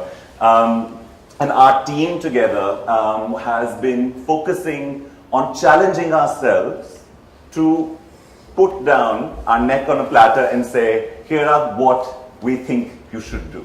And as opposed to, here is a lot of our analysis on what we think needs to be done. So there are a set of choices that this paper represents that the team wants to, and I think it's important to clarify these up ahead. First, the paper is a policy paper on housing shortage, which means it's not a policy paper on the housing sector.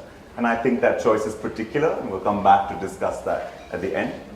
The second, as I was saying in the morning about trade-offs, the paper takes and makes apparent a set of strategic positions in its approaches to choices that have to be made in policy. Again, forefronting saying there are trade-offs to be made, there are priorities. The choice of the focus on housing shortage is also a fact of us claiming that the focus within housing policy in terms of chronology and priority must first be to address the question of housing shortage. There is another way to come at the housing question, which is a different chronology and entry point. So this is a choice that we're making. It's a location I want to make explicit. The second is a conscious choice to limit our degrees of freedom, and by which we mean that we did not allow ourselves in this paper the luxury of a radical reimagining of how one could design housing policy if everything worked. We chose to really begin from where we are in the context of our current institutions, our current lists, our current capacity at the local level, our current set of challenges.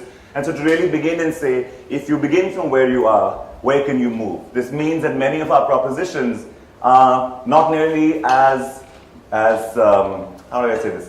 Maybe as powerful or as wide-ranging or as structurally changing or as evolutionary as we may have liked. There are changes that we believe represent possible movements from the current location of policy. The second is this, that it means that it necessarily will feel in some ways like a medium-term approach. This again is a trade-off, it represents a choice, it puts a certain constraints on us, and it makes certain critiques of our propositions absolutely valid ones. The third is to very much recognize, again in the context of the comment in the morning, that when we speak about what we should do, we wanted to break a little bit who this we is. And to really argue that when you're addressing housing shortage, when you take seriously the question of informality, we don't believe that there are single institutional locations that can ever have enough knowledge, enough power, enough foresight to actually direct, correctly design policy to ideal outcomes that will reduce shortage.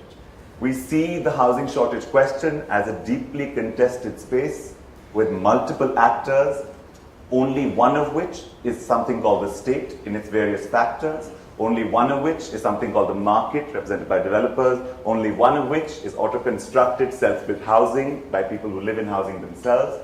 So what we're saying is the policy space here, when you look at the outcome, which is adequate housing, is a set of actors in a constant set of contestations with each other. And policy, in definition, is an intervention into this messy power play. It is not a meta-level design that can then direct this power play. So therefore, we are not puppet masters. We are yet another puppet on the stage. And the question is, if we believe that, how do we intervene as agents or the state, and we do take the perspective here of the state, and I want to be clear about that. So I'm not going to talk here about what communities should be doing. Our argument is, what should the state and public policy do to support what communities are already doing? And that flip is the location of this paper. It is a view and description of public policy from the perspective of where we should intervene and where we should not, where we should try and create design and where we should stay away, and how we relate to what is already happening on the ground in terms of housing. Okay? All right. The first 4 slides will be a contextual location on our understanding of what we mean by housing shortage. This is yet again a particular choice, and it will define the propositions we have coming forward. The first is that we began with public data, and we took the Kundu Committee report that many of you know, precisely because for all the contestations on its empirics, it is the data that the ministry and the government refer to. It is the most acknowledged and accepted public data. Therefore, it determines the field of policy discussion. Therefore, we work with its terms. This is again, I'm now performing all of those limitations that we have given to ourselves. This is a big table. I want you to look at only 2 parts of it. An overall housing number that has now been much touted, that circulates, an overall shortage of 18.78 million units. Okay. Again, much debated. I don't want to debate the empirics. I'm going to take the numbers as they're given. But what I do want to point out are the 2 very important components of this 18.78. That 14.99 are defined as units that exist, that are built, where people live, but that are inadequate for various reasons. For the Kundu Committee report, that inadequacy is measured by obsolescence, it's measured by congestion, it's measured by dilapidation. Only 0.99 million households live in what they call non-serviceable kacha housing, which means housing so fragile, so inadequate, that it cannot be serviced in order to reduce its vulnerability. The suggestion of the Kundu Committee report gives us a very interesting term that I think really should move our policy debates forward, which is the idea of housing poverty. And they define housing poverty as inadequate existing housing stock. So the housing shortage in India is not one of vast shelterless communities. The housing shortage in India is a particular kind of affordable housing that is inadequate, and we can debate those terms, and adequate housing that is unaffordable. This leaves us then with a particular approach to what it means to address housing shortage. What it means is that if housing shortage is defined by housing poverty as opposed to housing scarcity, housing shortage is reduced when the poverty of that housing stock is reduced. It means that as unaffordable but affordable but inadequate housing becomes more adequate, becomes less vulnerable, our housing shortage data should reduce. What this means, and I will set this up explicitly against a policy approach that looks at the reduction of housing shortage through the building of new housing units and the production of housing stock, whether by the state or by private actors or by public-private partnerships. Okay? And so in this context, we extend, however, Kundu's argument and say there are not two components to housing shortage, but three. The first is housing poverty as defined by the report. The second is homelessness, an acknowledged and extreme and undercounted condition in Indian cities to a very, very large degree. And the third is housing illegality. And our argument here is physically adequate housing stock that has insecurity of tenure must be counted within housing shortage. And we make this argument to say that adequate housing stock that is either under the threat of eviction and increasingly under the experience of eviction will lead to behavior that will not either allow household investment within it or the improvement of housing stock, and therefore is as an end unto itself a housing shortage, and in what it prevents from happening, a very critical impact on housing improvement and the reduction of vulnerability. So our definition of housing shortage is housing poverty plus homelessness plus housing illegality. And we have been writing together at IIHS several papers connected to this, laying out this argument.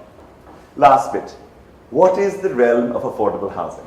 Every time I am in a seminar, especially with government officials, with HUDCO, with the Department of Housing, with the ministry, everyone looks at me and says, you know, none of us can afford to buy a house in Bangalore.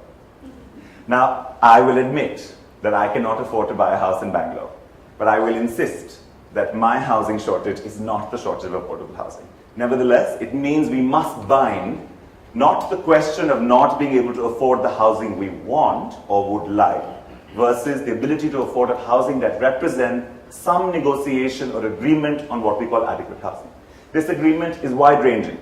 It begins from the provision of the free house, staple of many long housing policies, the ire of many housing activists and housing policymakers, to the notion of the 4 to 5 lakh house. I'm drawing the 4 to 5 lakh house from recommendations of multiple committees, like the Deepak Parekh Committee in 2008, the Ministry of Housing and Urban Poverty Alleviation Committee in 2013, that said, look, the ratio is this: 4 times your annual income, 5 times your annual income.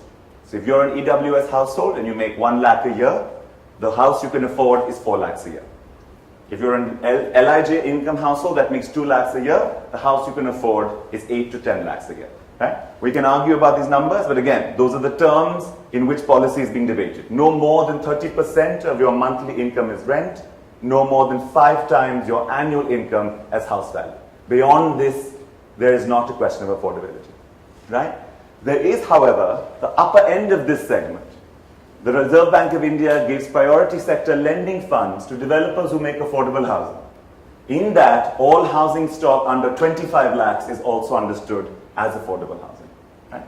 Now, as of last week, a new RBI notification has proposed, and I suppose when the RBI says it, it's just done, right? It's not a proposition. So has said, I should say, that the ceiling of this 25 lakh will now rise to 50 lakhs, which means priority sector lending for affordable housing has suddenly become a very wide spectrum of 0 to 50 lakhs. And we're going to debate this extension, which, let me now absolve my team of the responsibility for a very personal viewpoint, I think is, how do you say politely, a disaster for much of the affordable housing sector. We can debate that. When we look at this spectrum of affordable housing, what we will call, and many of you will ask in a policy paper on affordable housing, where is the slum? And the reason I'm avoiding that category is A, because I think it is increasingly an inadequate proxy for housing shortage. And many of us and many others have written on the idea that the slum is no longer the appropriate spatial proxy for urban poverty or housing shortage. That we're looking on a spectrum where one moves from the concentration of housing shortage of income and affordability at this level And the Kundu Committee report argues that 95% of those 18.78 million units are actually absent on this end of the spectrum as opposed to this. And that is the third particular nature of housing shortage I want to underline. That the affordability crisis, the shortage crisis is particular. It is particular because of the question of housing poverty as opposed to scarcity. It is particular because the demand gap is at the lower income end of the spectrum, not in the spectrum you can think about possibly as low income housing. This spectrum is a useful way to think about as you move from left to right. The ability of the household to enter the market unaided, the ability of the household to take a loan, the ability of a household to take risk increases as you move from the lower end, there's no slide here, from the lower end of the income bracket to the higher end. The ability of the size of the housing unit. You know, the debate in Rajya Awas Yojana, the basic services programs is, should a minimum housing unit be 16 square meters, 20 square meters, 25 square meters, 15 square meters, right? The debate on the other end is closer to 80 or 80 plus square meters. I'm just establishing the bounds of what we can call housing shortage. I also like to remember nostalgically, even in my lifetime, when resettlement colony plots used to be 80 square meters, then 40 square meters, then 25 square meters, now 18 and 12 and a half square meters. And to perhaps put an argument that if the ability to enter the market increases from left to right, this is also a map of where we expect the focus of public attention should be. That state provision takes a different role at this end of the spectrum as opposed to the ability of an unaided private developer to build housing at that end of the spectrum. Right? And we'll come back to this question on whether this assumption holds true. Right? The second last symptom of housing shortage before I move on to the propositions is to argue that two things, and I know this number is an underestimate, but I couldn't remember what the right one was, so Prasad will correct me on how many units SRA has built over time.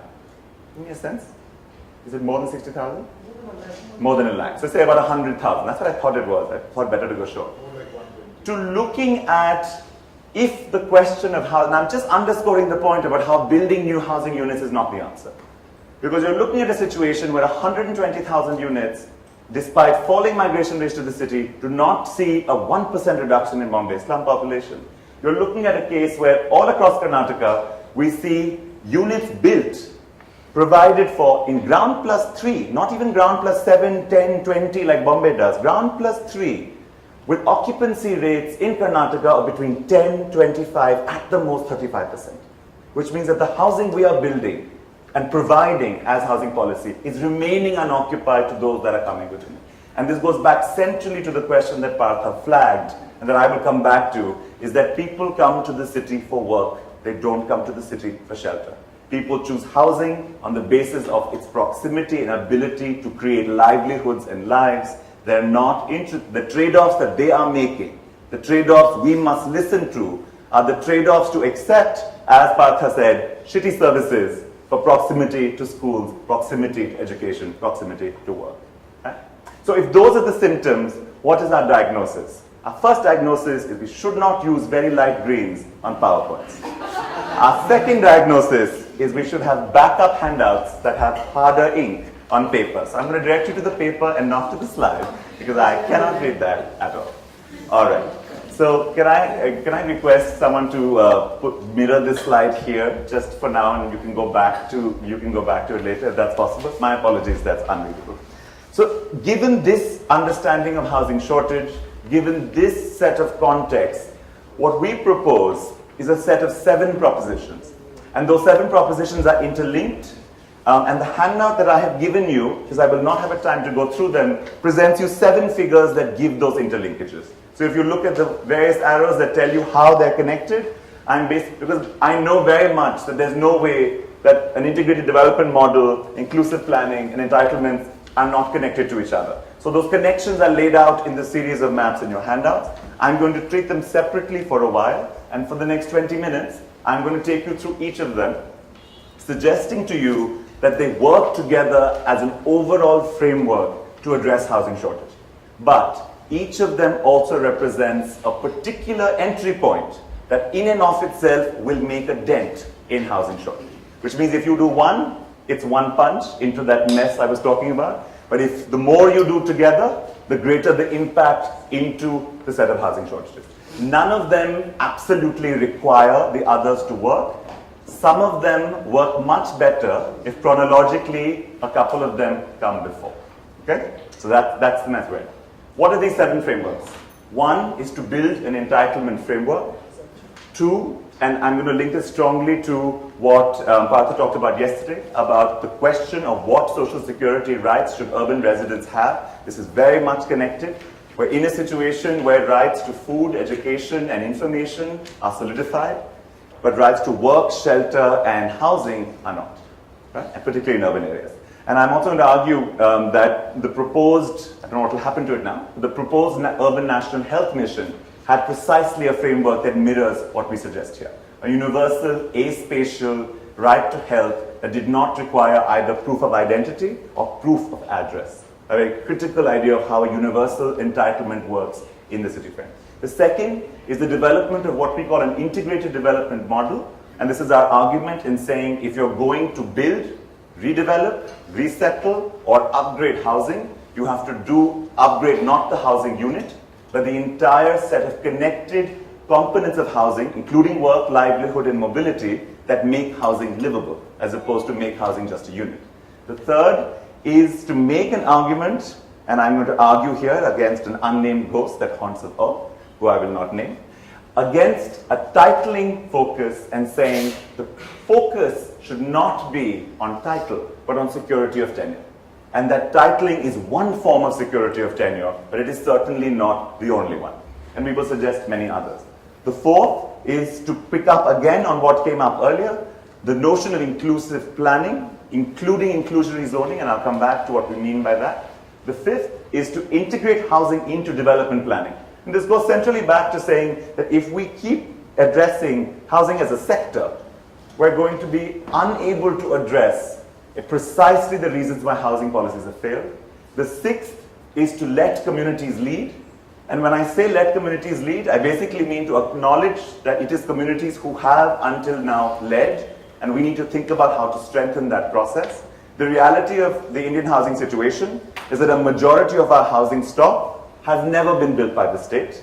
It has been auto-constructed by residents and urban communities themselves, and that is from where we must begin. In the last, and one can call this informality, but I have never understood why that term should be used when because its reduction to speak of urban marginality and the spatial proxy of the slum is too quick, and too quick a sleight of hand. And there's a reason why akrama sakrama and the regularization of unauthorized colonies can stand, whereas regularization, upgradation of slum settlements or basti settlements is not seen as regularization, but is seen as undue, illegal encroachment removal. The last is to direct land and housing markets. And we're choosing the verb very carefully. We don't, and this is linked to that earlier spectrum of where we believe market should intervene.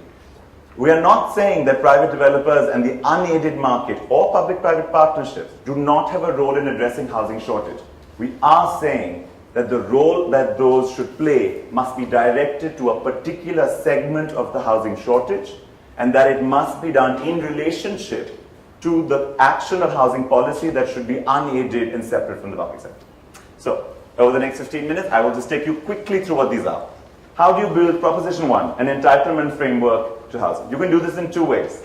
One is to conceptualize something called a right to adequate housing. The other is to operationalize the then defined right to adequate housing. We define in the paper right to adequate housing as three components. One is access to adequate housing.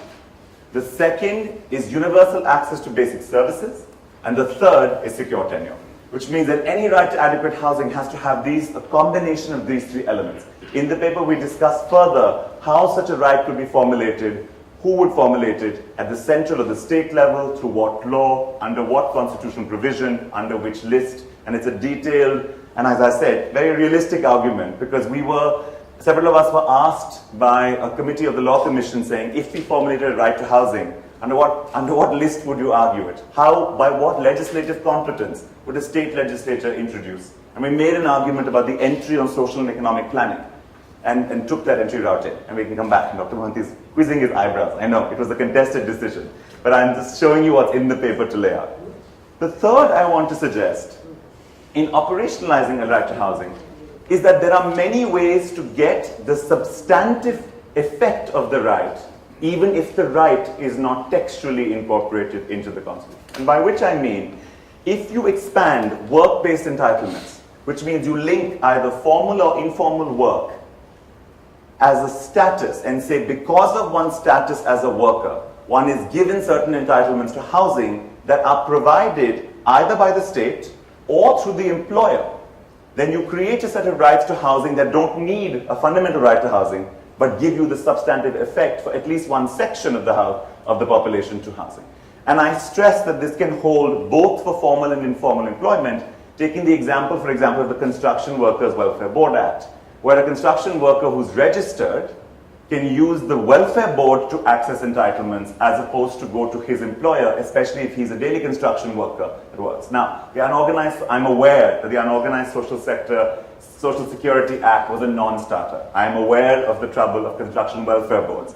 But I want to say again, like our discussion in the morning, just because an idea did not work in the past does not mean that it is not one whose instantiation we cannot do now. The second argument I want to make is an approach that I will detail in the next slide for a minute, and I won't detail the rest of these, is an argument that says we know that even if you put a textual right on paper, its actual operation will see massive amounts of leakage. We know there are many rights that we have on paper that we cannot actually substantively access. So many housing rights movements and will rightly say, what is the point of adding another right? Now, I have two arguments on this, and I'll just park and move on. The first is the ability to justifyably enforce and demand enforcement at different times is a critical asset in the hands of the court. In the absence of a right to housing, when many of us as social movement activists went to protest evictions, we had no argument to make in court because the courts had no law from which to derive the power to rule in our favor. Right? And I think this is a very important point. Does this mean if they had that right, they would rule in our favor? I'm not saying that. I unfortunately stopped believing those kinds of things a long time ago. At the same point, it changes the terrain of the struggle. I think the right to education and the right to food have shown this. The fact that private schools are now bitterly engaged in battle after battle to prevent RTE is a battle that is to me a step forward from a position when that battle did not exist. The second I want to argue is to address de facto exclusions in process as opposed to de jure exclusions in law. We suggest a second approach, which is on what basis should urban residents be eligible for entitlements? Now, this doesn't have to be just for housing. This could be linked to Partha's argument about a wider set of social security entitlements. Currently, most Indian cities work with the premise of something called the cutoff date, which means that unless you have lived in the city for a certain number of years, unless you can present the papers to prove it, you will not be entitled to compensation, to resettlement, to rehabilitation. Or within the water supply board, for example, you can get a shared connection if you have 10 years patta and you're within the cutoff date. You can't get an individual tap. So sometimes it's a differentiation in the level of service. Sometimes it's a complete exclusion from the service itself. We argue that instead of the cutoff debate, we should base our social security entitlements on what we call the intent to reside. The intent to reside is a framework that draws from Supreme Court judicial history, the first case in 1963, the most recent case in 2013, where the court says, how do you decide who is an urban resident? And it reads a number of different situations. It's a fascinating case, you should read it, because the court says, imagine Ram. And Ram comes for a holiday, and then imagine Lakshman. And Lakshman comes to get a surgery, imagine. And so the court goes into these 9 types of migrants to the city, and it calls them peregrinations. So, and I don't know why it calls them peregrinations, but it's a fascinating, very nicely narrative structure of a case. But it argues that the burden on the resident should be on the animus menendi, because everything sounds more legal in Latin. The animus menendi, the intention to reside. How do you prove the intent to reside? The court gives a period of 6 months. So it argues and says, if you live in the city for 6 months and make an effort to produce one of, now the court didn't say this, we said 36 documents that include a various set of proofs of identification. And what we did is we combined lists that community groups have created over the years, that the UID allows, that National Population Register accepts, and the PDS Act accepts and says there is bureaucratic precedence for each of these to be used in a government program. These 36 documents that establish the intent to reside and sets up with a program of universal access to basic services, as recommended, for example, by the National Urban Sanitation Policy, to say you include residents earlier in their term of residence. You are more mindful of errors of exclusion than inclusion, which means instead of focusing on the problem that some people who shouldn't get entitlements could get them, we say we are more mindful that those who should get them should not be excluded. Basically, we privilege type 1 errors over type 2 errors. We privilege errors that we're not saying they won't happen, but we're taking a normative strategic position on which ones you should care about and which ones you should allow. Okay. The second proposition is to argue that once you take this larger expanded eligible body, you argue for an integrated development model.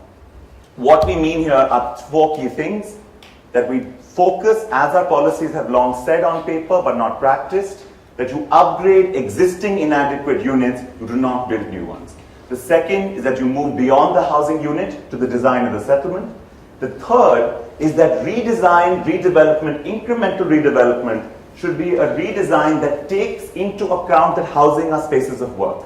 Right? That means the design has to create a unit that is a space for work, that can be incrementally changed as family sizes increase, that can grow with families. So we say design for integrated development, low rise, high density, incremental.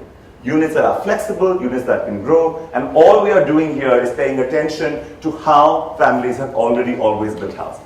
What does that quickly look like? Let me give you an example. Reviewer / co-author / comrade / co-conspirator, Prasad's work. This is a G+3 BSUP project in Mysore. It is a Prime Minister's award-winning G+3 unit in Mysore. It houses a certain, and then when you look at it, this is the best of that unit, right? Look, there's space, there is not 3 feet between the buildings, you can breathe, you can see why it won an award. Okay? My fight is not with the award.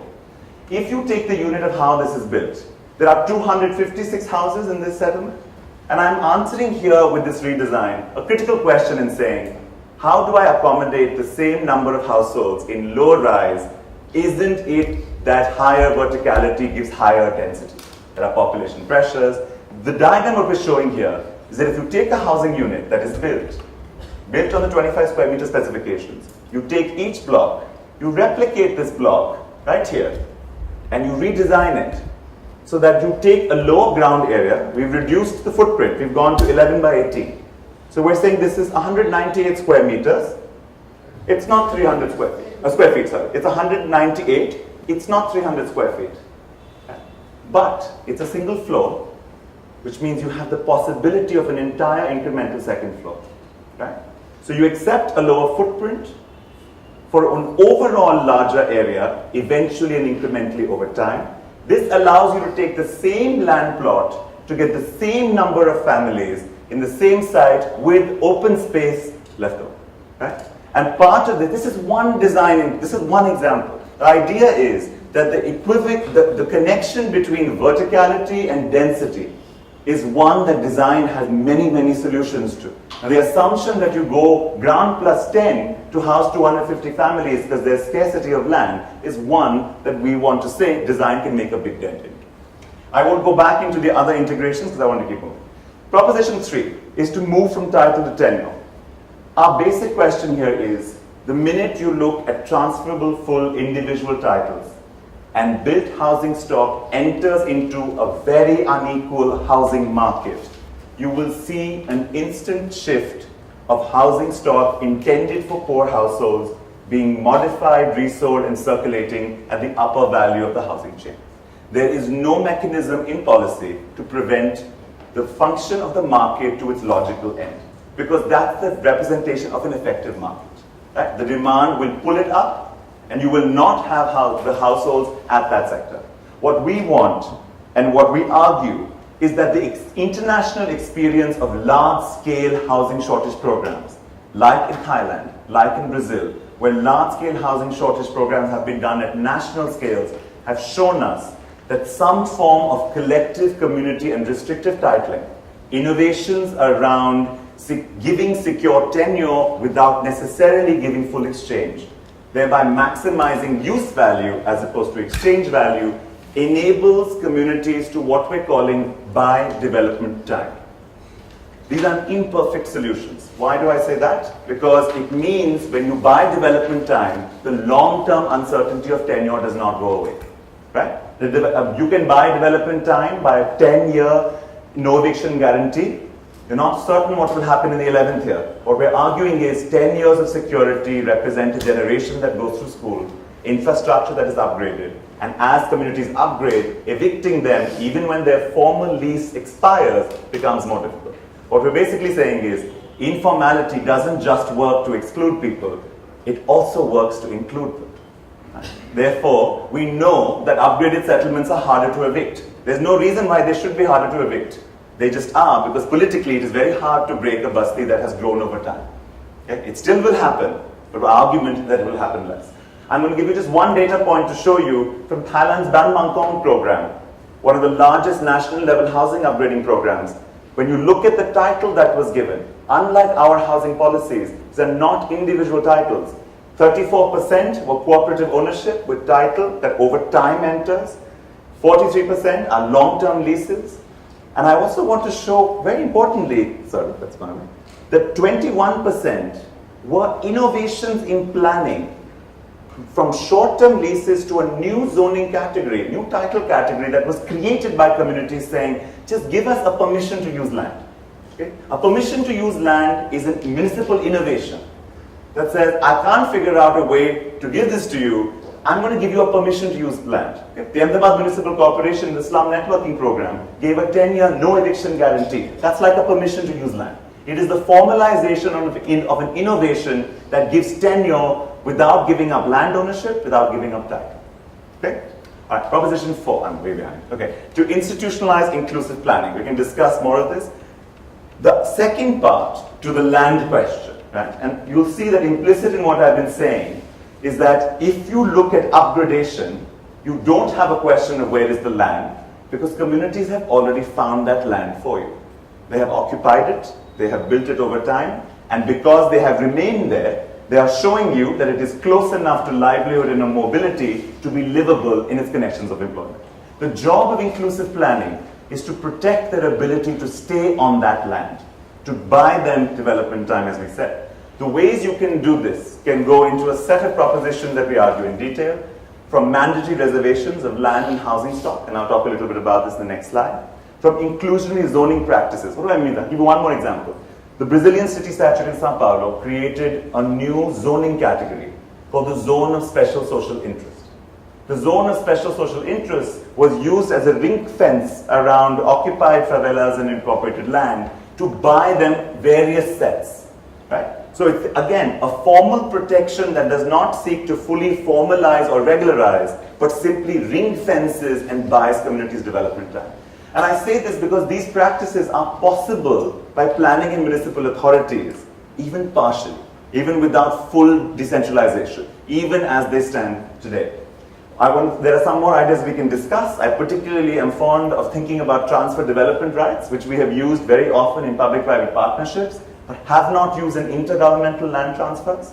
Therefore, using TDRs to argue that if the railways has land in one site that is occupied, that it can use land that is peripheral, because the railway's dockyard does not have the same livelihood concerns as occupying households. Can we create TDR schemes for intergovernmental land transfers? I'm just going to mark here flexible development controls, because it was brought up in the earlier. One of our big problems is that our development controls are inappropriate to the different ways in which people build housing across income.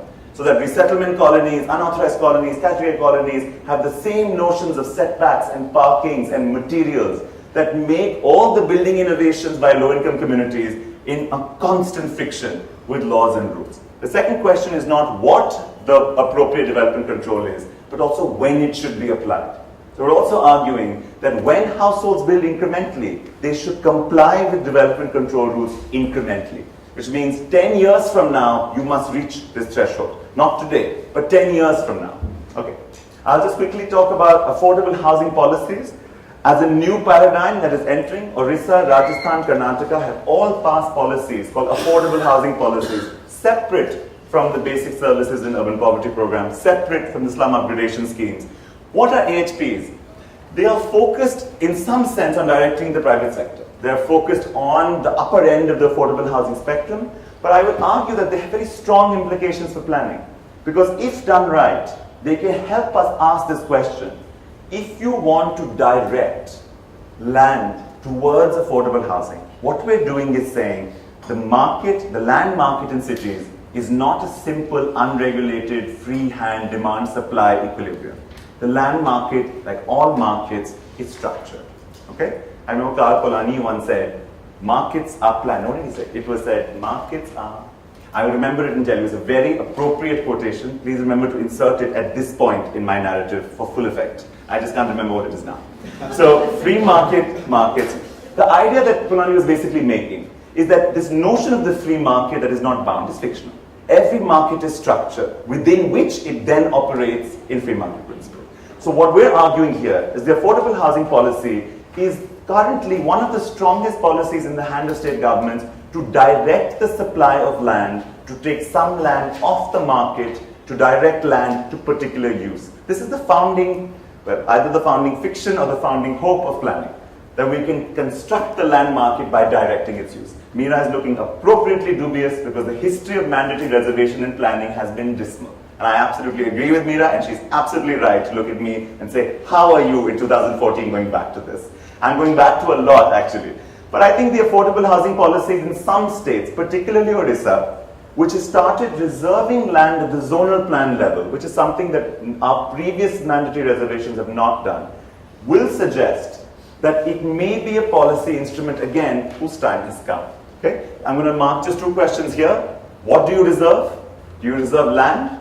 Do you reserve dwelling units? Do you reserve FSI and FIR? The Delhi experience will tell you that doing the bottom two is the easiest thing for developers to subvert. PJ will tell you 5 ways in which a developer can take a dwelling unit and build a very nice servant quarter, a small outhouse, an extension far, far away. So there are many ways to get out of this, but that also means there are many ways to respond to it. Reservations of land, however, particularly at different scales, not just in housing layouts, but at zone and master plan, is a key imagination on inclusionary planning. Okay. Proposition 5. I'm going to not speak about this, but just mark it, looking at integrating housing into development planning across various scales. Did I do something? Okay. And Still have our slides. You still do, but that what He has cheated and not given all the slides. No, I didn't have. I don't know what happened. My computer's Come not. back. Is it? Speak on. So, what is, can someone tell me what proposition 6 is? Let communities lead. Okay. So, the proposition 6, while this comes back, in terms of letting communities lead, I'm running out of time, but I'll say 2 very quick things. In the current framework of JNURM, project design, the preparation of DPRs, comes from consultants and not from communities. One of our key recommendations in this policy report is that if development pathways are to be chosen and followed through by communities, it is communities whose capacity, especially through federations at a city level, should be taken more seriously to not just be subjects of community participation, but initiators of projects, designers of projects, preparers of DPRs, and so the expertise of a community-led DPR to be judged on merit equivalently as it would. This will require modifications in the rules of the processes to make happen. But we work with communities and federations who have the ability to build housing at scale, and we think that communities have to much be the next frontier of this. This is probably Som's secret trick to get me to stop talking, and it's very effective. So last proposition, the question that many of you would contest most, which is the idea of directing the housing market.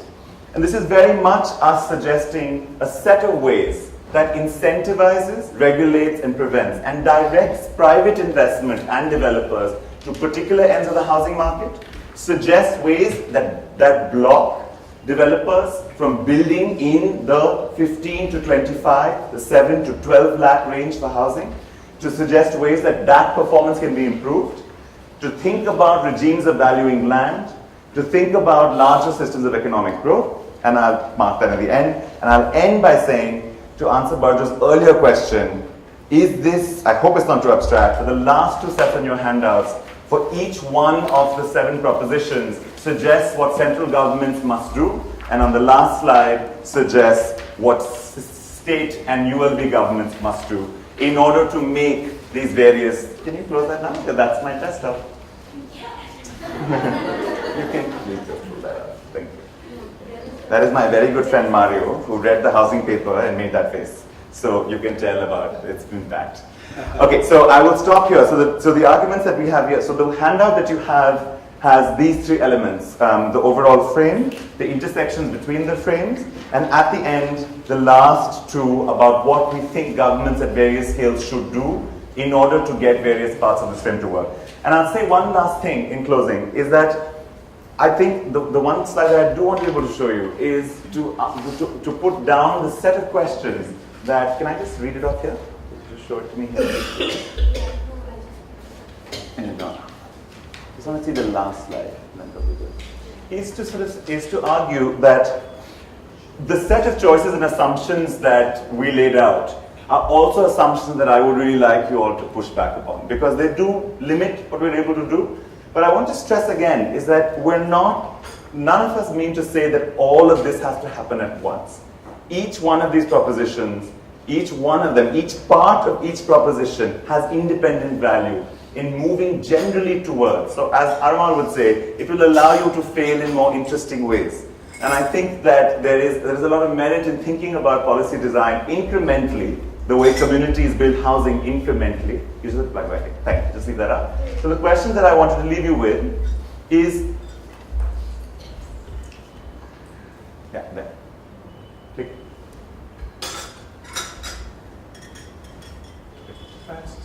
Thank you. First, what are the questions between addressing housing shortage and broader approaches to the housing sector across middle income classes? So one thing we're saying is it a mistake for us to actually think that we can separate intervening into housing shortage from broader approaches in the sector? Right? So therefore there is an entire set of policies on real estate, on development, on land markets. Are we able to cocoon ourselves in the way we have done in the paper in policy? 2, what are the longer medium-term strategies that must align with these propositions? 3, how do you prioritize within these 7 and put chronology on questions of priority? So I'll give you a very simple example. Do you need a textual fundamental right to housing to make certain interventions happen? Or do you use certain interventions that then build up and make the right to housing substantively real even without its presence in law? Or are you simply frankly opportunistic? So do you simply hit what you can from where you are, depending on who your current commissioner of the municipality is, depending on who the IS officer in charge is, depending on what opportunity opens up, depending on who likes what idea? This is a very important question for us. What is the knowledge base that each of these propositions requires? Right? There are fundamental things that we need to figure out on how to do them better, where to work. Is it a technology thing? Is it capacity? Is it frameworks? Is it exposure? Is it opportunities to network? What do we need to make these move? Who are the actors most suited to move this agenda forward at different scales? What are the most effective political processes to advocate, realize, and implement these propositions? In one sense, what are the triggers that will make some of these happen, if not all? And last, what are the key counter arguments to the propositions together and individually that we must prepare ourselves to answer? Thank you very much. Notwithstanding your strategy to confuse us with so much material that we can't grasp it. But I do it. There is a certain simplicity that colleagues in the room will help us to bring. I would begin with Prasad as being almost near co-author to point out your vast agreements and disagreements. Just one point I would kind of, taking clues from what Mr. Pathak said in the morning. Yeah. So just one point, one addition that would I'm thinking again, and the whole idea of free housing, and what would be the ways to discontinue that regime of free housing, because across many cities you find people across sections not agreeing with this idea of free housing, even the final occupants. I mean, find ways to kind of discontinue that regime, and that would open up many possibilities for other intervention. That is a suggestion.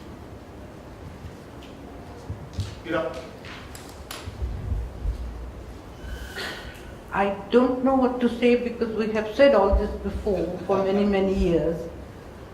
To me, the question is, how do we get there? And particularly now, when the liberal approach is what is governing our economy. I mean, what we are seeing in Mumbai and Pune, slum rehabilitation projects, which I'm sure, even that Delhi Katputli talks about something like that. But if that is going to be the norm, how do we counter that? To me, that is the serious challenge for us. Because land as a resource is being contested. And those who cannot compete in the land and housing markets are kind of left out. And if this is, because it's politically not possible to just throw them out, there is some way found to accommodate them in very high rises, releasing the land as much as possible. This is the approach. I mean, how do we counter it? This is, to me, the biggest challenge. I mean, all this has been said before many times, written about many times. And ground and 3 upper is not the norm anymore, Gautam. Ground and 9, 10 upper is the norm for lower income groups. So that's where I'm stuck.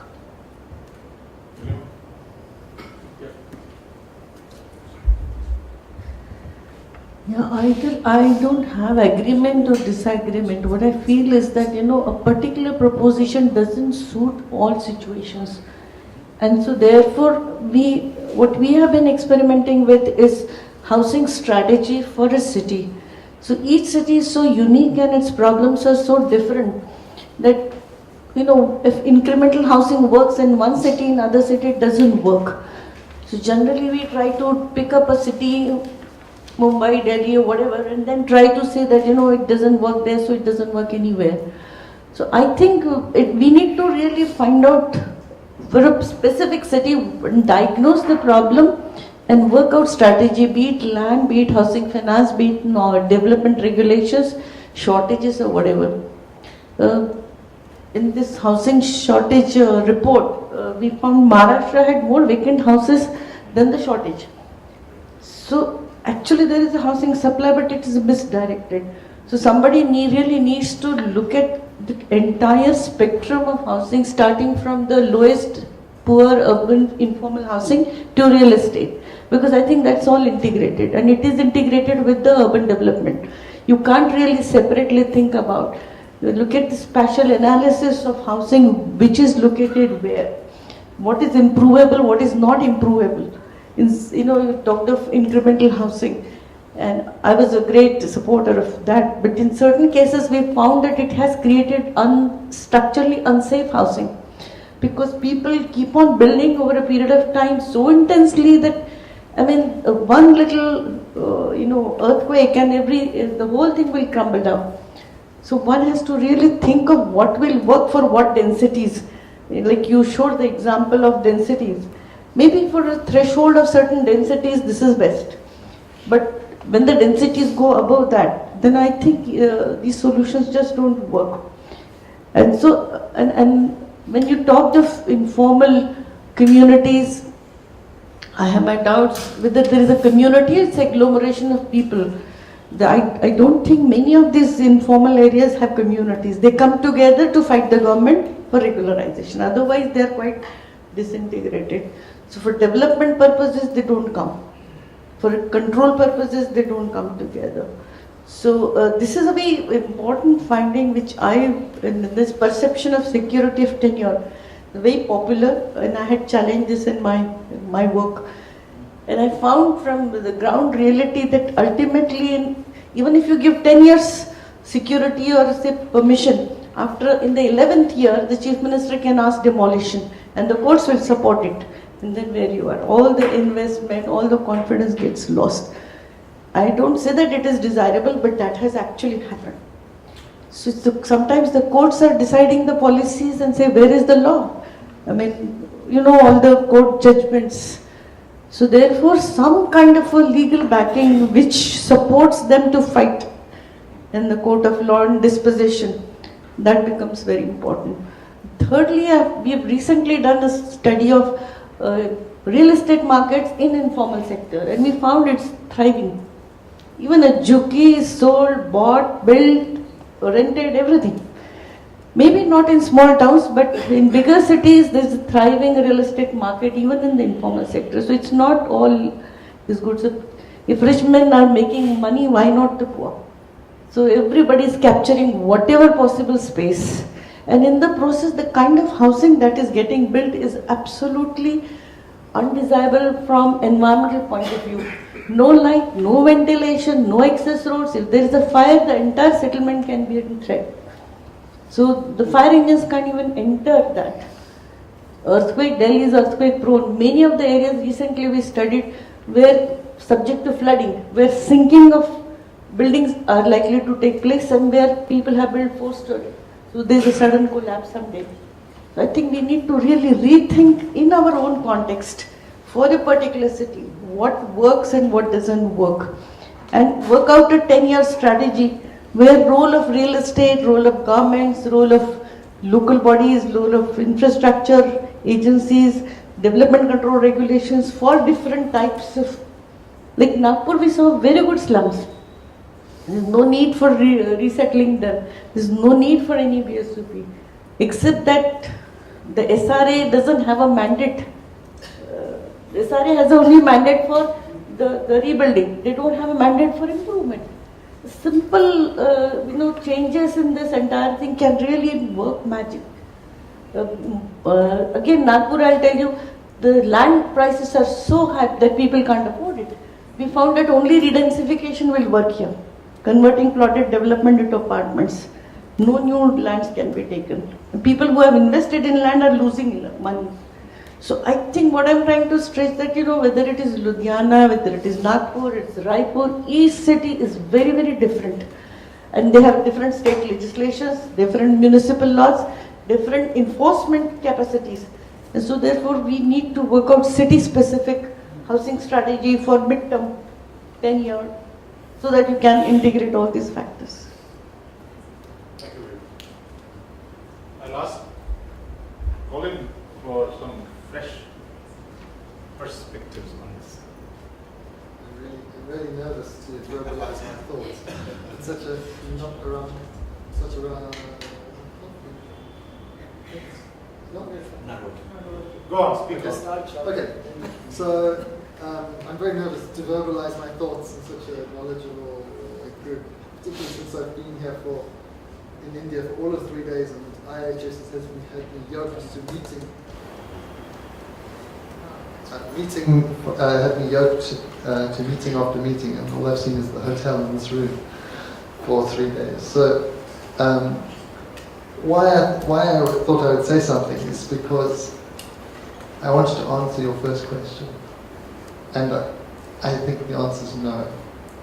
I think it's a big mistake. And so why I felt that I should say something is because 20 years ago in South Africa, there was incredible optimism and hope that we could come up with a new policy. And I recognize many of the elements that you're advancing now. Not to the same degree of clarity and at the same degree of insight, but it was the same kind of impulse. And so there's a background of experience to say that it's not going to, I don't think you're being ambitious enough, basically.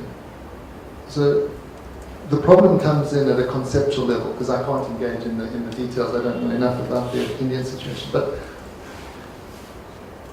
the problem comes in that when you start from a framing of shortage, and a shortage of affordable housing, you're inheriting, you're getting a whole lot of baggage with you, and an understanding of planning, the market, and property rights that actually disable you from dealing with the systematic issues which has produced the conditions which you're facing. So, and the reason for that, the reason that it's disabling is because it shifts the focus to the people who are suffering from the shortage. It shifts the focus away from the system that's produced the shortage in the first place by its definition. And the reason that comes into such sharp focus, I think, is because when you, in all these elements that you've identified, I think they're spot on. But the reason it comes into focus is because is the issue of who does the connection between those issues, right? So you've identified the state, different levels of the state that has to do things, but it's about who is doing stuff that is changing tenure in relation to who is institutionalizing inclusive learning, in relation to who's directing the market. So we all know that different parts of local government operate in different directions all the time. So it's not going to be them, or it's unlikely to be them, to bring the different bits together. So it's only when we tackle that baggage of what is the conception of planning that we're coming with, what is the conception of the market that we're coming with, and property rights, which is precisely what you were saying, in each city and each project, that you start to confront who's going to change the issue of getting an intent to reside or permission to occupy or something in relation to a community plan. So it's those local details which I think offer the radical potential that your propositions set out. So I think that there are some fantastic ideas of the intent to reside, thinking about participation in terms of agency, buying development time. I think those are really, really smart things. But if you're wanting to solve the problem of the next generation and not just this generation, then I don't think these propositions are ambitious enough. Selva.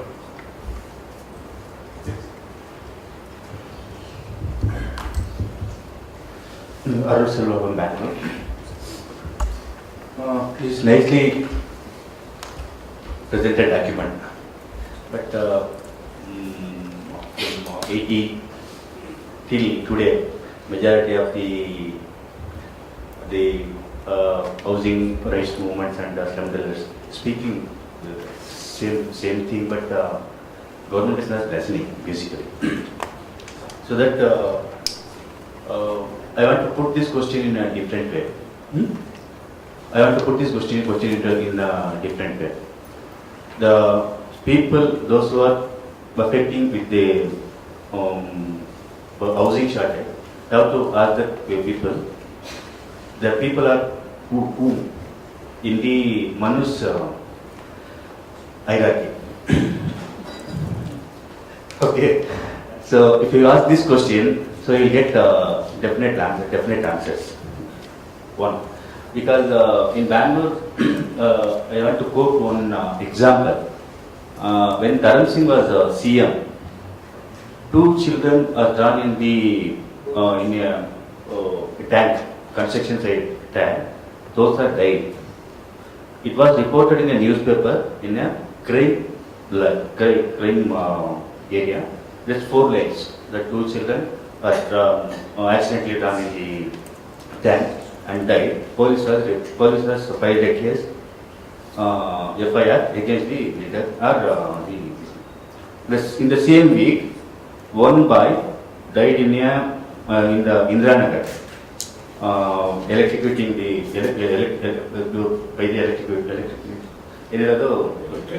electrocution. Next 4 days, all the newspaper report in the headline, the same news.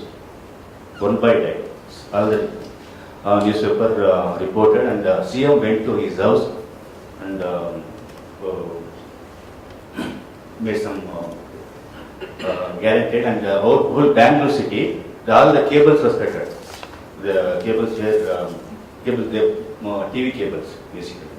TV cables was connected and everything was done. These are different between there is no different. There is a difference between deaths also in cities. When two child died, it was reported in crime news item, and one child death, it was reported in deadline for 4 days. These are city to represent the things. So in the same way, so what how I looking into this, it is not exclusion, it is a discrimination against certain people. But it is not exclusion, it is a discrimination against certain people. When Bombay speaks against Biharis and Odisha people, in Karnataka speaks against Muslims and Tamils, in Bangalore, the organization speaks against Muslims and Tamils, the same way, whole system is operates. So over a period of time, we build a system or build a governance to keep away some people or keep discriminate some people in the area of governance. This is happening. So we have to put this question in a different way. That when we put that question, so we can get a different kind of activity and different kind of campaign sets and all. Thank you. Since you've spoken about the housing question earlier, why don't you just complete? Yeah, because I was just wondering, housing shortage for whom we are talking, we are all discussing. Just first I thought, because every time when I see Times of India in separate pages, every weekly or twice a week, I think, affordable housing for all. One thing, affordable housing, that means 10 to 15 lakhs, 10 lakhs, 15 lakhs, 20 till 25, 30 lakhs, it is affordable housing for all. I don't know who are all these people, because for me, my all people are the common masses, the slum, urban poor. Because we constitute major part of the city. We are the laborers, we are the workforce, we are the people suffering, we are the people, we want the housing, we have the housing, we don't want everybody to say that, housing shortage is there, land shortage. The whole crux of the housing, it seems what we are talking, because I was just thinking what were just very, very important thing what we have left in this discussion is your present. I'm very, very sorry because your presentation is very good. You have done a lot of hard work, like as this thing earlier speaker, researcher did Shreyas. You have also done your homework, you have also done very, very hard work, and to do all these things is really these things appreciable. But the thing is, because we always, we just speak about through our experiences and field sharing, that's all, nothing else. No research kind of thing, because we are not the researchers, we are not the learners, we are not the, specialist thing. Because I am thinking, because our people, we have the land. We have the land, our slums have the land. We don't want anybody's land, we have the land. But we are not, this thing is not available, society is not enabling us, government is not enabling us, our laws are not enabling us, our policies are not allowing us to plan good for ourselves, that is one thing.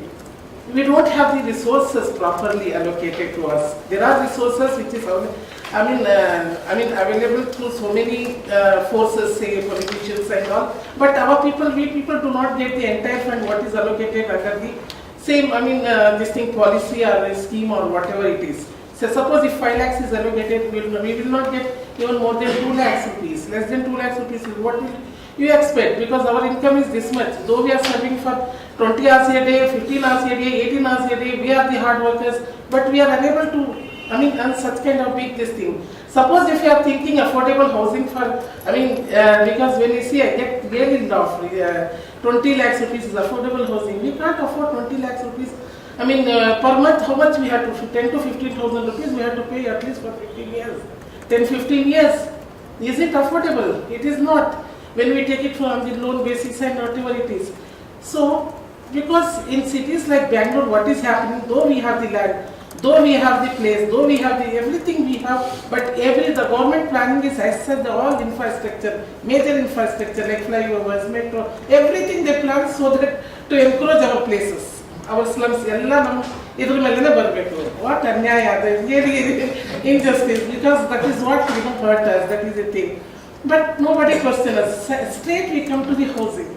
Without addressing the land, this thing, how can we address the housing aspect?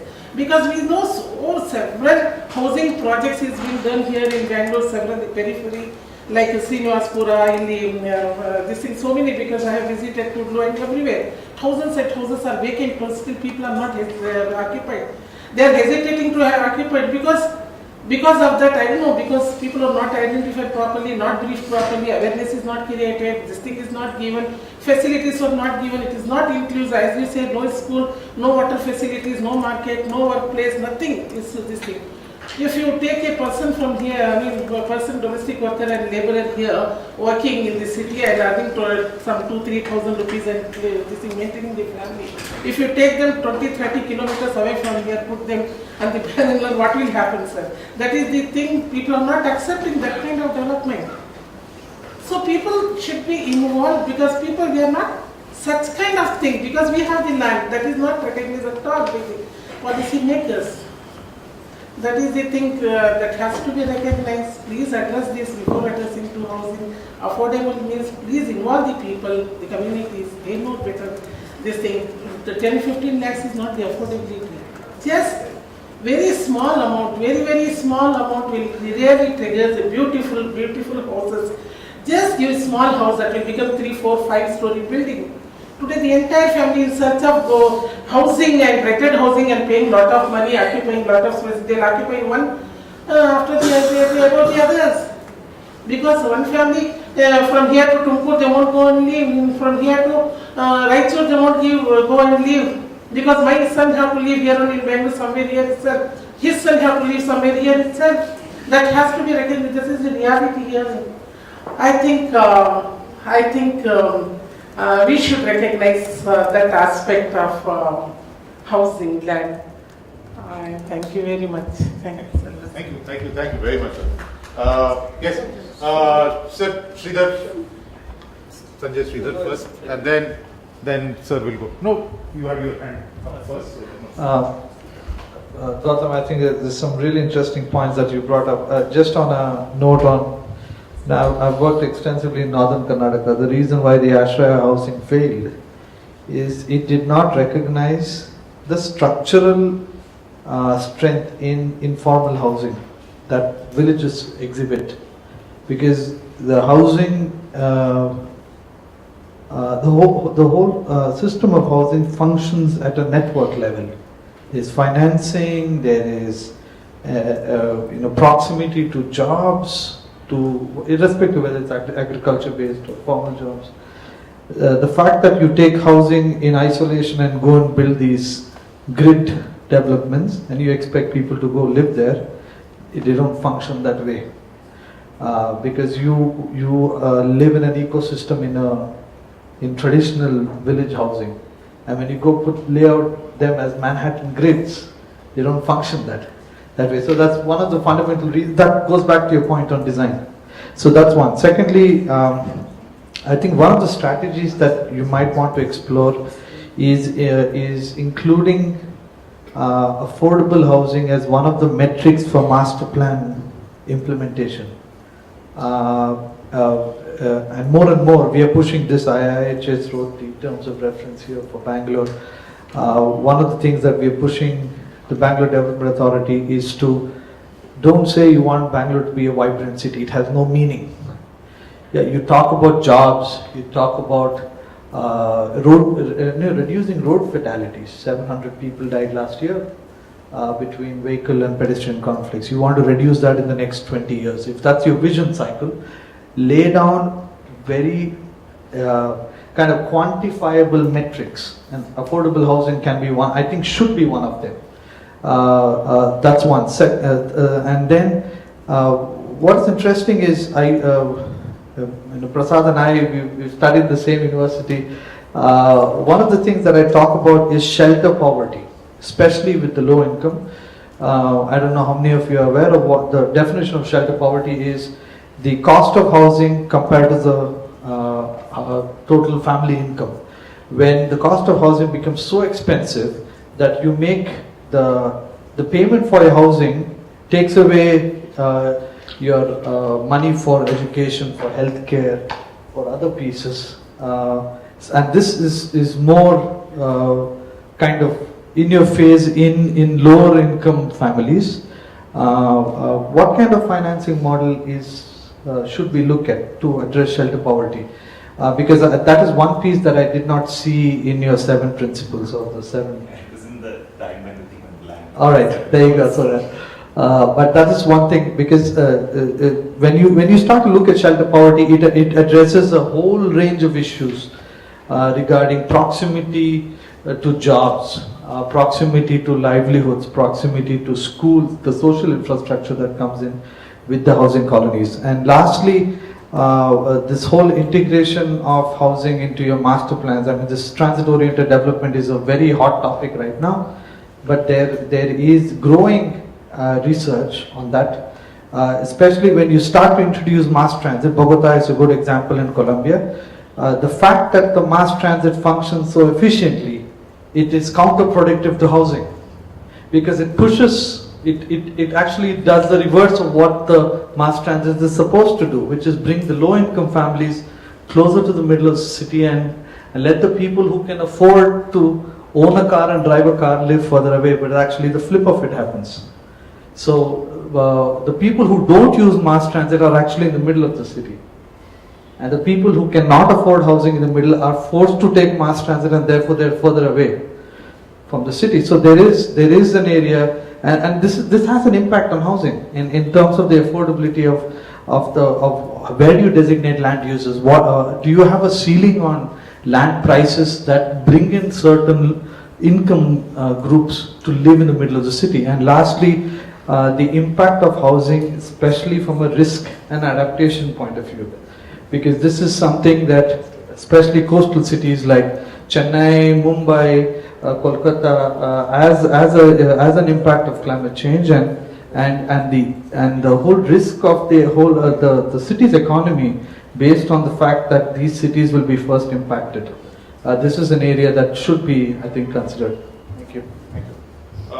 There are a lot of people in line, so I will begin with one question and then request everyone to be brevity, so you cannot posture that your 3 questions are actually 9. First thing is that we examined the housing right under what provision of the Constitution. Actually, there was a legal opinion that planning for social and economic development or socio-economic planning through 74th Amendment Act, it has come to the 3rd tier. So therefore, there was a opinion by the earlier Attorney General whether you could do on that provision. So think of it. Okay. Number 2, actually, I would like to inform, because when we did the Rajiv Awas Yojana, we had large-scale consultations across the country. So I would like to inform few of the general conclusions, because we had meetings like this, at least 50-60 meetings we had in Mumbai, in Bangalore, in Hyderabad. So first of all, the genesis of the problem, I think it starts with the master plan. Our country, in many cities, 70% of the people are poor or low income households. The master plans, they plan a city for the middle class.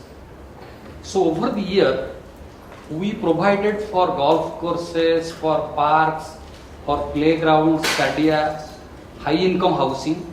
We never provided any space for the poor. And the result has been massive number of slums. So therefore, the starting point is an exclusionary master planning, which is not realistic. It is built on the model of the town planning law of 49 of United Kingdom.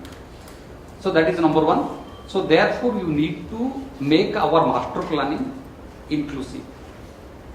And we have been trying for in Jain we put a provision for inclusionary planning.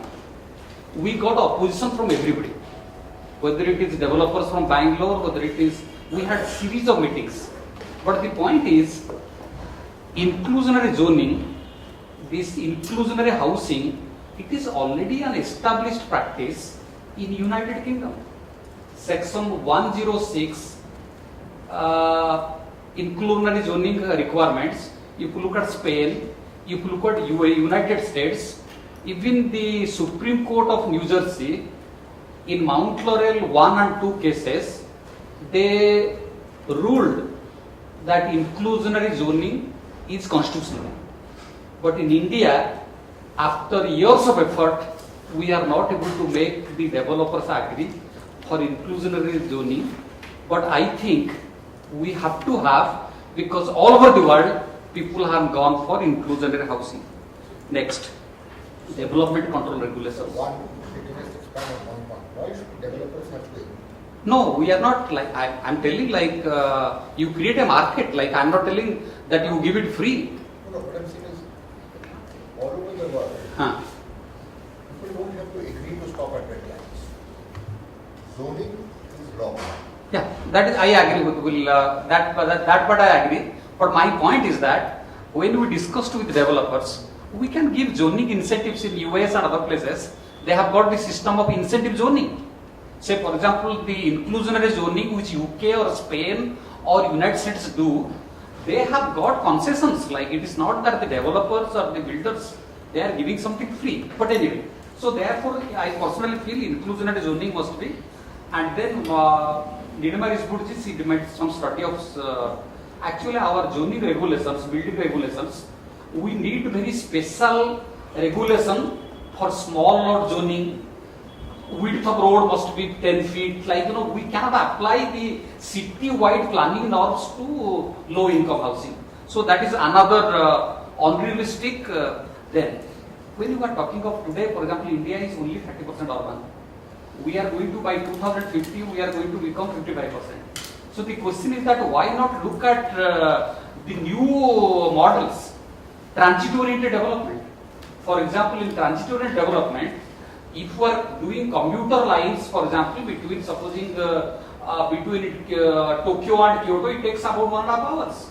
Supposing you have got a new transportation network, and the principle is that the poor should be located along the public transportation network so that they can commute.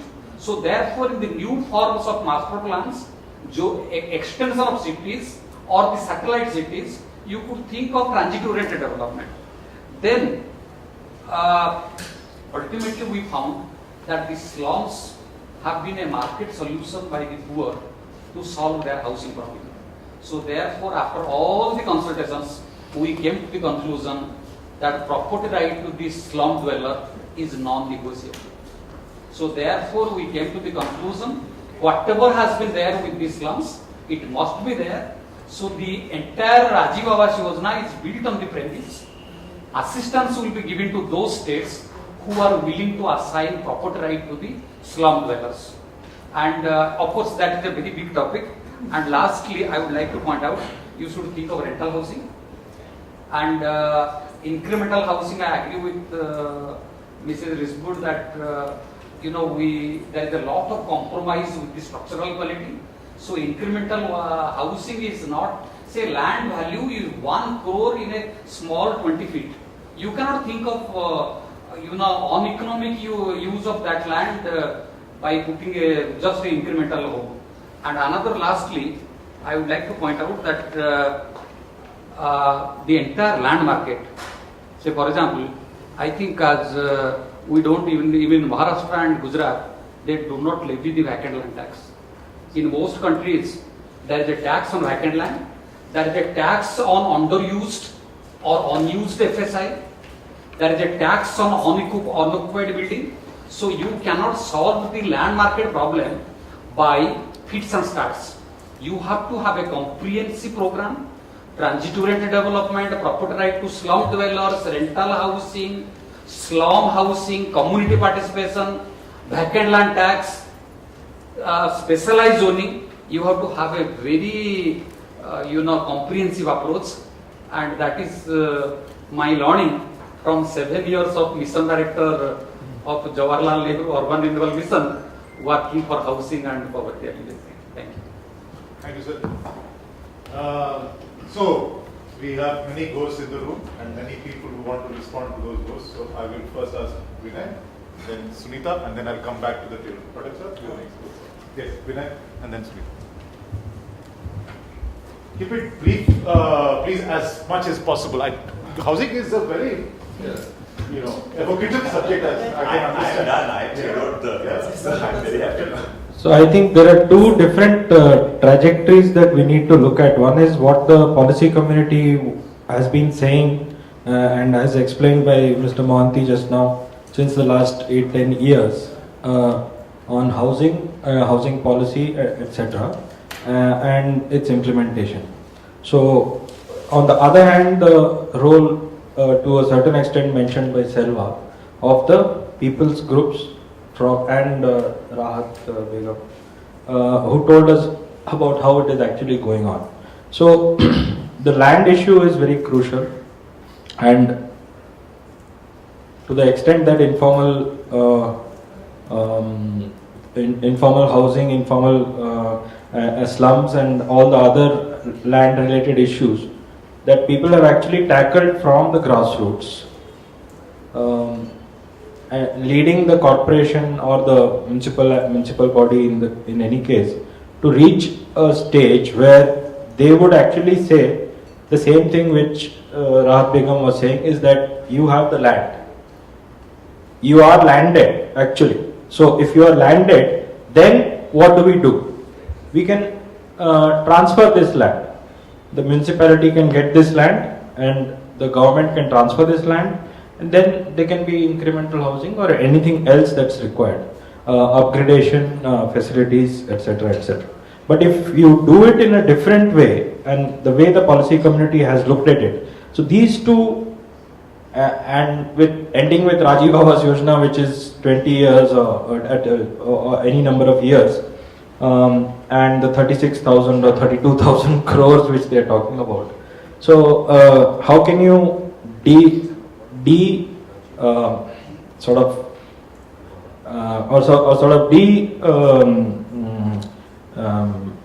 this impact, control this impact, and allow the local people's municipal government, municipal body, municipal laws and their implementation more free space. So I think these two trajectories are clashing, and this is very clear in the way the projects turn out and the housing gets built and still remains unoccupied because it's not where the people want to stay. So I think, just putting it briefly, these two trajectories are happening right now, and one of them has got stalled very badly. The other one, we know the situation about the other one also. Thanks. So, just very briefly, thanks a lot for a great presentation that shows a lot of work that's gone behind it. I just had a comment on your proposition that seemed to suggest that there would be value in limiting the transfer of housing units from perhaps the lower income categories to other income categories where there might be an equal demand due to shortages all along the chain. I think you acknowledged right in the beginning, at the start, that there's an exchange value to housing and there is a use value to housing. And I think it might be useful to acknowledge that at certain stages of certain households' life, there might be a greater value attached to the exchange value of housing rather than the use value. And artificial means of restricting that transfer would only lead to further distortions in the market and might not be very useful. My second point was related to the entire debate on title versus tenure. I think it's important to realize that housing performs very many different functions in a household's set of activities, and one of which is access to capital. And a title, makes the investment in the housing fungible. So not to say that that is the only point to be considered in title versus tenure, but it might be useful to look at the work of Hernando de Soto and other groups which have worked a lot on this. and perhaps nuance that whole suggestion that move towards tenure rather than title. There might be some cases, segments of population for whom title might work better, some others for whom tenure might work better, and I think we have to acknowledge that there is a whole menu of solutions that one has to look at, particularly in the housing space. It's much too complex to just limit it to a few narrow, propositions that then are suggested to be effective across the entire spectrum of cities and situations. Just very quickly respond very specifically to that. I think part of the problem in presenting this is that I'm neither suggesting, I mean, to me, this is it's maybe they're better called approaches. To me, these are the questions that have to be asked in sex. For example, our section on titling never suggests that we restrict exchange. The question is, under what terms do what kind of exchanges allow both access of households to participate in existing markets that we acknowledge and begin with, but also create housing stock as a certain income category at the city level. Right? Now, this means many things. This means using, for example, examples from the Bombay cooperative housing, where individual households have right to transfer and exchange and raise capital, but there are also certain cooperative and communal regulations on who that transfer happens to, particularly without modifying the building unit. Which means if it's a particular house that can rent at a certain value, and it transfers among several hands, but remains housing stock whose rental remains accessible to the next migrant who pays 500, I'm all for that market. And that is the kind of market that informal communities represent. The question is, what form of title and tenure? My only suggestion is that individual property title, unrestricted, which is very much the sort of model, is not the only way to do this. That's all I'm suggesting. So, absolutely. I would agree. I would agree, yeah, absolutely. Just a quick point, I just want to say that basically if the potential is explored of how the local groups and the grassroots mobilization is looking, that I think even though I don't want to classify it in any this thing, it could be grassroots approach to and the municipalities approach to right to the city.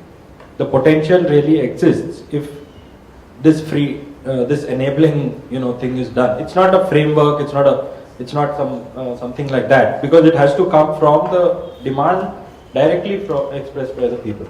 So that potential probably doesn't exist to the same extent from the policy community approach, even though I mean we are talking about it earlier.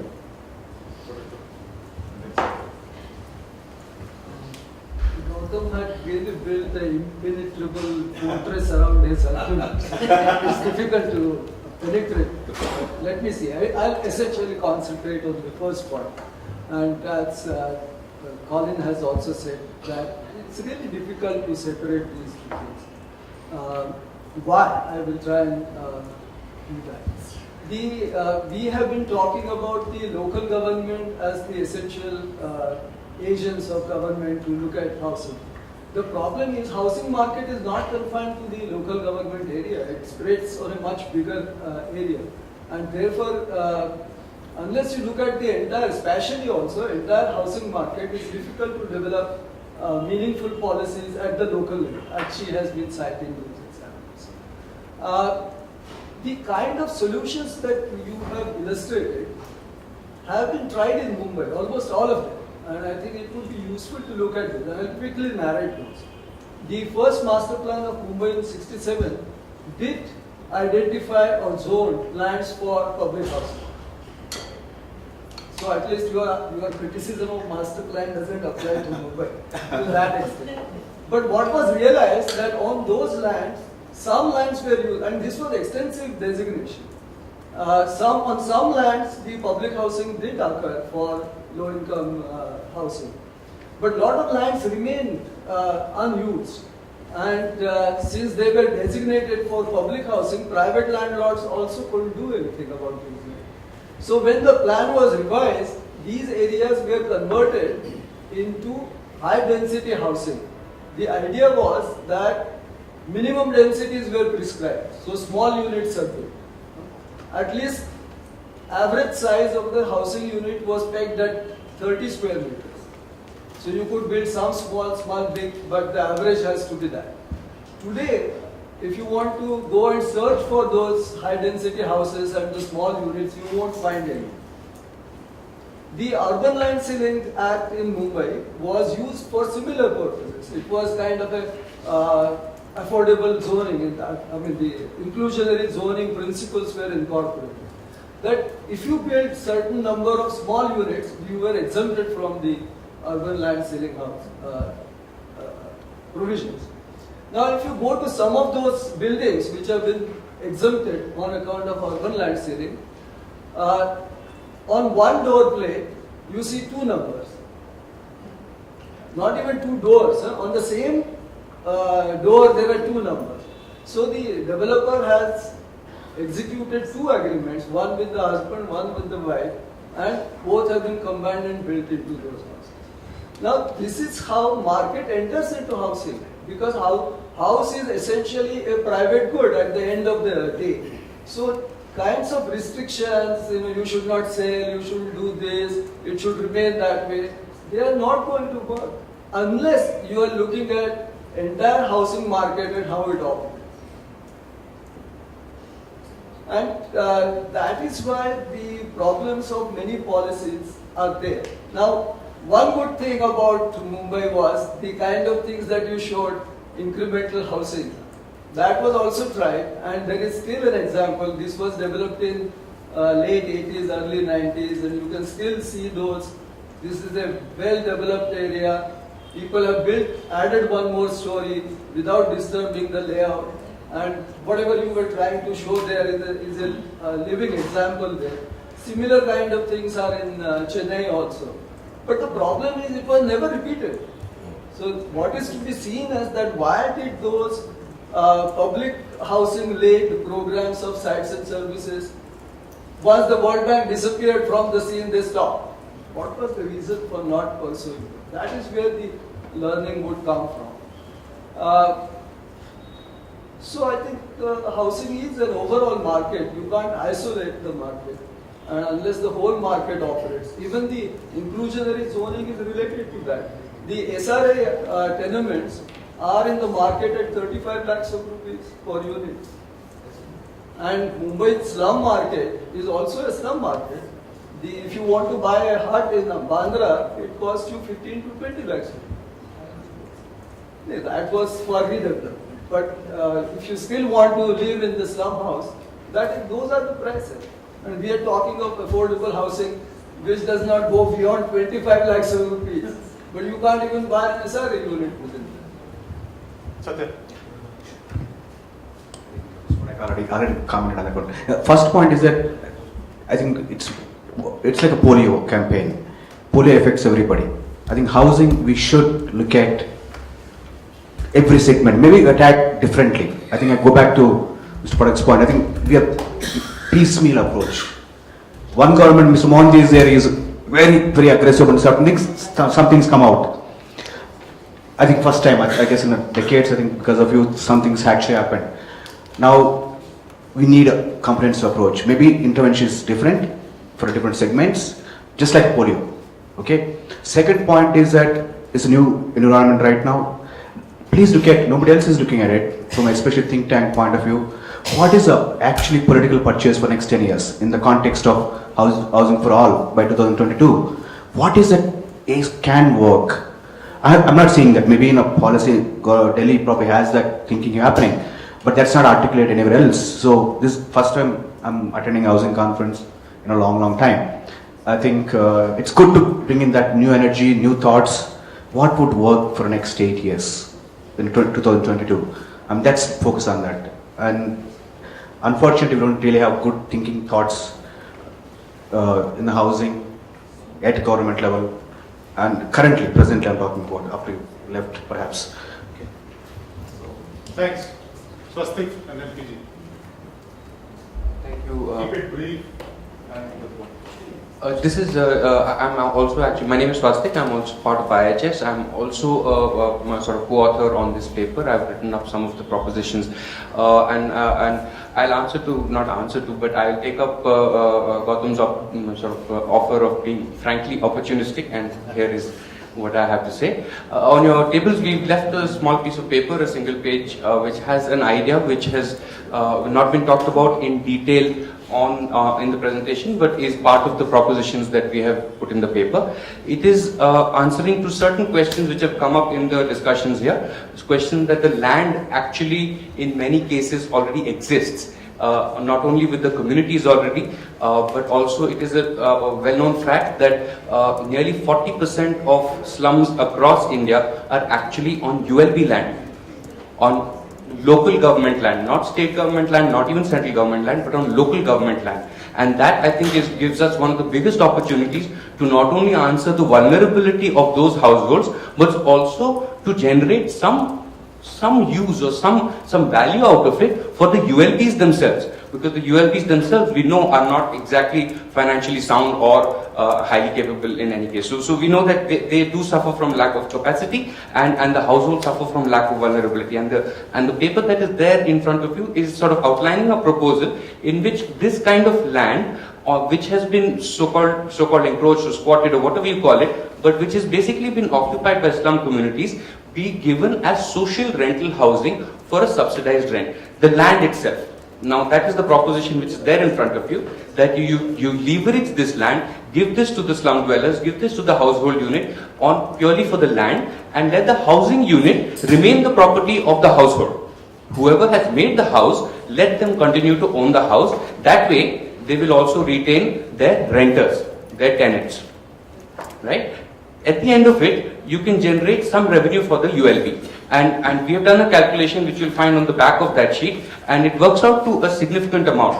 A bare minimum of 10% of a ULB's revenues can be added annually if this kind of a model is used. And I'm talking about a very basic rent of about 500 rupees per month or something like that. So this gives security of tenure to the household, gives them 5 or 10 years to the development time that we've spoken about, and generates a small amount of revenue, it could be significant, a source of revenue for the ULB itself. So it's there for your consideration, and we'd appreciate your sort of thoughts, opinions on it. Thank you. Yeah, just looking at this in a little more simplistic way. I want to start by saying broadly the entire shortage issue, I look at it as being addressed in two buckets or two categories: a public approach and a market-based or private sector-led approach, and there are the shades in between. I substantially agree with a whole lot of ideas and recommendations made here, and the arguments are also very strong. So I'm not really discussing any of those specific things. But the real problem, I think we all acknowledge that, in the public side of providing housing is the usual ills of the public sector, which is the corruption, capacity issues, competence issues, the vote bank politics and allocation, all of that. And that's probably the reason why many of this has not translated. But this entire set of recommendations are very strong on actually getting public sector to address this issue as in relation to markets, right? And if we were to take the private sector side of things, I think we all will acknowledge that on the delivery they are a little bit efficient, but one can't possibly complain that the profit motive of the private sector might place an unfair burden on the beneficiaries. But there's one thing which is a common challenge to both, which is land, I think. Whether it's public provision or private provision. In my view, I think a very central issue to affordable housing, or one of the core issues, is land. Although you made a strong case to say even without looking at fresh build, just in situ and existing land can solve a large part of the problem. I agree. There have been some arguments against that too. So I still think fresh projects or new projects on new land, not necessarily on the outskirts, but even within the city, is going to be an important component of solving this problem. And I think the whole set of recommendations need to actually look at land a little more closely and come up with a little stronger and more innovative suggestions, if possible, on land. Second, if you are going to go heavy on public sector-led solution to this problem, then the public institutional reform requirements and the institutional things is not really coming through in the 7 propositions. So that's really what I want to say.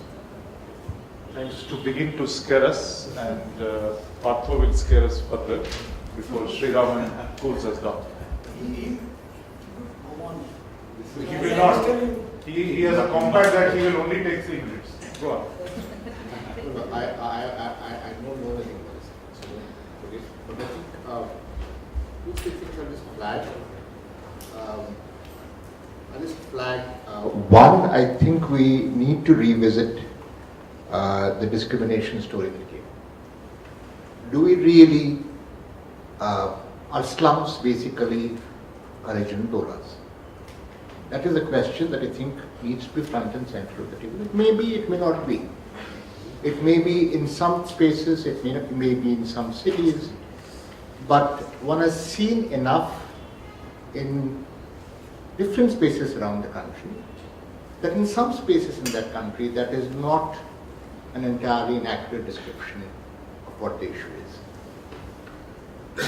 And let me take that to the other story which I have, which is important because we are now expanding into these new cities, infrastructure and so on. So when land is acquired, in a number of our states, the land records for household plots, for homesteads within villages is very weak.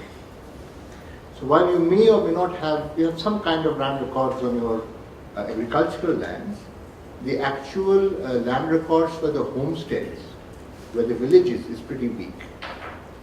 So when that land is acquired, that particular homestead then essentially converts into a settlement which had very long-standing customary rights, into settlements which have no rights at all, because there are no clear titles assigned to the people who have been living there for many generations. So what is essentially a village almost wholesale transforms into a slum in terms of legal definition, in terms of the way we think about land tenure. And this, I think, is going to be more of an issue as we start expanding boundaries, bringing in structures, building new capitals. Raipur is one of the places where I've seen a few examples of these when they expanded the new Naya Raipur Developmental Authority. And this may or may not be an issue in the smaller places. Now, we also know that in rural India, for sure, if not in urban India, there are segmented settlements. Hamlets of certain castes are different from hamlets of other castes. So when you transform these into areas over which now the government has control, the state has control, are these areas then treated differently? So do the more powerful, the villages of the more powerful castes then become converted into regularized colonies? Well, the ones that are the weaker castes end up being in more disadvantaged spaces. We don't know, because that is not a lens through which we have seen this problem. And I think it's a lens that we need to put on to see the extent to which it actually happens, because there is stuff that's bubbling up from the ground which seems to say that is not inconsiderable. I also think we need to pay a lot more attention to what Prasad said at the beginning, as to the whole issue of how much should people pay. All of it, some of it, none of it. Right now we're in the none of it, because we give a whole house and collect nothing. Should we give half a house and collect everything? I don't know. And that's the story that we need. I think we haven't pushed hard enough in this discussion. The third is the one that Swastik just brought up, and where Satya has enormous experience, and where governments have increasingly hesitated to go, where Mumbai went and then I think has come back, which is managed rentals. all of a huge chunk of China's great migration lives in dormitories. We just don't seem to be able to do that. Family rentals, non-family rentals, all of that stuff, there is a whole story and I don't think we talk about it now. And finally, I was curious as to why Gautam didn't push one of his other favorite hobby horses, which is that design poor is pro-poor. Build them like the chawls of Bombay and the chances of gentrification are less than if you build them like the studios of New York. I thought you were sick of hearing me make that argument 20,000 times. But I still buy it. Okay, I'm just saying like mostly slums and migrant communities are kind of looked upon as negative spaces in the city. And when you suggest that the land, like the communities have already identified the land, those are prime locations in the city. So how open one would governments be to giving away those kind of prime locations, because these are right near where other developments are happening. That's what it is. Expand on what you mean by prime or what? When I say prime, it's basically places which have potential for development. So, for example, we have working in a community like in Sarjapur, where there is a prestige. Apartments, probably. So it's housing. Yes, yes. Housing, not for this category, but. Give me a couple of things. It is land that you want to use for housing, which is currently being used for housing. Right? Probably, yes. Right. Now, that is what inclusionary zoning is about. It is up to the right of the city to decide what is the spatial distribution of different types of housing in a particular space. Because a particular developer believes that a particular piece of land is of high value, doesn't necessarily mean the city should automatically hand it over. Right? If that is the case, then what is currently the case is a perfectly tenable case under a planning regime. The other way to say is, I do not have any planning stories. I will open up and let any piece of land in the space be used for whatever is required. So if Vidhan Soda today has to be replaced by high value housing, I should allow that to happen. Kapan Park can also be replaced by high value housing. I should allow that to happen. Right? These are two extreme models across which we struggle. The choice that one makes between these two extremes is not an economic choice. That choice is a political choice. Because it is a choice of economics comes after you have determined what the allocation of resources, what the initial allocation of resources is. And from then on, prices and trading happens. I haven't really finished. So I mean, no. You complete your point. So all I'm saying is respond to the idea of what you mean when you say prime. Okay, I'm a bit amateur in this field, and my point was basically I work at the grassroots level with an NGO, and we work on litigated lands, and most of them are litigated lands. Some of them are encroached government lands.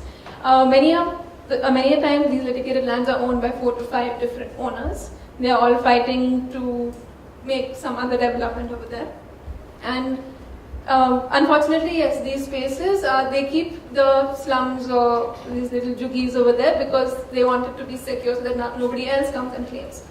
So, I'm just trying to understand from a policy point of view or from a suggestion point of view, how would we address different stakeholders and get them to buy in on this kind of a scheme? Or from a resident point of view, like many residents don't want to have those kind of settlements near their home. So how would you kind of include different stakeholders?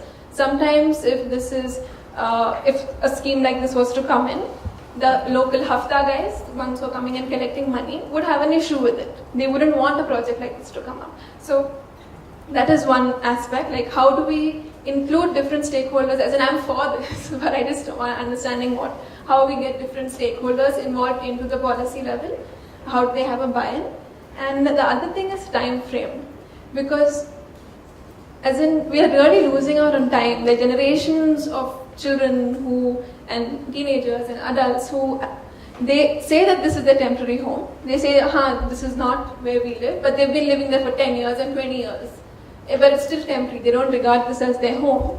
So probably in the policy making, if there could be some very short-term, quick, seeable and achievable goals, which you can see the effect of it immediately, and as well as long-term ones, which probably would take 5 years or 10 years to come in. Satya's 8-year challenge, right? Satya, that's precise. I'm sorry that pushed back too high. So just to say that. Okay, sorry. Fine. See, I'm still not clear whether you have differentiated the market. People talked about rental housing, but demand for housing stock and demand for housing services. So I'm not clear about what. I'm sure there are shortages in both the markets, but have you examined it from their point of view? I'm not sure. Maybe you have done it. That's one. Secondly, you talked about railway land being given and then railways being asked to go, in exchange for TDRs and so on. Now, what is happening today? There are two classic cases in Mumbai.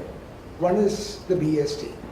It's given a lot of places of its depots to develop, which ought to have been done this way. And it's all been given to malls and shopping areas and so on, creating more problems, and while at the same time not being able to. Railway land, for example. Now, why is railway land being given? Railway land is being sold because the railways are not able to make enough money running the services, which they are doing everything else but taking care of their services now.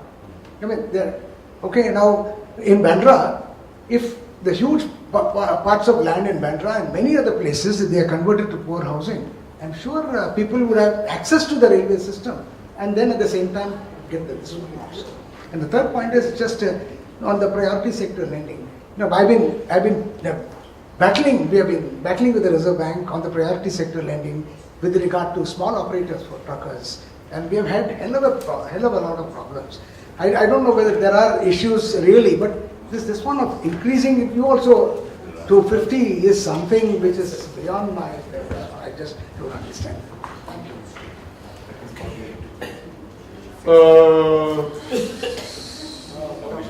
Jairaj, your quota is over for the day. Soumya has not spoken, so I'll give her half a minute. Thanks, sir. I always struggle with this opening definition in housing when you start with the shortage statistics. So I just want to pose a question. Is it a question of housing shortage or is it a question of regional development management? Because migration is not going to stop, so we're not looking at the cause, we're not looking at adaptation answers, we're just trying to mitigate a problem which we foresee not stopping. So linking it to the regional economic development and planning. So therefore the onus of who addresses the housing problem, is it the local body or is it a regional development authority? One more eager participant wants to say something in 15 seconds. Yeah. Keep it very short. I think it was a very rich presentation, thank you. And I think the notion of social cohesion would be also important to take this whole thing forward. We are seeing lots of developments, and it's important to see where these they're located spatially. Talking about affordable housing, the banners you see in Bangalore are generally in the periphery. So are there models to reflect upon how to get a mixture of social classes in one locality? There are models elsewhere where government gives subsidies for poorer income families to live in areas where they couldn't afford. So I think government subsidies and really questions of social cohesion and social mixture could also be an idea to include and take things forward. Very short. I'm sure many of you are getting, yes, I will, getting those good memories of the housing rights movements that many people here in this room were part of. Your brutality has to be countervailed in some way. So I'll let Gautam not respond fully, but in about 3 sentences, and that's it. No, I'm not responding at all. I just want to say thanks because, I have, many of you have long conversations on housing, right? And Partha's picked out that I've left out many of my favorite homeostasis and arguments because I'm really trying, I think we're really trying to grapple here with 2 things.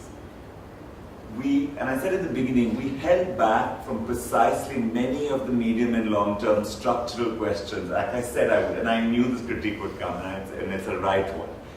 Precisely because there's also one context, and I think this goes back to this question of why bring back some of these ideas from earlier, and I also want to say we're doing a case study here on the National Campaign for Housing Rights that tried to get the right to housing in the 1980s, and we're bringing back those because we're asking this question and saying, I want to bring back sites and services because I don't understand where that moment went and why it went the way it went. And I'm also remobilizing some of these older ideas because there is one context here, which is why we attempted this form of this argument to write with our hands tied behind our back. I didn't suggest an integration with transport, but there is no instrument for transportation planning currently that allows that integration.